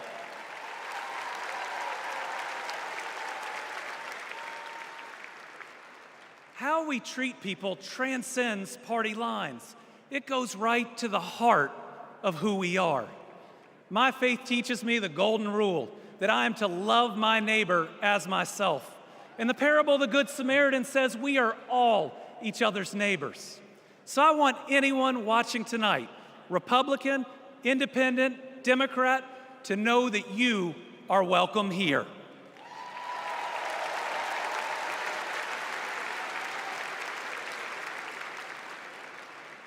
We believe in an America where we live out our values, end anger politics once and for all, and move beyond this us versus them by remembering we are all Americans.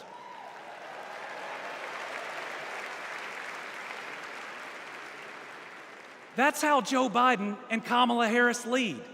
They both called to ask how they could help Kentucky in recovering from natural disasters. They helped us improve our roads, our bridges, and invested in our people.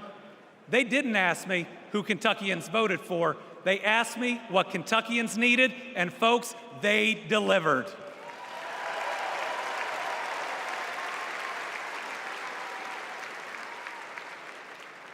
Kamala Harris gets it. She knows we must move beyond anger, extremism, and division, that everyone has dignity and deserves respect. America, we're going to win.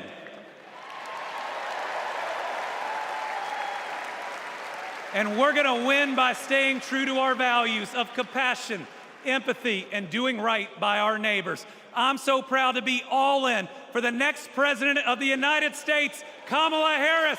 Thank you.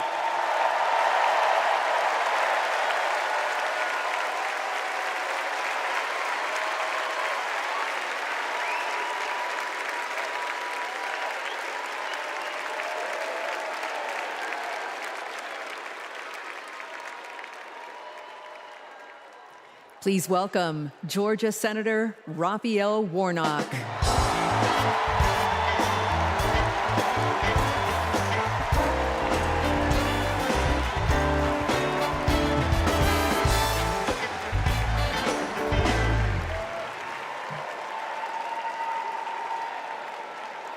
Well, hello, America.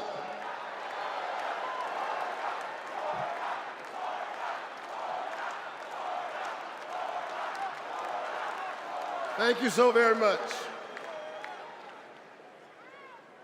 On January 5th, 2021, the people of Georgia did an amazing thing.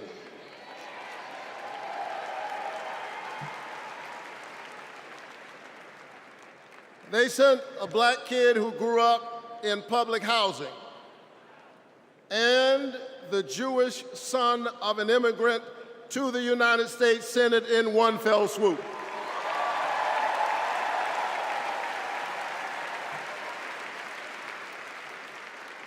And among those Georgians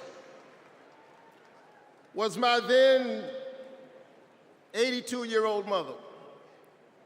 She grew up in Waycross, Georgia. Do you know where that is? It's Waycross, Georgia. She grew up in Waycross, Georgia, where she picked other people's cotton and other people's tobacco.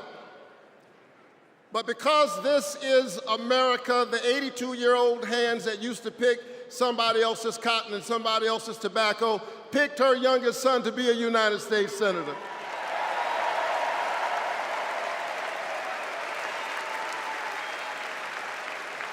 This is my America. Thank you, Mom. Thank you, Georgia. Thank you, America, for raising your voice and using your vote. A vote is a kind of prayer for the world we desire for ourselves and for our children, and our prayers are stronger when we pray together. And so together we flipped the Senate, held the House, and we sent Joe Biden and Kamala Harris to the White House.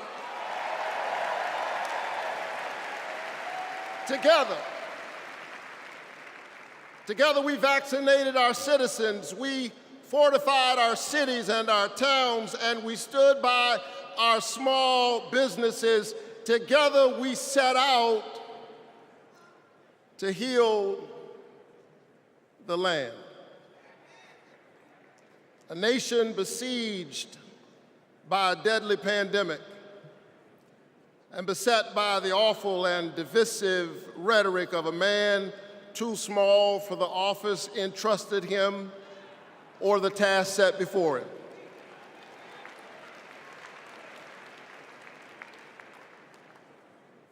The day after my January 5th election, he instigated an insurrection, a violent assault on our nation's capital and the peaceful transfer of power, all driven by the big lie. But behind the big lie was an even bigger lie.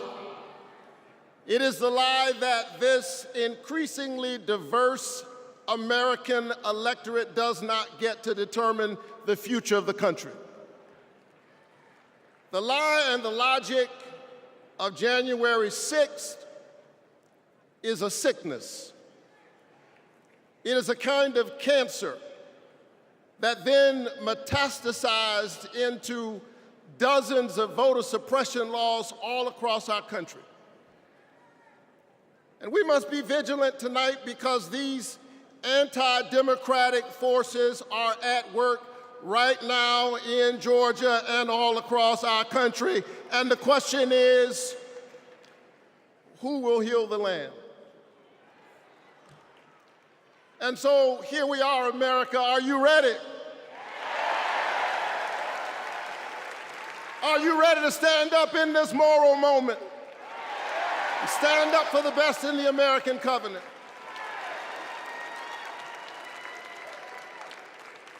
Elections are about the character of a country. And we must decide, again, we are the latest generation of Americans who get to decide what kind of country we want to be. And we must choose between the promise of January 5th and the peril of January 6th. A nation that embraces all of us or just some of us. Donald Trump's America is the America of January 6th. People who have no vision traffic in division. He does not know how to lead us, and so he wants to divide us. America, make no mistake, Donald Trump is a plague on the American conscience.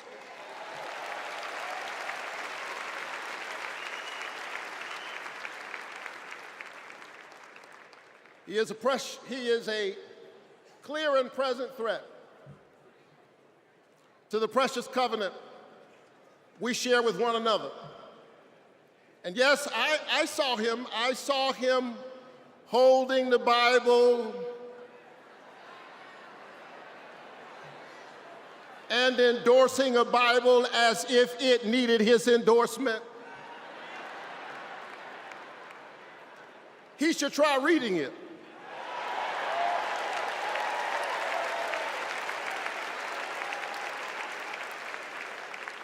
It says, do justice, love kindness, and walk humbly with your God. He should try reading it. It says, love your neighbor as yourself. It says, inasmuch as you've done it unto the least of these, you have done it also unto me.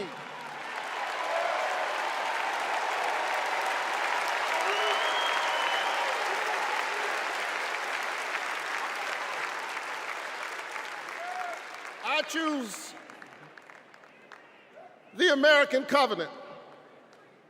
E pluribus unum, out of many one. I choose January 5th. I choose a nation that provides a path for ordinary people and gives every child a chance.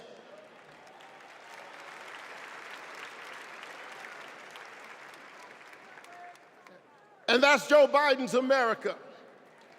And he's been fighting for it for more than a half century.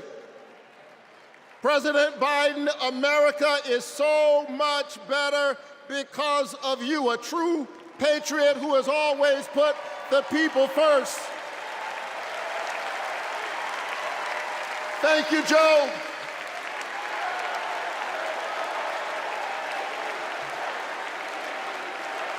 Thank you, Joe.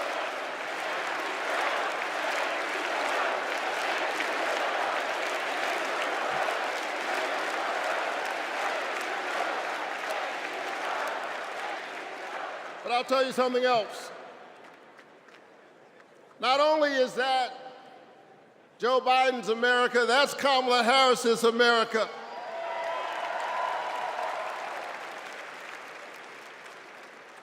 She was leading with Joe Biden when we expanded the child tax credit, cutting child poverty in America nearly in half. We ought to renew it. She cast a tie-breaking vote for my bill capping the cost of insulin to no more than $35 per month for seniors. We ought to extend it to everybody.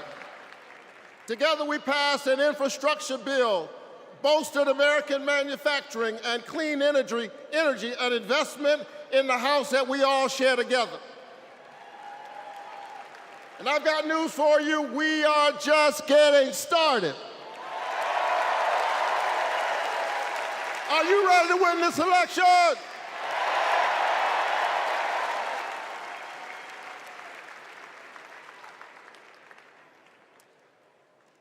Kamala Harris and Tim Walz represent the new way forward. We're not going back. We're not going back because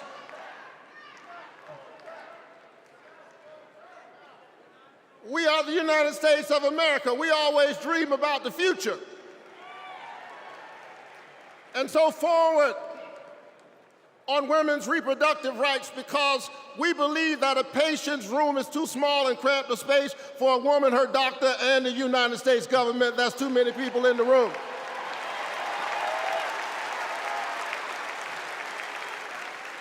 Forward on worker rights, because most people do not mind working, they just want to share in the prosperity that they are creating for others. Forward on voting rights, forward on affordable housing and access to health care.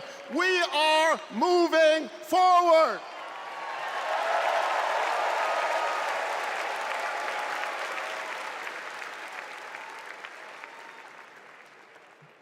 And so I'm inspired tonight.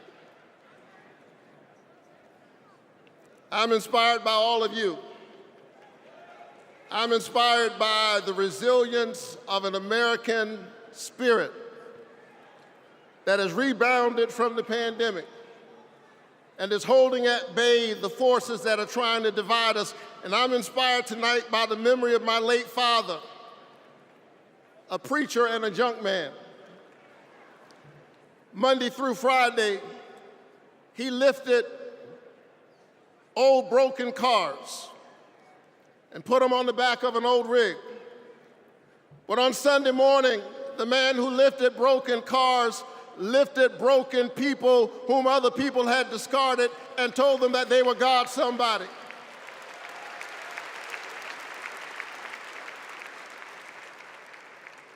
My dad discovered strength in the broken places, a power made perfect in weakness.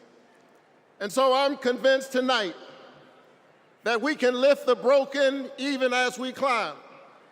I'm convinced tonight that we can heal sick bodies. We can heal the wounds that divide us. We can heal a planet in peril. We can heal the land.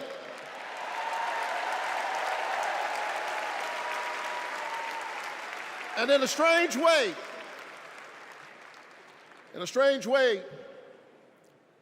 the pandemic taught us how.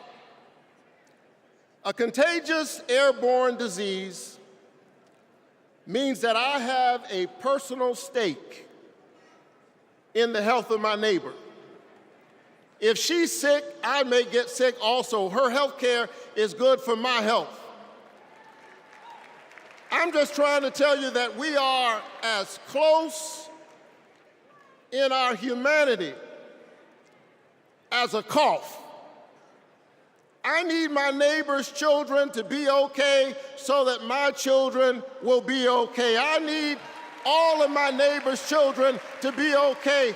Poor inner city children in Atlanta and poor children of Appalachia. I need the poor children of Israel and the poor children of Gaza. I need Israelis and Palestinians.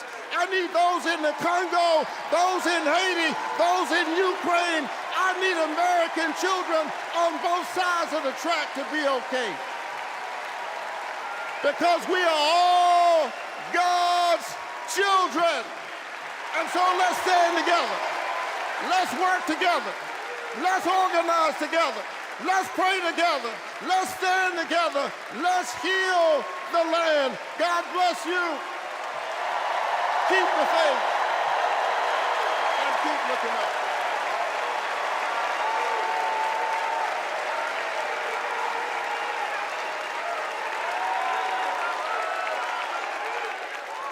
Please welcome Delaware Senator Chris Coons.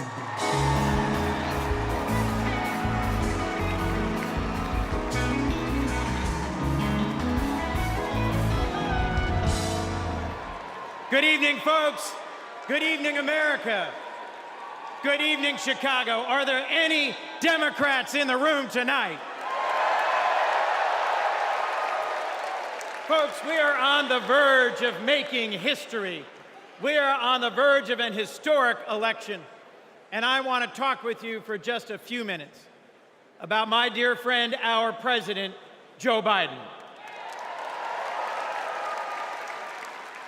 Joe Biden's mom had a saying: "You are defined by your courage, and you are redeemed by your loyalty." 4 years ago, I had the honor of helping introduce Joe Biden to our national convention. I spoke about Joe's faith, his love of family, his determination to restore the soul of our nation. Back in 2020, America was nearly flat on our back from a deadly pandemic, an economic collapse, and then in January, an assault on our democracy. All of this, because the drama and chaos of our former president had knocked us down. But folks, Joe Biden's courage, Joe Biden's faith in us, Joe Biden's determination to heal the soul of our nation gave us hope and gave us confidence.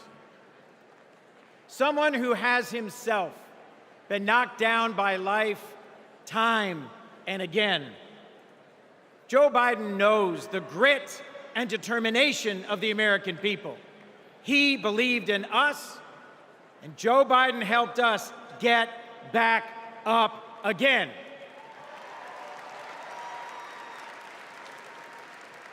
Using the incredible skills he developed in many years in the U.S. Senate, Joe got passed and signed into law the most consequential legislation of any president in 60 years, helping our veterans, advancing gun safety, cutting prescription drug prices, fighting climate change, rebuilding bridges and broadband, bringing manufacturing back to America.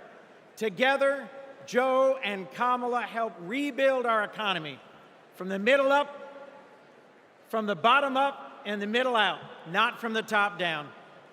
And they made our families safer and our country stronger at home and abroad. Today, we are so much better off because they believed in us, in our democracy. And our incredible First Lady, Jill Biden, our incredible First Lady, Jill Biden, our incredible First Lady, Jill Biden, was at Joe's side every step of the way, fighting for education, advancing the cancer moonshot, determined to improve women's health care, honoring military families. Joe and Jill, together, you have done so much for us, and there's so much more you will do and we can do together. Mr. President, thank you. Thank you for elevating a great leader in Kamala Harris.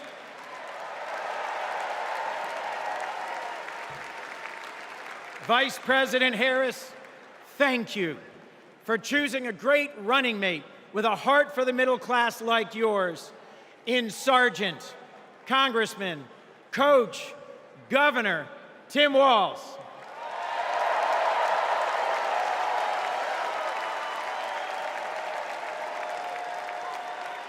I have hope. Do you? I have hope. Do you? I have hope. Do you? And it is in no small part because of Joe Biden. I have never known a more compassionate man than Joe Biden. I have never known a man who has taken from his own loss and his own faith and delivered so much for the future of so many others. Mr. President, you were my senator as a Delawarean. You are my president as an American, and you will always be my friend. On behalf of our nation, Joe, for your courage in fighting for our democracy, we thank you.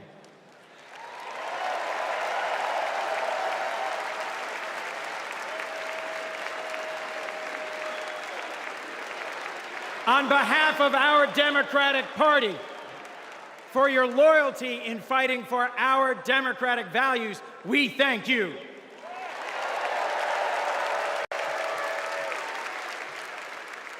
And on behalf of Delaware, thank you, Joe, and God bless you.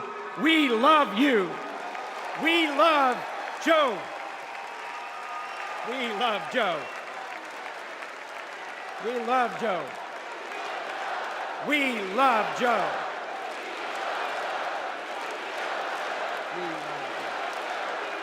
Thank you all. We love Joe. God bless you, and thank you very much.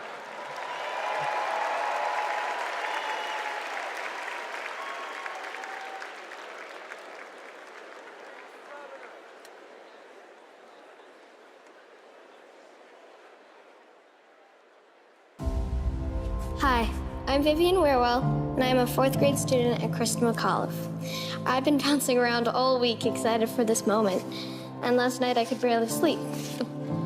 I remember the day that we heard that President Biden had won, and the whole neighborhood started celebrating. So when I heard you were coming, I really wanted to meet you. I adore you because you embrace change from my generation and the ones to come. I look up to you.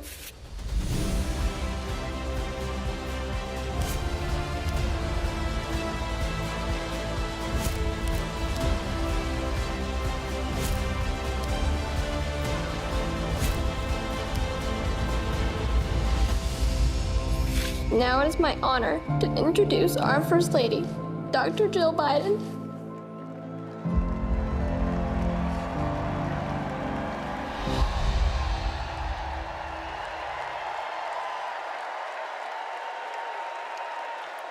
Please welcome First Lady of the United States, Jill Biden.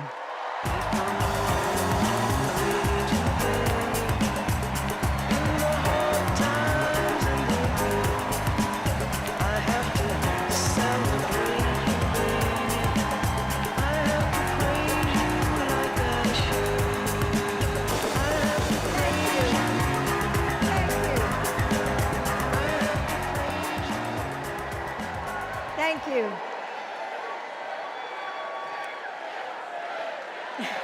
Thank you.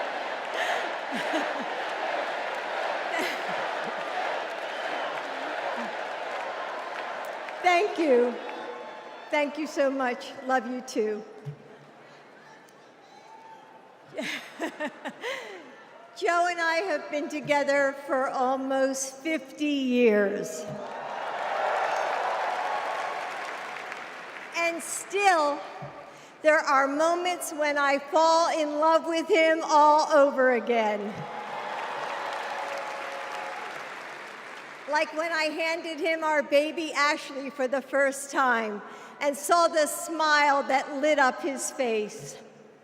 Or on nights after an exhausting day working in the Senate, when he would read one more bedtime story just because the kids asked. When he stops on a rope line because he sees someone grieving who needs to know that everything is going to be all right one day. Or to encourage that child with a stutter to find the confidence she needs. Those moments when I'm reminded of all he's accomplished in the name of something bigger than himself. Receiving the Medal of Freedom with humility.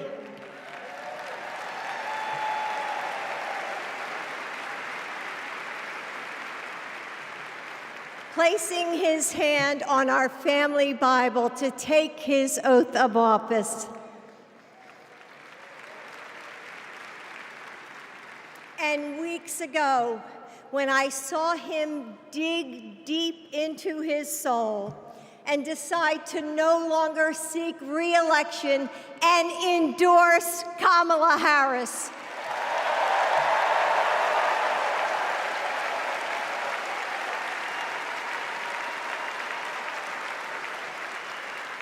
With faith and conviction, Joe knows that our nation's strength doesn't come from intimidation or cruelty.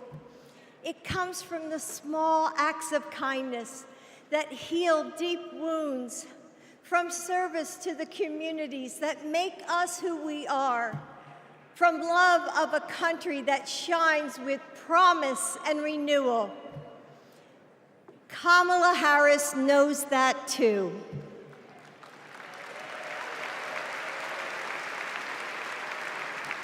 Our son, Beau, first worked with Kamala when he was Attorney General of Delaware. He told me at the dinner table one night, "Mom, she's special, someone to keep your eye on." And he was right. Joe and I know Kamala. We have seen her courage, her determination, and her leadership up close. Kamala and Tim, you will win.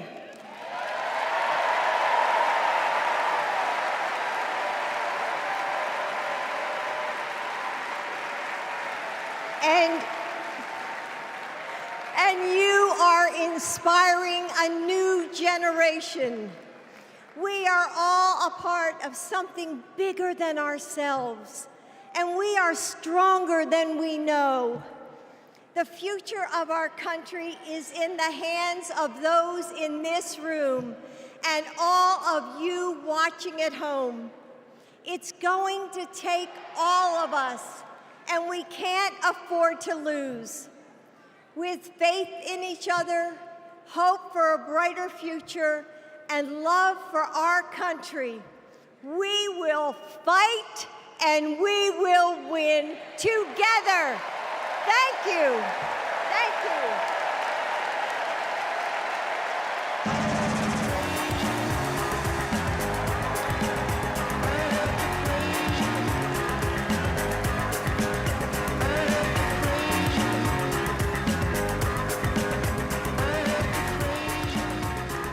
Please welcome first daughter, Ashley Biden.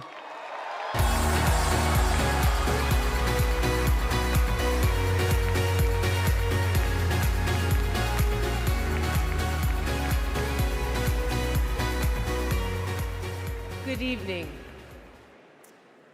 I have this memory.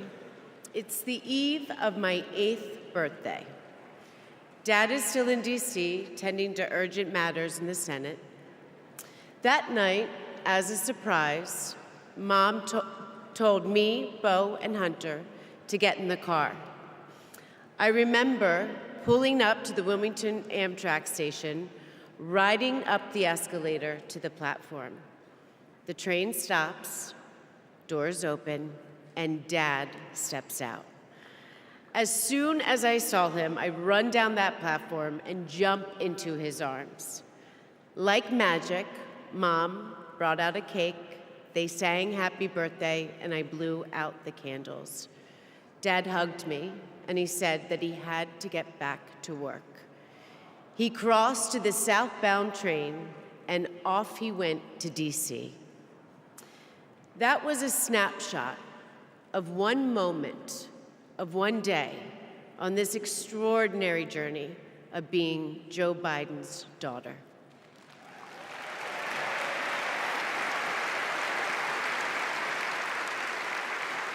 Joe Biden is the OG girl dad.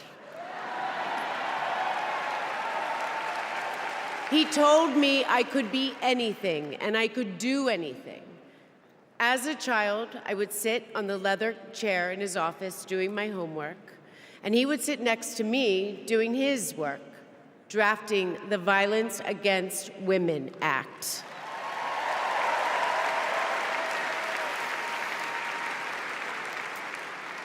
And he wasn't just a girl dad. I could see that he valued and trusted women. How he listened to his mother, how he believed in his sister, and most of all, how he respected my mother's career. Dad was always there, doing everything he could to be a true partner to her. Dad, you always tell us, but we don't tell you enough, that you are the love of our lives and the life of our love.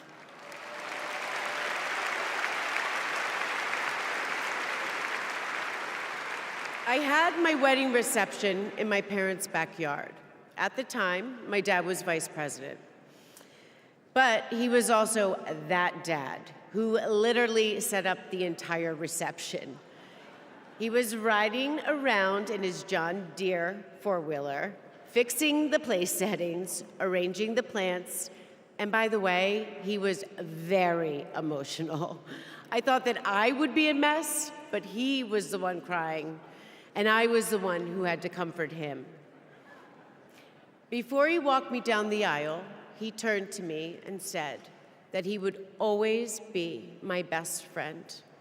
All these years later, Dad, you are still my best friend. His example in service inspired my career.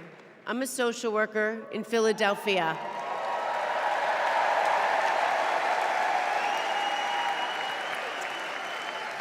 I support formerly incarcerated women as they heal from past trauma and they reclaim their lives.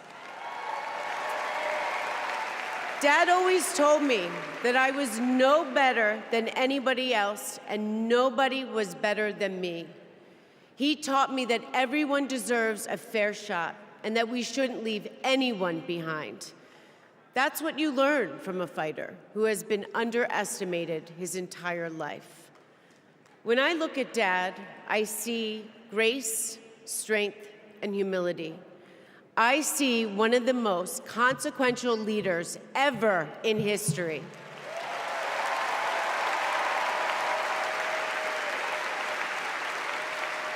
And I also know that he never stops thinking about you, about your dreams, about your dignity, about your opportunities, about your family.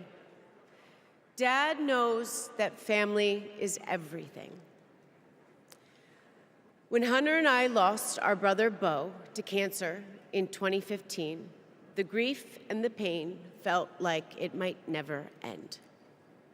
Dad had the capacity to step out of his own pain and absorb ours.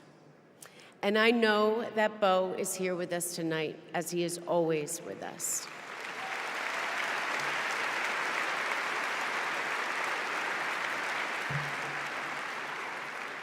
After Beau passed, I got this tattoo on my wrist. It says, "Courage, dear heart."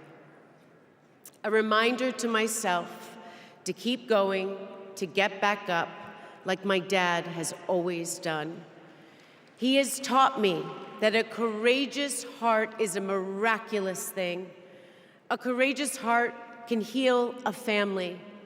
A courageous heart can heal a nation, and maybe even the world. And now, this election requires the courageous hearts of all of us. In 2020, my dad selected Kamala Harris to beat Donald Trump.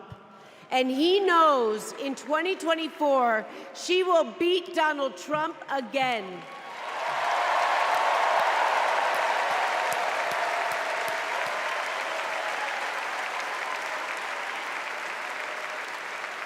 So tonight, I am asking you, if you stood with us in 2020, call upon your courageous heart. Stand with us today.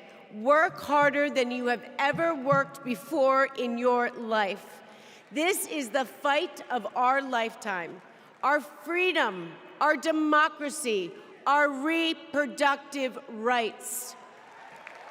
All of this, all of it is on the ballot. And I know together we can do this because my dad helped show us the way. And now, I would like to introduce my father, your 46th President of the United States, Joe Biden.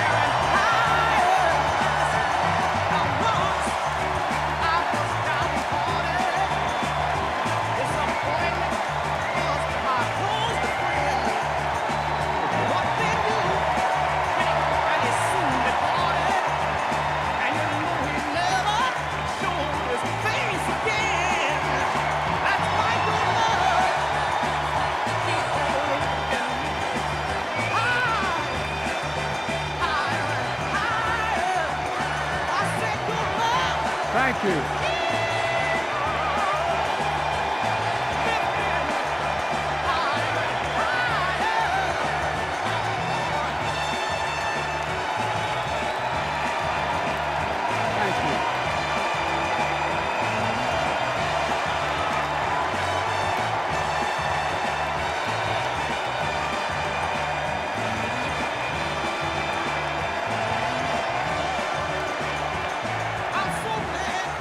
Thank you, thank you, thank you.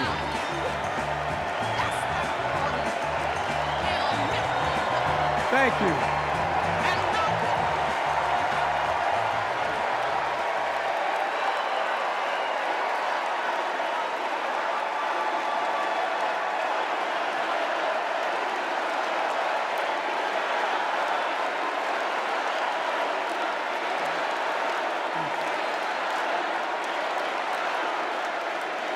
Thank you, thank you, thank you.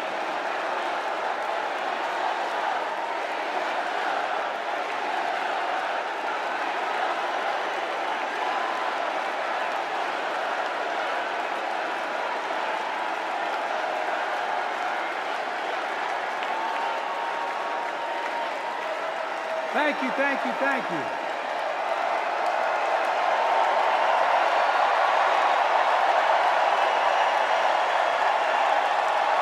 Thank you.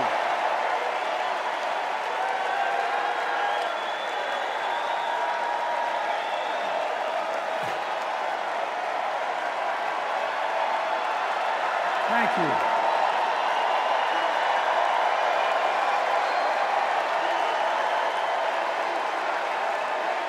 Thank you.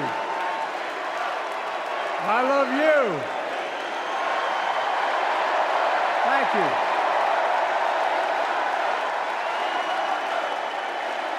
Thank you, thank you, thank you.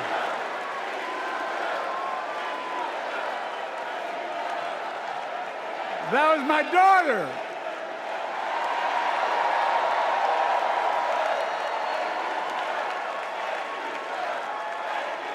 Thank you.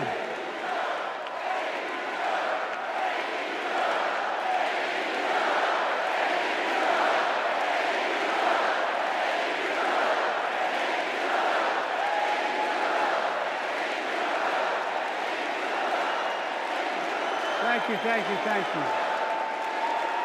Thank you. Thank you for so. I tell you what.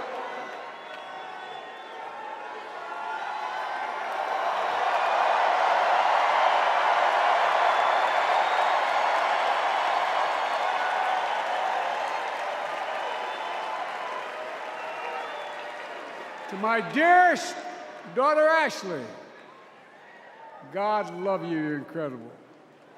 Thank you for that introduction and for being my courageous heart, along with Hunter and our entire family, and especially our rock, Jill.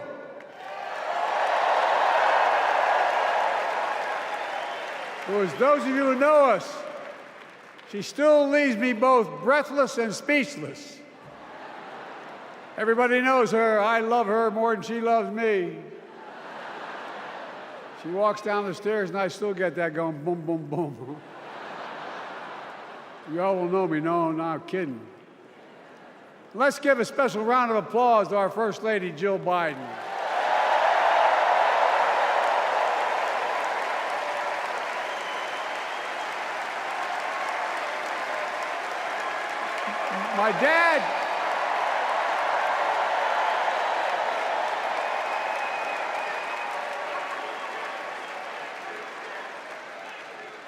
My dad used to have an expression, for real. He'd say, Joey, family is the beginning, the middle, and the end.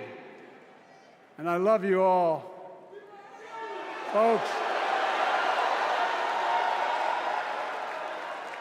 And America, I love you.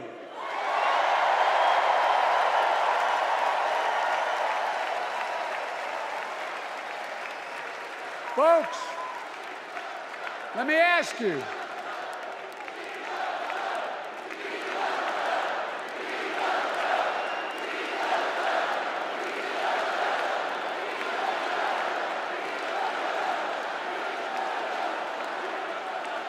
Let me ask you, are you ready to vote for freedom?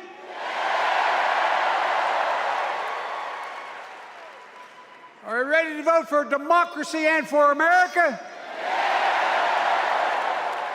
Let me ask you, are you ready to elect Kamala Harris and Tim Walz, President and Vice President of the United States?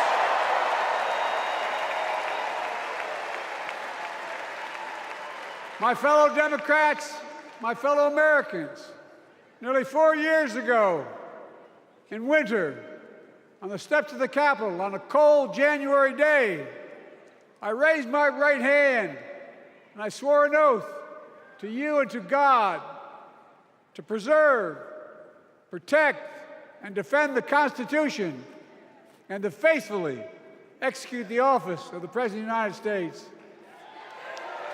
In front of me was a city surrounded by the National Guard. Behind me, a Capitol just 2 weeks before had been overrun by a violent mob. But I knew then, from the bottom of my heart, that I knew now, there is no place in America for political violence. None. You cannot say you love your country only when you win.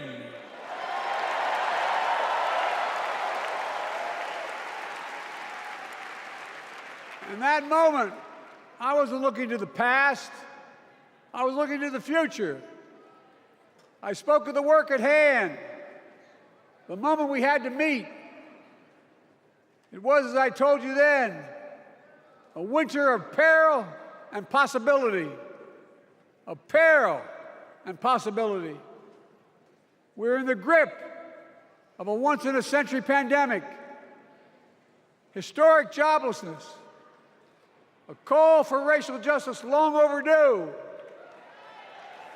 clear and present threats to our very democracy. Thank you.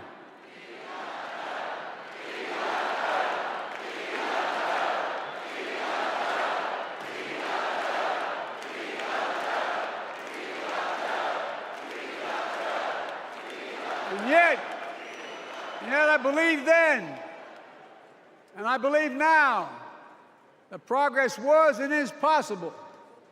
Justice is achievable, and our best days are not behind us, they're before us.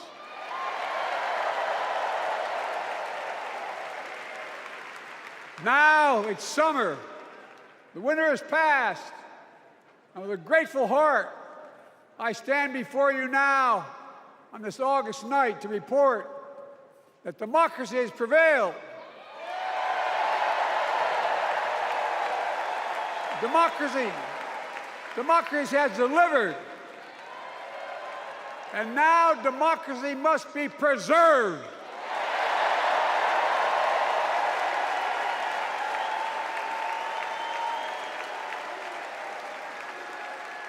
You've heard me say it before. We're facing an inflection point. One of those rare moments in history when the decisions we make now will determine the fate of our nation and the world for decades to come. That's not hyperbole, I mean it literally. We're in a battle for the very soul of America. I ran for president in 2020 because of what I saw in Charlottesville in August of 2017. Extremists coming out of the woods, carrying torches, their veins bulging from their necks, carrying Nazi swastikas, and chanting the same exact anti-Semitic bile that was heard in Germany in the early 30s. Neo-Nazis, white supremacists, the Ku Klux Klan, so emboldened by a president then in the White House that they saw as an ally. They didn't even bother to wear their hoods. Hate was on the march in America. Old ghosts and new garments, stirring up the oldest divisions, stoking the oldest fears, giving oxygen to the oldest forces that they long sought to tear apart America. In the process, a young woman was killed. When I contacted her mother, I asked about what happened. She told me. When the president was asked what he thought had happened, Donald Trump said, and I quote, "There are very fine people on both sides. My God." That's what he said. That is what he said and what he meant. That's when I realized, had to listen to the admonition of my dead son, I could not stay in the sidelines. So I ran.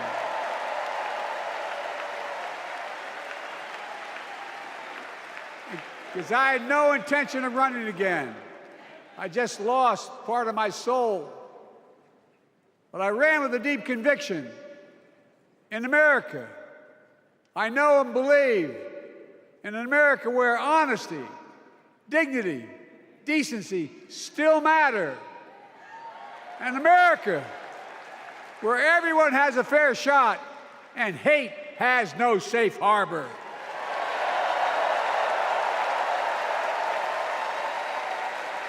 An America where the fundamental creed of this nation, that all of us are created equal, is still very much alive.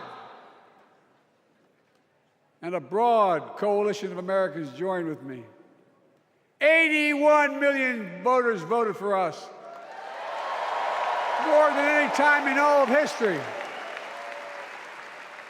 Because of all of you in this room and others, we came together in 2020 to save democracy.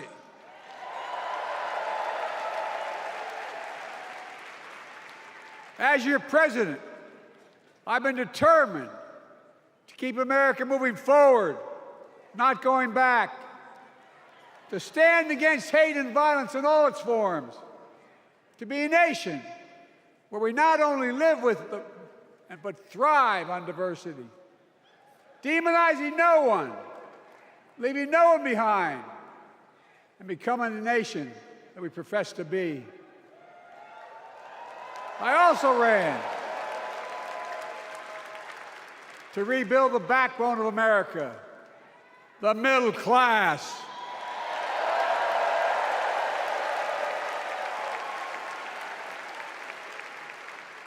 I made a commitment to you that I'd be a president for all Americans, whether you voted for me or not. We have done that.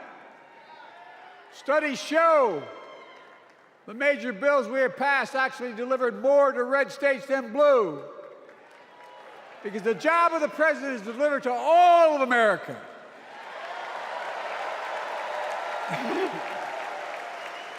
because of you, and I'm not exaggerating, because of you, we've had one of the most extraordinary 4 years of progress ever, period. When I say we, I mean Kamala and me. Just think about it. COVID no longer controls our lives. We've gone from economic crisis to the strongest economy in the entire world. Record 16 million new jobs, record small business growth, record high stock market, record high 401ks, wages up, and inflation down, way down, and continuing to go down.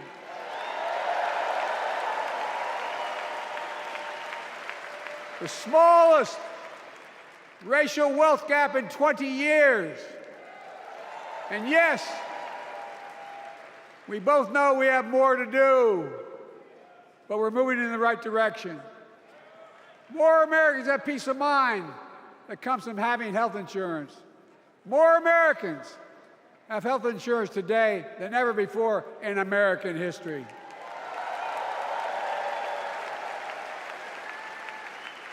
And after, as a young senator beginning to fight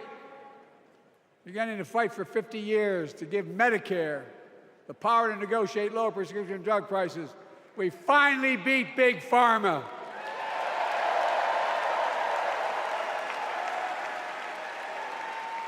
And guess who cast the tie-breaking vote? Vice President, soon-to-be President Kamala Harris.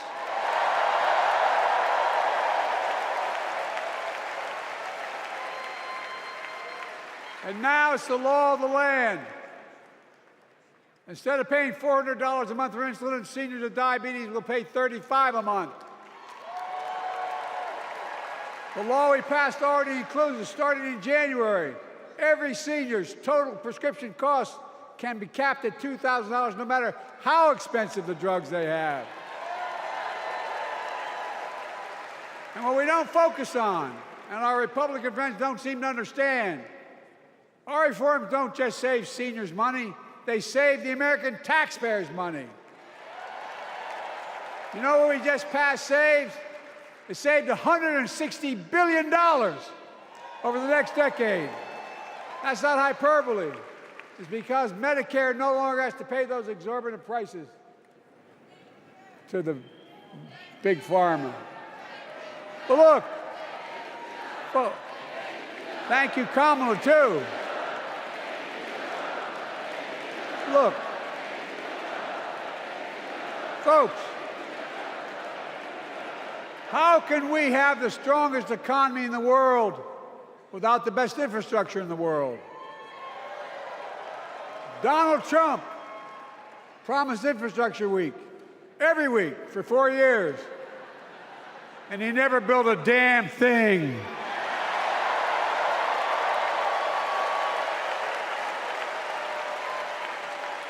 But now, because of what Kamala and I have done, remember we were told we couldn't get it done. Remember when we came into office, we couldn't get anything passed?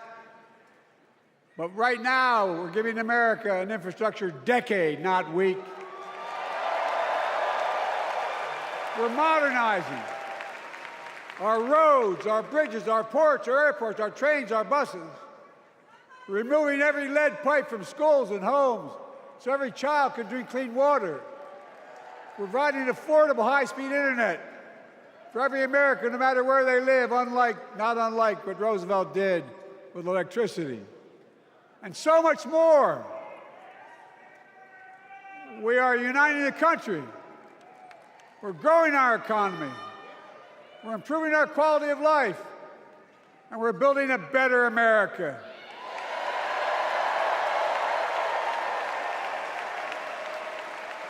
Because that's who we are. How can we be the strongest nation in the world without leading the world in science and technology? After years of importing 90% of our semiconductor chips from abroad, which America invented those chips, our Chips and Science Act meant that private companies from around the world are now investing literally tens of billions of dollars to build new chip factories right here in America.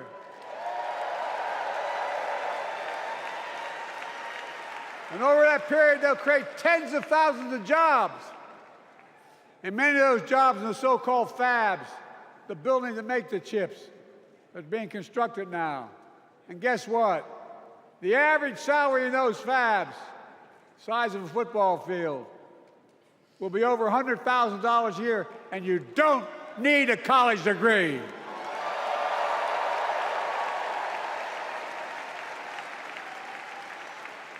Because of you and so many electeds out there, American manufacturing is back. Where the hell to say we wouldn't lead the world in manufacturing? 800,000 new manufacturing jobs.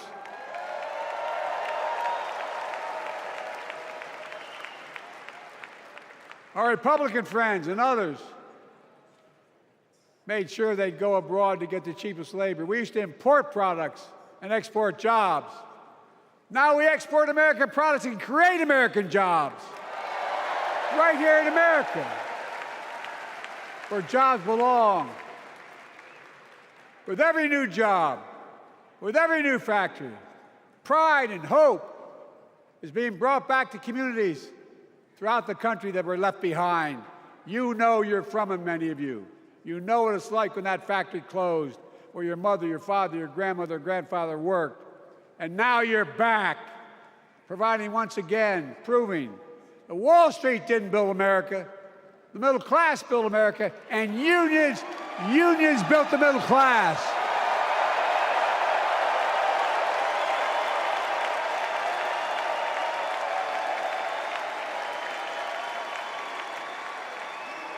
It's been my view since I came to the Senate. And that's why I'm proud to have been the first president to walk a picket line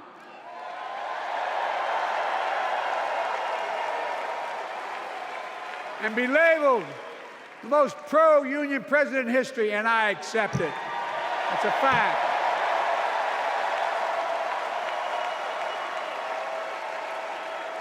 Because when unions do well, we all do well.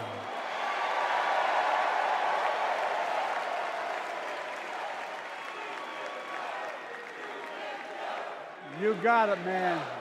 You got it.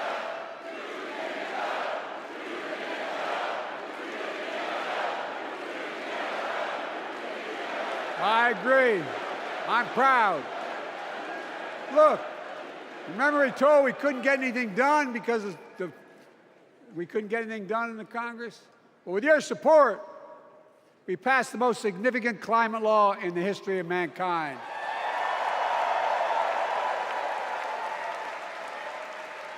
Over $370 billion. Cutting carbon emissions in half by 2030. Launching a climate corps, similar to AmeriCorps and Peace Corps, creating tens of thousands of jobs for young people of the future who are going to make sure this continues. creating hundreds of thousands of jobs in clean energy for American workers, including the IBEW installing 500,000 charging stations all across America. And in the process, reducing carbon emissions. And we're seeing it. We're seeing to it that the first beneficiaries of environmental initiatives are those fence-lined communities that have been smothered by the legacy of pollution. Louisiana and Delaware, Route 9, all the factories, all those chemical factories are right next to the poorest neighborhoods. They're the ones we're going to bring back.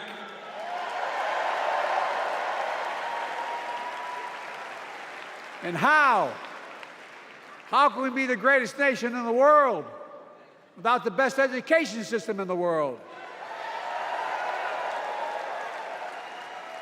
Donald Trump and the Republican friends, they not only can't think, they can't read very well. Seriously, think about it. Look at their Project 2025. They want to do away with the Department of Education. Well, during the pandemic, Kamala and I helped states and cities get back their schools back open. And we gave public school teachers a raise.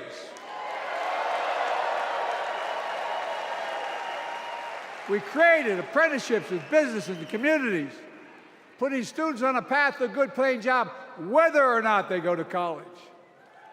And by the way, we're making college a hell of a lot more affordable.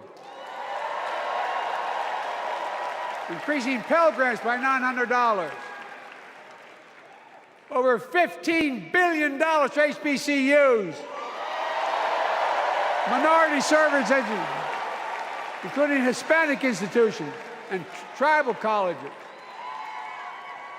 We kept our commitment to provide more student relief than ever by lifting the burden of helping millions of families so they could get married, start a family, buy a home, and begin to build family wealth and contribute to the community and grow our economy. It's not costing us, it's creating more wealth. We've fundamentally transformed how our economy grows, from the middle out and the bottom up instead of the top down. You know, my dad used to say there wasn't a whole hell of a lot to drop down on my kitchen table at the end of the month. I come from a basic middle-class family, 3-bedroom house, 4 kids, a grandpop living with us, decent neighborhood, but never a penny to spare. And look, that top-down notion never worked. A lot of Democrats didn't think it worked, thought it worked, but it doesn't. And when we did all that, what we've done, everybody can do well. Everybody.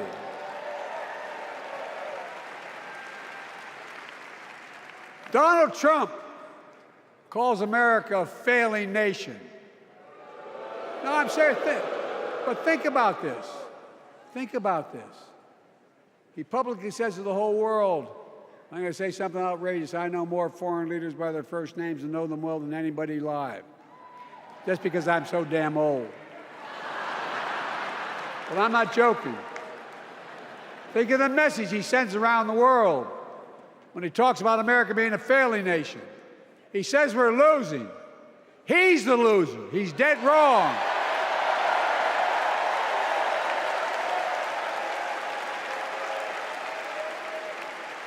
Many of you are very successful people who travel the world.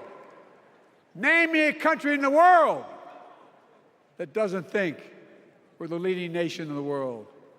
Without America, not a joke, think about it. I'm being literal. Who could lead the world other than the United States of America? Well, guess what? America's winning, and the world's better off for it.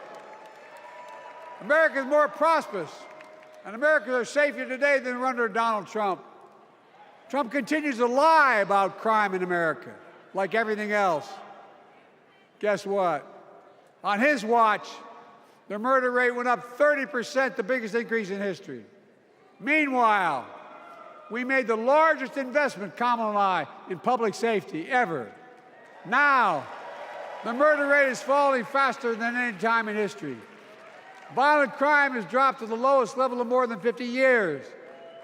And crime will keep coming down when we put a prosecutor in the Oval Office instead of a convicted felon.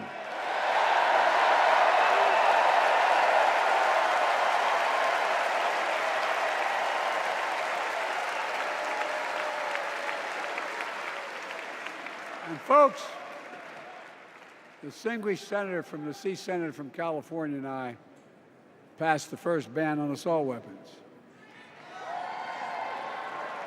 And guess what? It worked. If we care about public safety, we need to prevent gun violence. And what makes me ashamed when I travel the world, which I do, more children in America are killed by a gunshot than any other cause in the United States.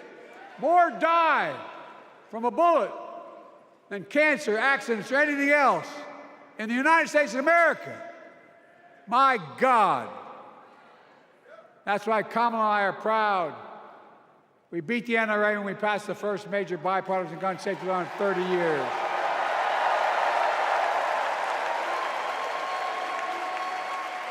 I'm serious. That comes from here. And now it's time to ban assault weapons again. And demand universal background checks.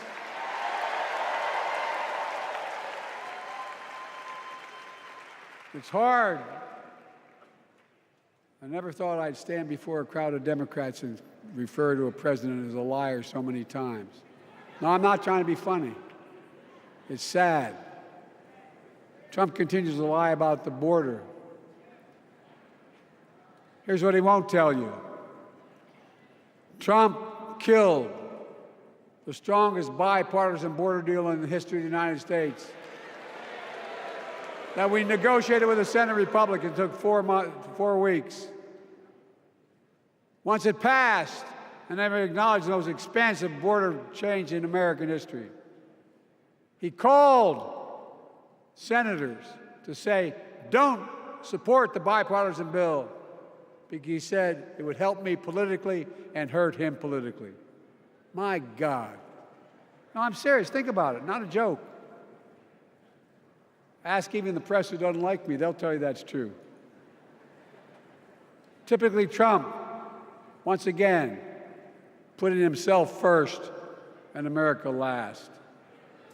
Then I had to take executive action. The result of the executive action I took, border encounters have dropped over 50%. In fact, there are fewer border crossings today than when Donald Trump left office. And unlike Trump, we will not demonize immigrants, saying they're the poison of blood of America. Poison the blood of our country. Kamala and I are committed to strengthening legal immigration, including protecting dreamers and more.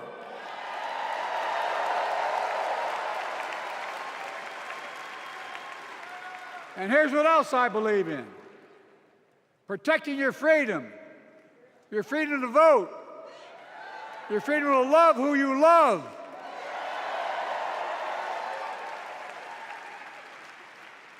And your freedom to choose.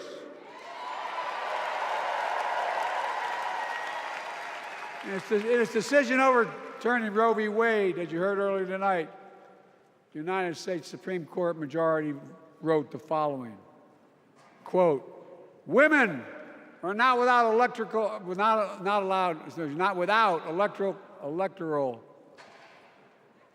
or political power. No kidding. MAGA Republicans found out the power of women in 2022. And Donald Trump is going to find out the power of women in 2024. Watch.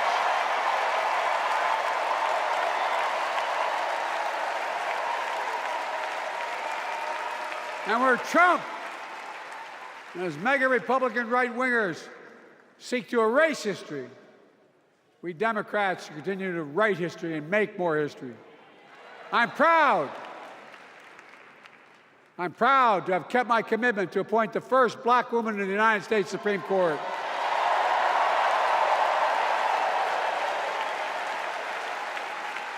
Ketanji Brown Jackson, a symbol for every young woman in America that you can do anything. I'm proud that I've kept my commitment to have an administration that looks like America and that taps in to the full talent of our nation. The most diverse cabinet in history, including the first black woman of South Asian descent to serve as vice president. And will soon serve as the 47th president of the United States.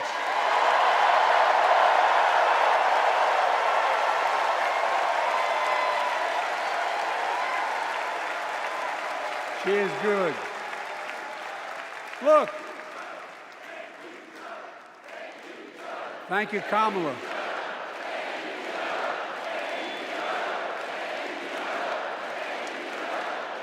Folks, I've long said we have many obligations as a nation, but I got in trouble years ago for saying I'd make no apologies. We have only one truly sacred obligation: to prepare and equip those we send to war and care for them and their families when they come home and when they don't. That's why I'm so proud to have written and signed the PACT Act, one of the most significant laws ever, helping veterans and their families exposed to toxic materials like burn pits in Agent Orange. I was around during the Vietnam War. It's hard. Nobody was able to prove that there's illness was a consequence of Agent Orange. And no one was able to prove initially that because they lived in burn pits like my son lived next to in Iraq for a year, that it was the cause of their illness. But because of the PACT Act, a surviving spouse with 2 children is now eligible for a stipend of about $3,000 a month. And those children who lost a parent are eligible for tuition benefits to go to college and to get job training. It's already helping over 1 million veterans and their families just so far. Well, I love them, and I'm so proud of my son's service. We get it. But guess who doesn't get it and doesn't respect our veterans? We know from his own chief of staff, the 4-star General John Kelly, that Trump, when in Europe, would not go to the grave sites in France. The brave service members who gave their lives to this country. He called them suckers and losers. Who in the hell does he think he is? Who does he think he is? There's no words for a person. They are not the words of a person not worthy of being commander-in-chief, period. Not then, not now, and not ever. I mean that. I mean that from the bottom of my heart.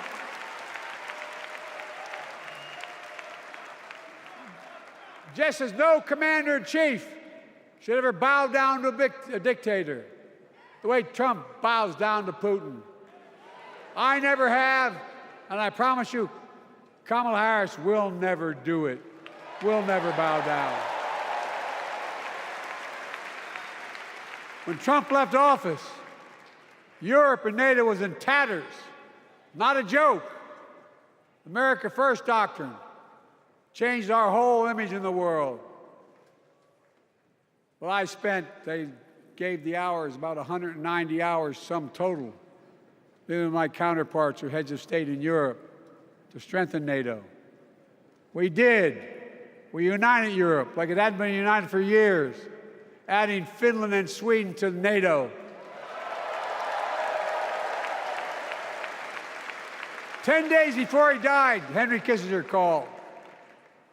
and said, not since Napoleon has Europe not looked over their shoulder at Russia with dread, until now. Until now. Well, guess what? Putin thought he'd take Kyiv in 3 days. 3 years later, Ukraine is still free.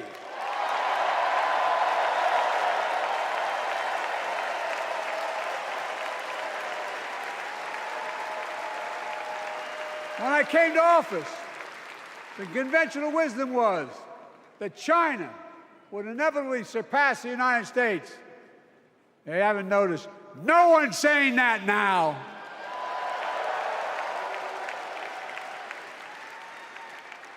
And we'll keep working to bring hostages home and end the war in Gaza and bring peace and security to the Middle East.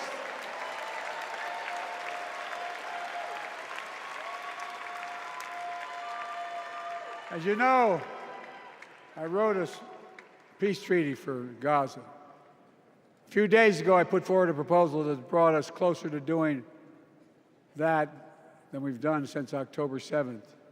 We're working around the clock, my Secretary of State, to prevent a wider war and reunite hostages with their families and surge humanitarian health and food assistance into Gaza now. To end the civilian suffering of the Palestinian people, and finally deliver a ceasefire and end this war.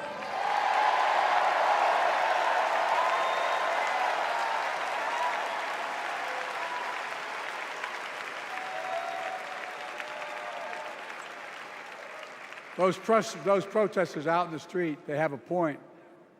A lot of innocent people are being killed on both sides. Just as we worked around the clock to bring home wrongfully detained Americans and others from Russia in one of the most complicated swaps in history, but they're home. Kamala and I are going to keep working to bring all Americans wrongfully detained around the world home. I mean it. Folks, I've got 5 months left in my presidency. I've got a lot to do. I intend to get it done.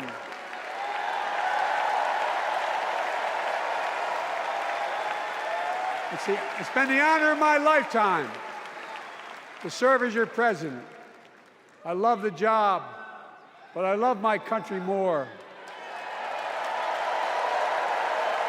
I love my country more.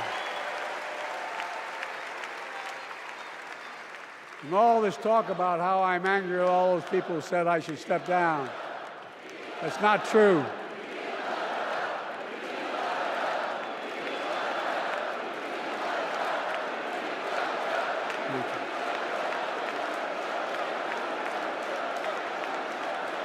I love my country more, and we need to preserve our democracy.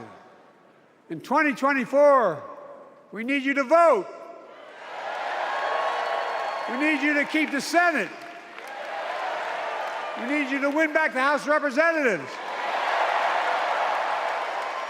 And above all, we need you to beat Donald Trump.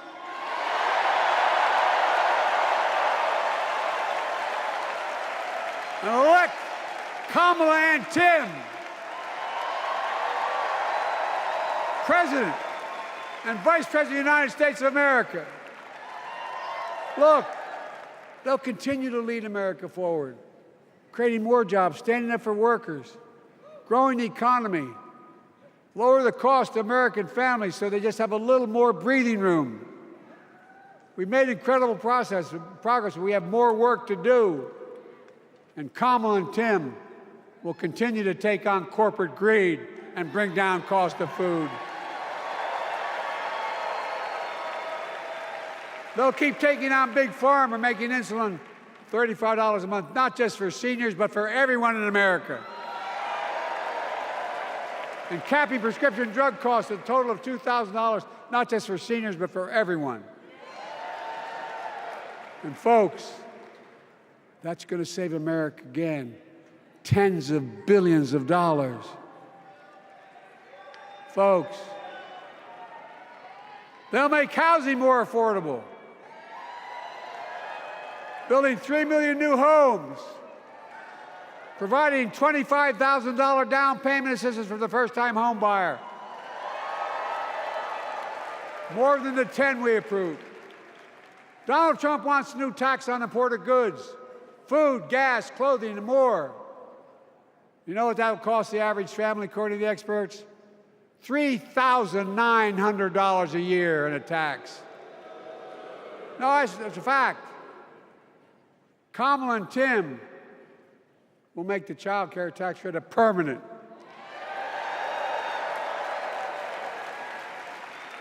Lifting millions of children out of poverty and helping millions of families get ahead. But you know what Trump has? He created the largest debt any president had in 4 years with his $2 trillion tax cut for the wealthy. Well, Trump has a new plan. He wants to provide a $5 billion tax cut for corporations and the very wealthy. Read it. Put us further in debt. And folks, you know we have 1,000 billionaires in America. You know what their average tax rate they pay? 8.2%. If we just increased our taxes we proposed to 25%, which isn't the highest tax rate even, it would raise $500 billion new dollars over 10 years. They'd still be very wealthy. Look, Kamala and Tim are going to make them pay their fair share. They'll protect Social Security and Medicare. Trump wants to cut Social Security and Medicare. Kamala and Tim will protect your freedom. They'll protect your your right to vote. They'll protect your civil rights. And you know Trump will do everything to ban abortion nationwide. Oh, he will. You know, Kamala and Tim will do everything they possibly can. That's why you have to elect a Senate and a House to restore Roe v. Wade.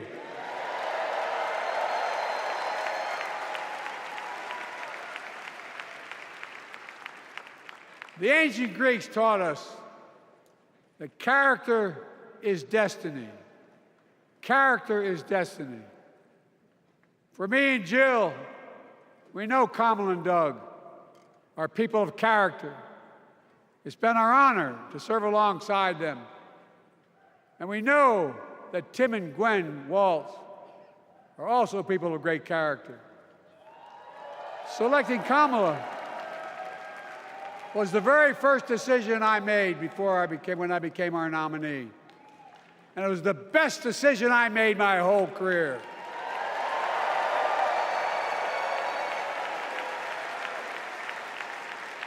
We've not only gotten to know each other, we've become close friends.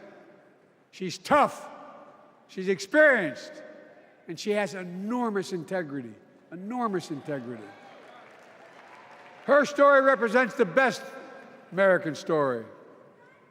And like many of our best presidents, she was also vice president. That's a joke.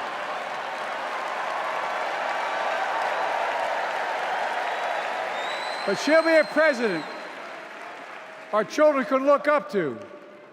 She'll be a president respected by world leaders because she already is. She'll be a president we can all be proud of. And she will be a historic president who puts her stamp on America's future.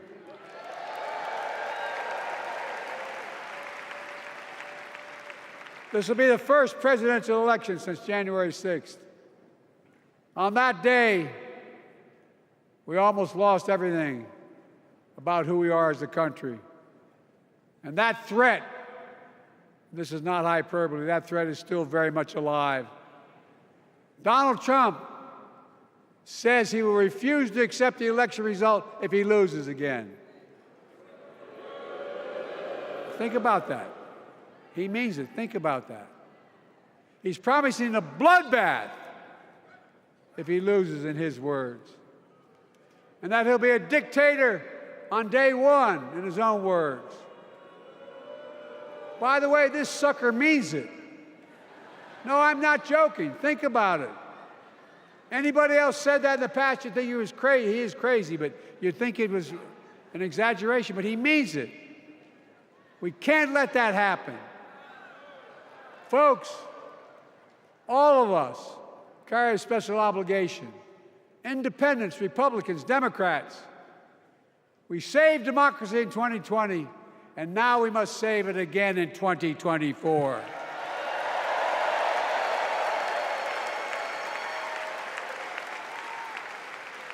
The vote of each of us cast this year will determine whether democracy and freedom will prevail. It's that simple. It's that serious. And the power is literally in your hands. History is in your hands. Not hyperbole. It's in your hands. America's future is in your hands. Let me close with this. Nowhere else in the world could a kid with a stutter and modest beginnings in Scranton, Pennsylvania, and Claymont, Delaware, grow up to sit behind the resolute desk in the Oval Office.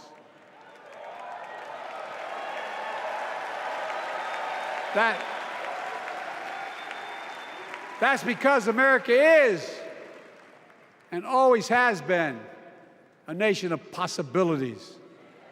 Possibilities. We must never lose that. Never. Kamala and Tim understand that this nation must continue to be a place of possibilities, not just for the few of us, but for all of us. So join me in promising your whole heart to this effort, and where my heart will be. I promise I'll be the best volunteer Harris and Walz has Cam ever seen.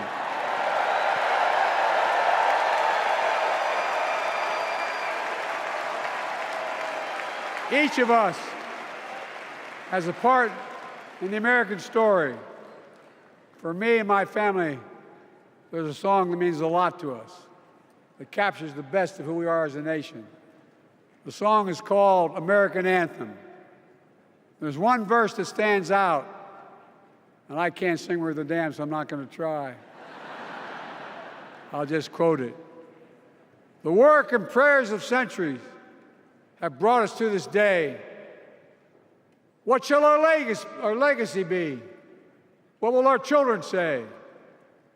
Let me know in my heart, when my days are through, America, America, I gave my best to you.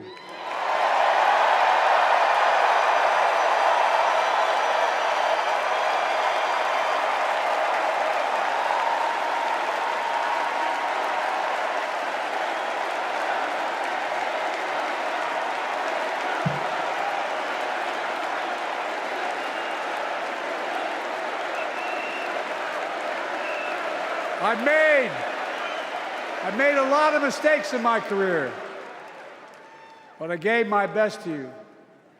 For 50 years, like many of you, I've given my heart and soul to our nation. And I've been blessed a million times in return with the support of the American people. I've either been too young to be in the Senate because I wasn't 30 yet, and too old to stay as president. But I hope you know how grateful I am to all of you. I can honestly say, and I mean this from the bottom, give you my word as a Biden, I can honestly say I'm more optimistic about the future than I was when I was elected as a 29-year-old United States Senator. I mean it. Folks, we just have to remember who we are. We're the United States of America.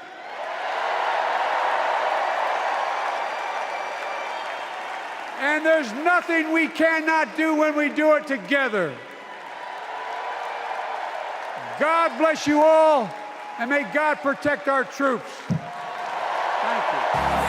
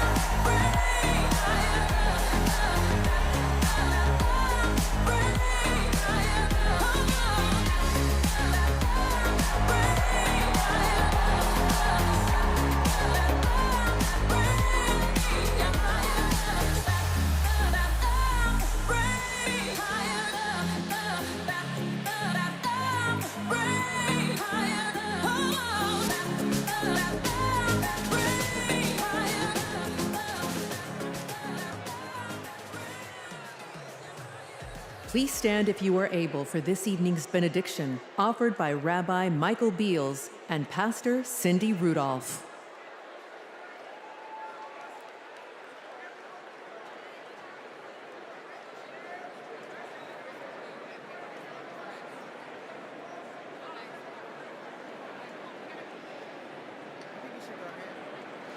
Tonight's convention theme, For the People, hints at the inclusive, bridge-building messages and policies the Democratic Party will require to succeed not only in November, but long after that. No prayer better unites Jews, Christians, Muslims, and others of faith, along with Democrats, Republicans, Independents, and undecideds, than the threefold priestly Cohenite benediction presented in the Bible. It is divided into three in order to shower the following blessings of gratitude, hoda'ah, upon my fellow Delawarean, President Joe Biden, for more than 50 years of selfless, effective public service. Joy, simcha, in public discourse and policy encouraged by Governor Tim Walz. And light, or, combined with freedom, cherut, inspired by Vice President Kamala Harris's vision for America. Please respond in unity with a heartfelt Amen after each of these three ancient Hebrew benedictions. Yevarechecha Adonai v'yishmerecha. May God bless you and protect you. Ya'er Adonai panav elecha v'yichoneka. May God deal kindly and graciously with you. Yesadnai panav elecha v'yisem lecha shalom. May God turn towards you and grant you that most precious gift, the gifting of wholeness and the gift of peace. And let us say a heartfelt Amen.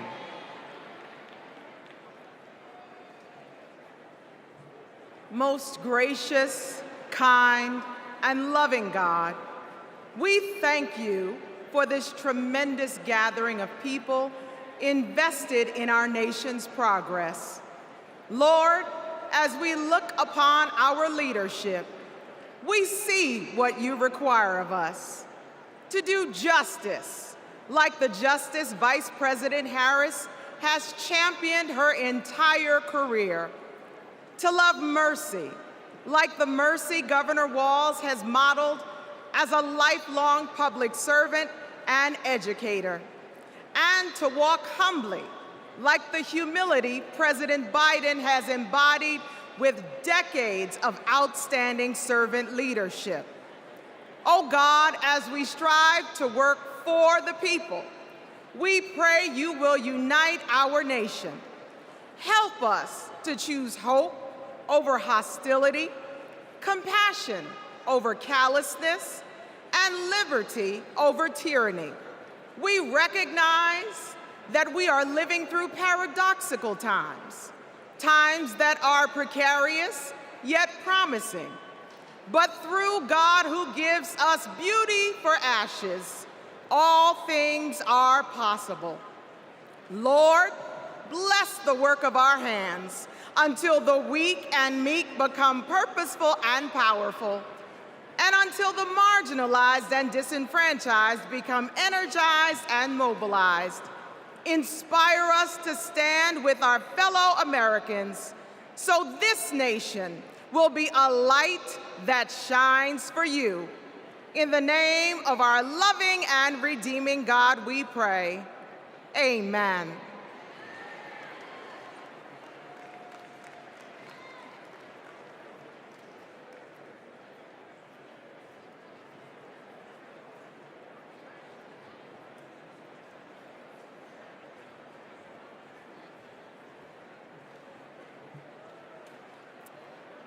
Night one of the Democratic National Convention has officially come to an end. What an incredible day. Thank you, President Biden, from the bottom of my heart. You have restored the soul of our nation. You have given us all hope. The chair will now entertain a motion to recess our convention until Tuesday, August 20th at 6 p.m. Is there a second? All in favor, please signify by saying aye. All opposed? The ayes have it. We'll see you tomorrow night, everybody.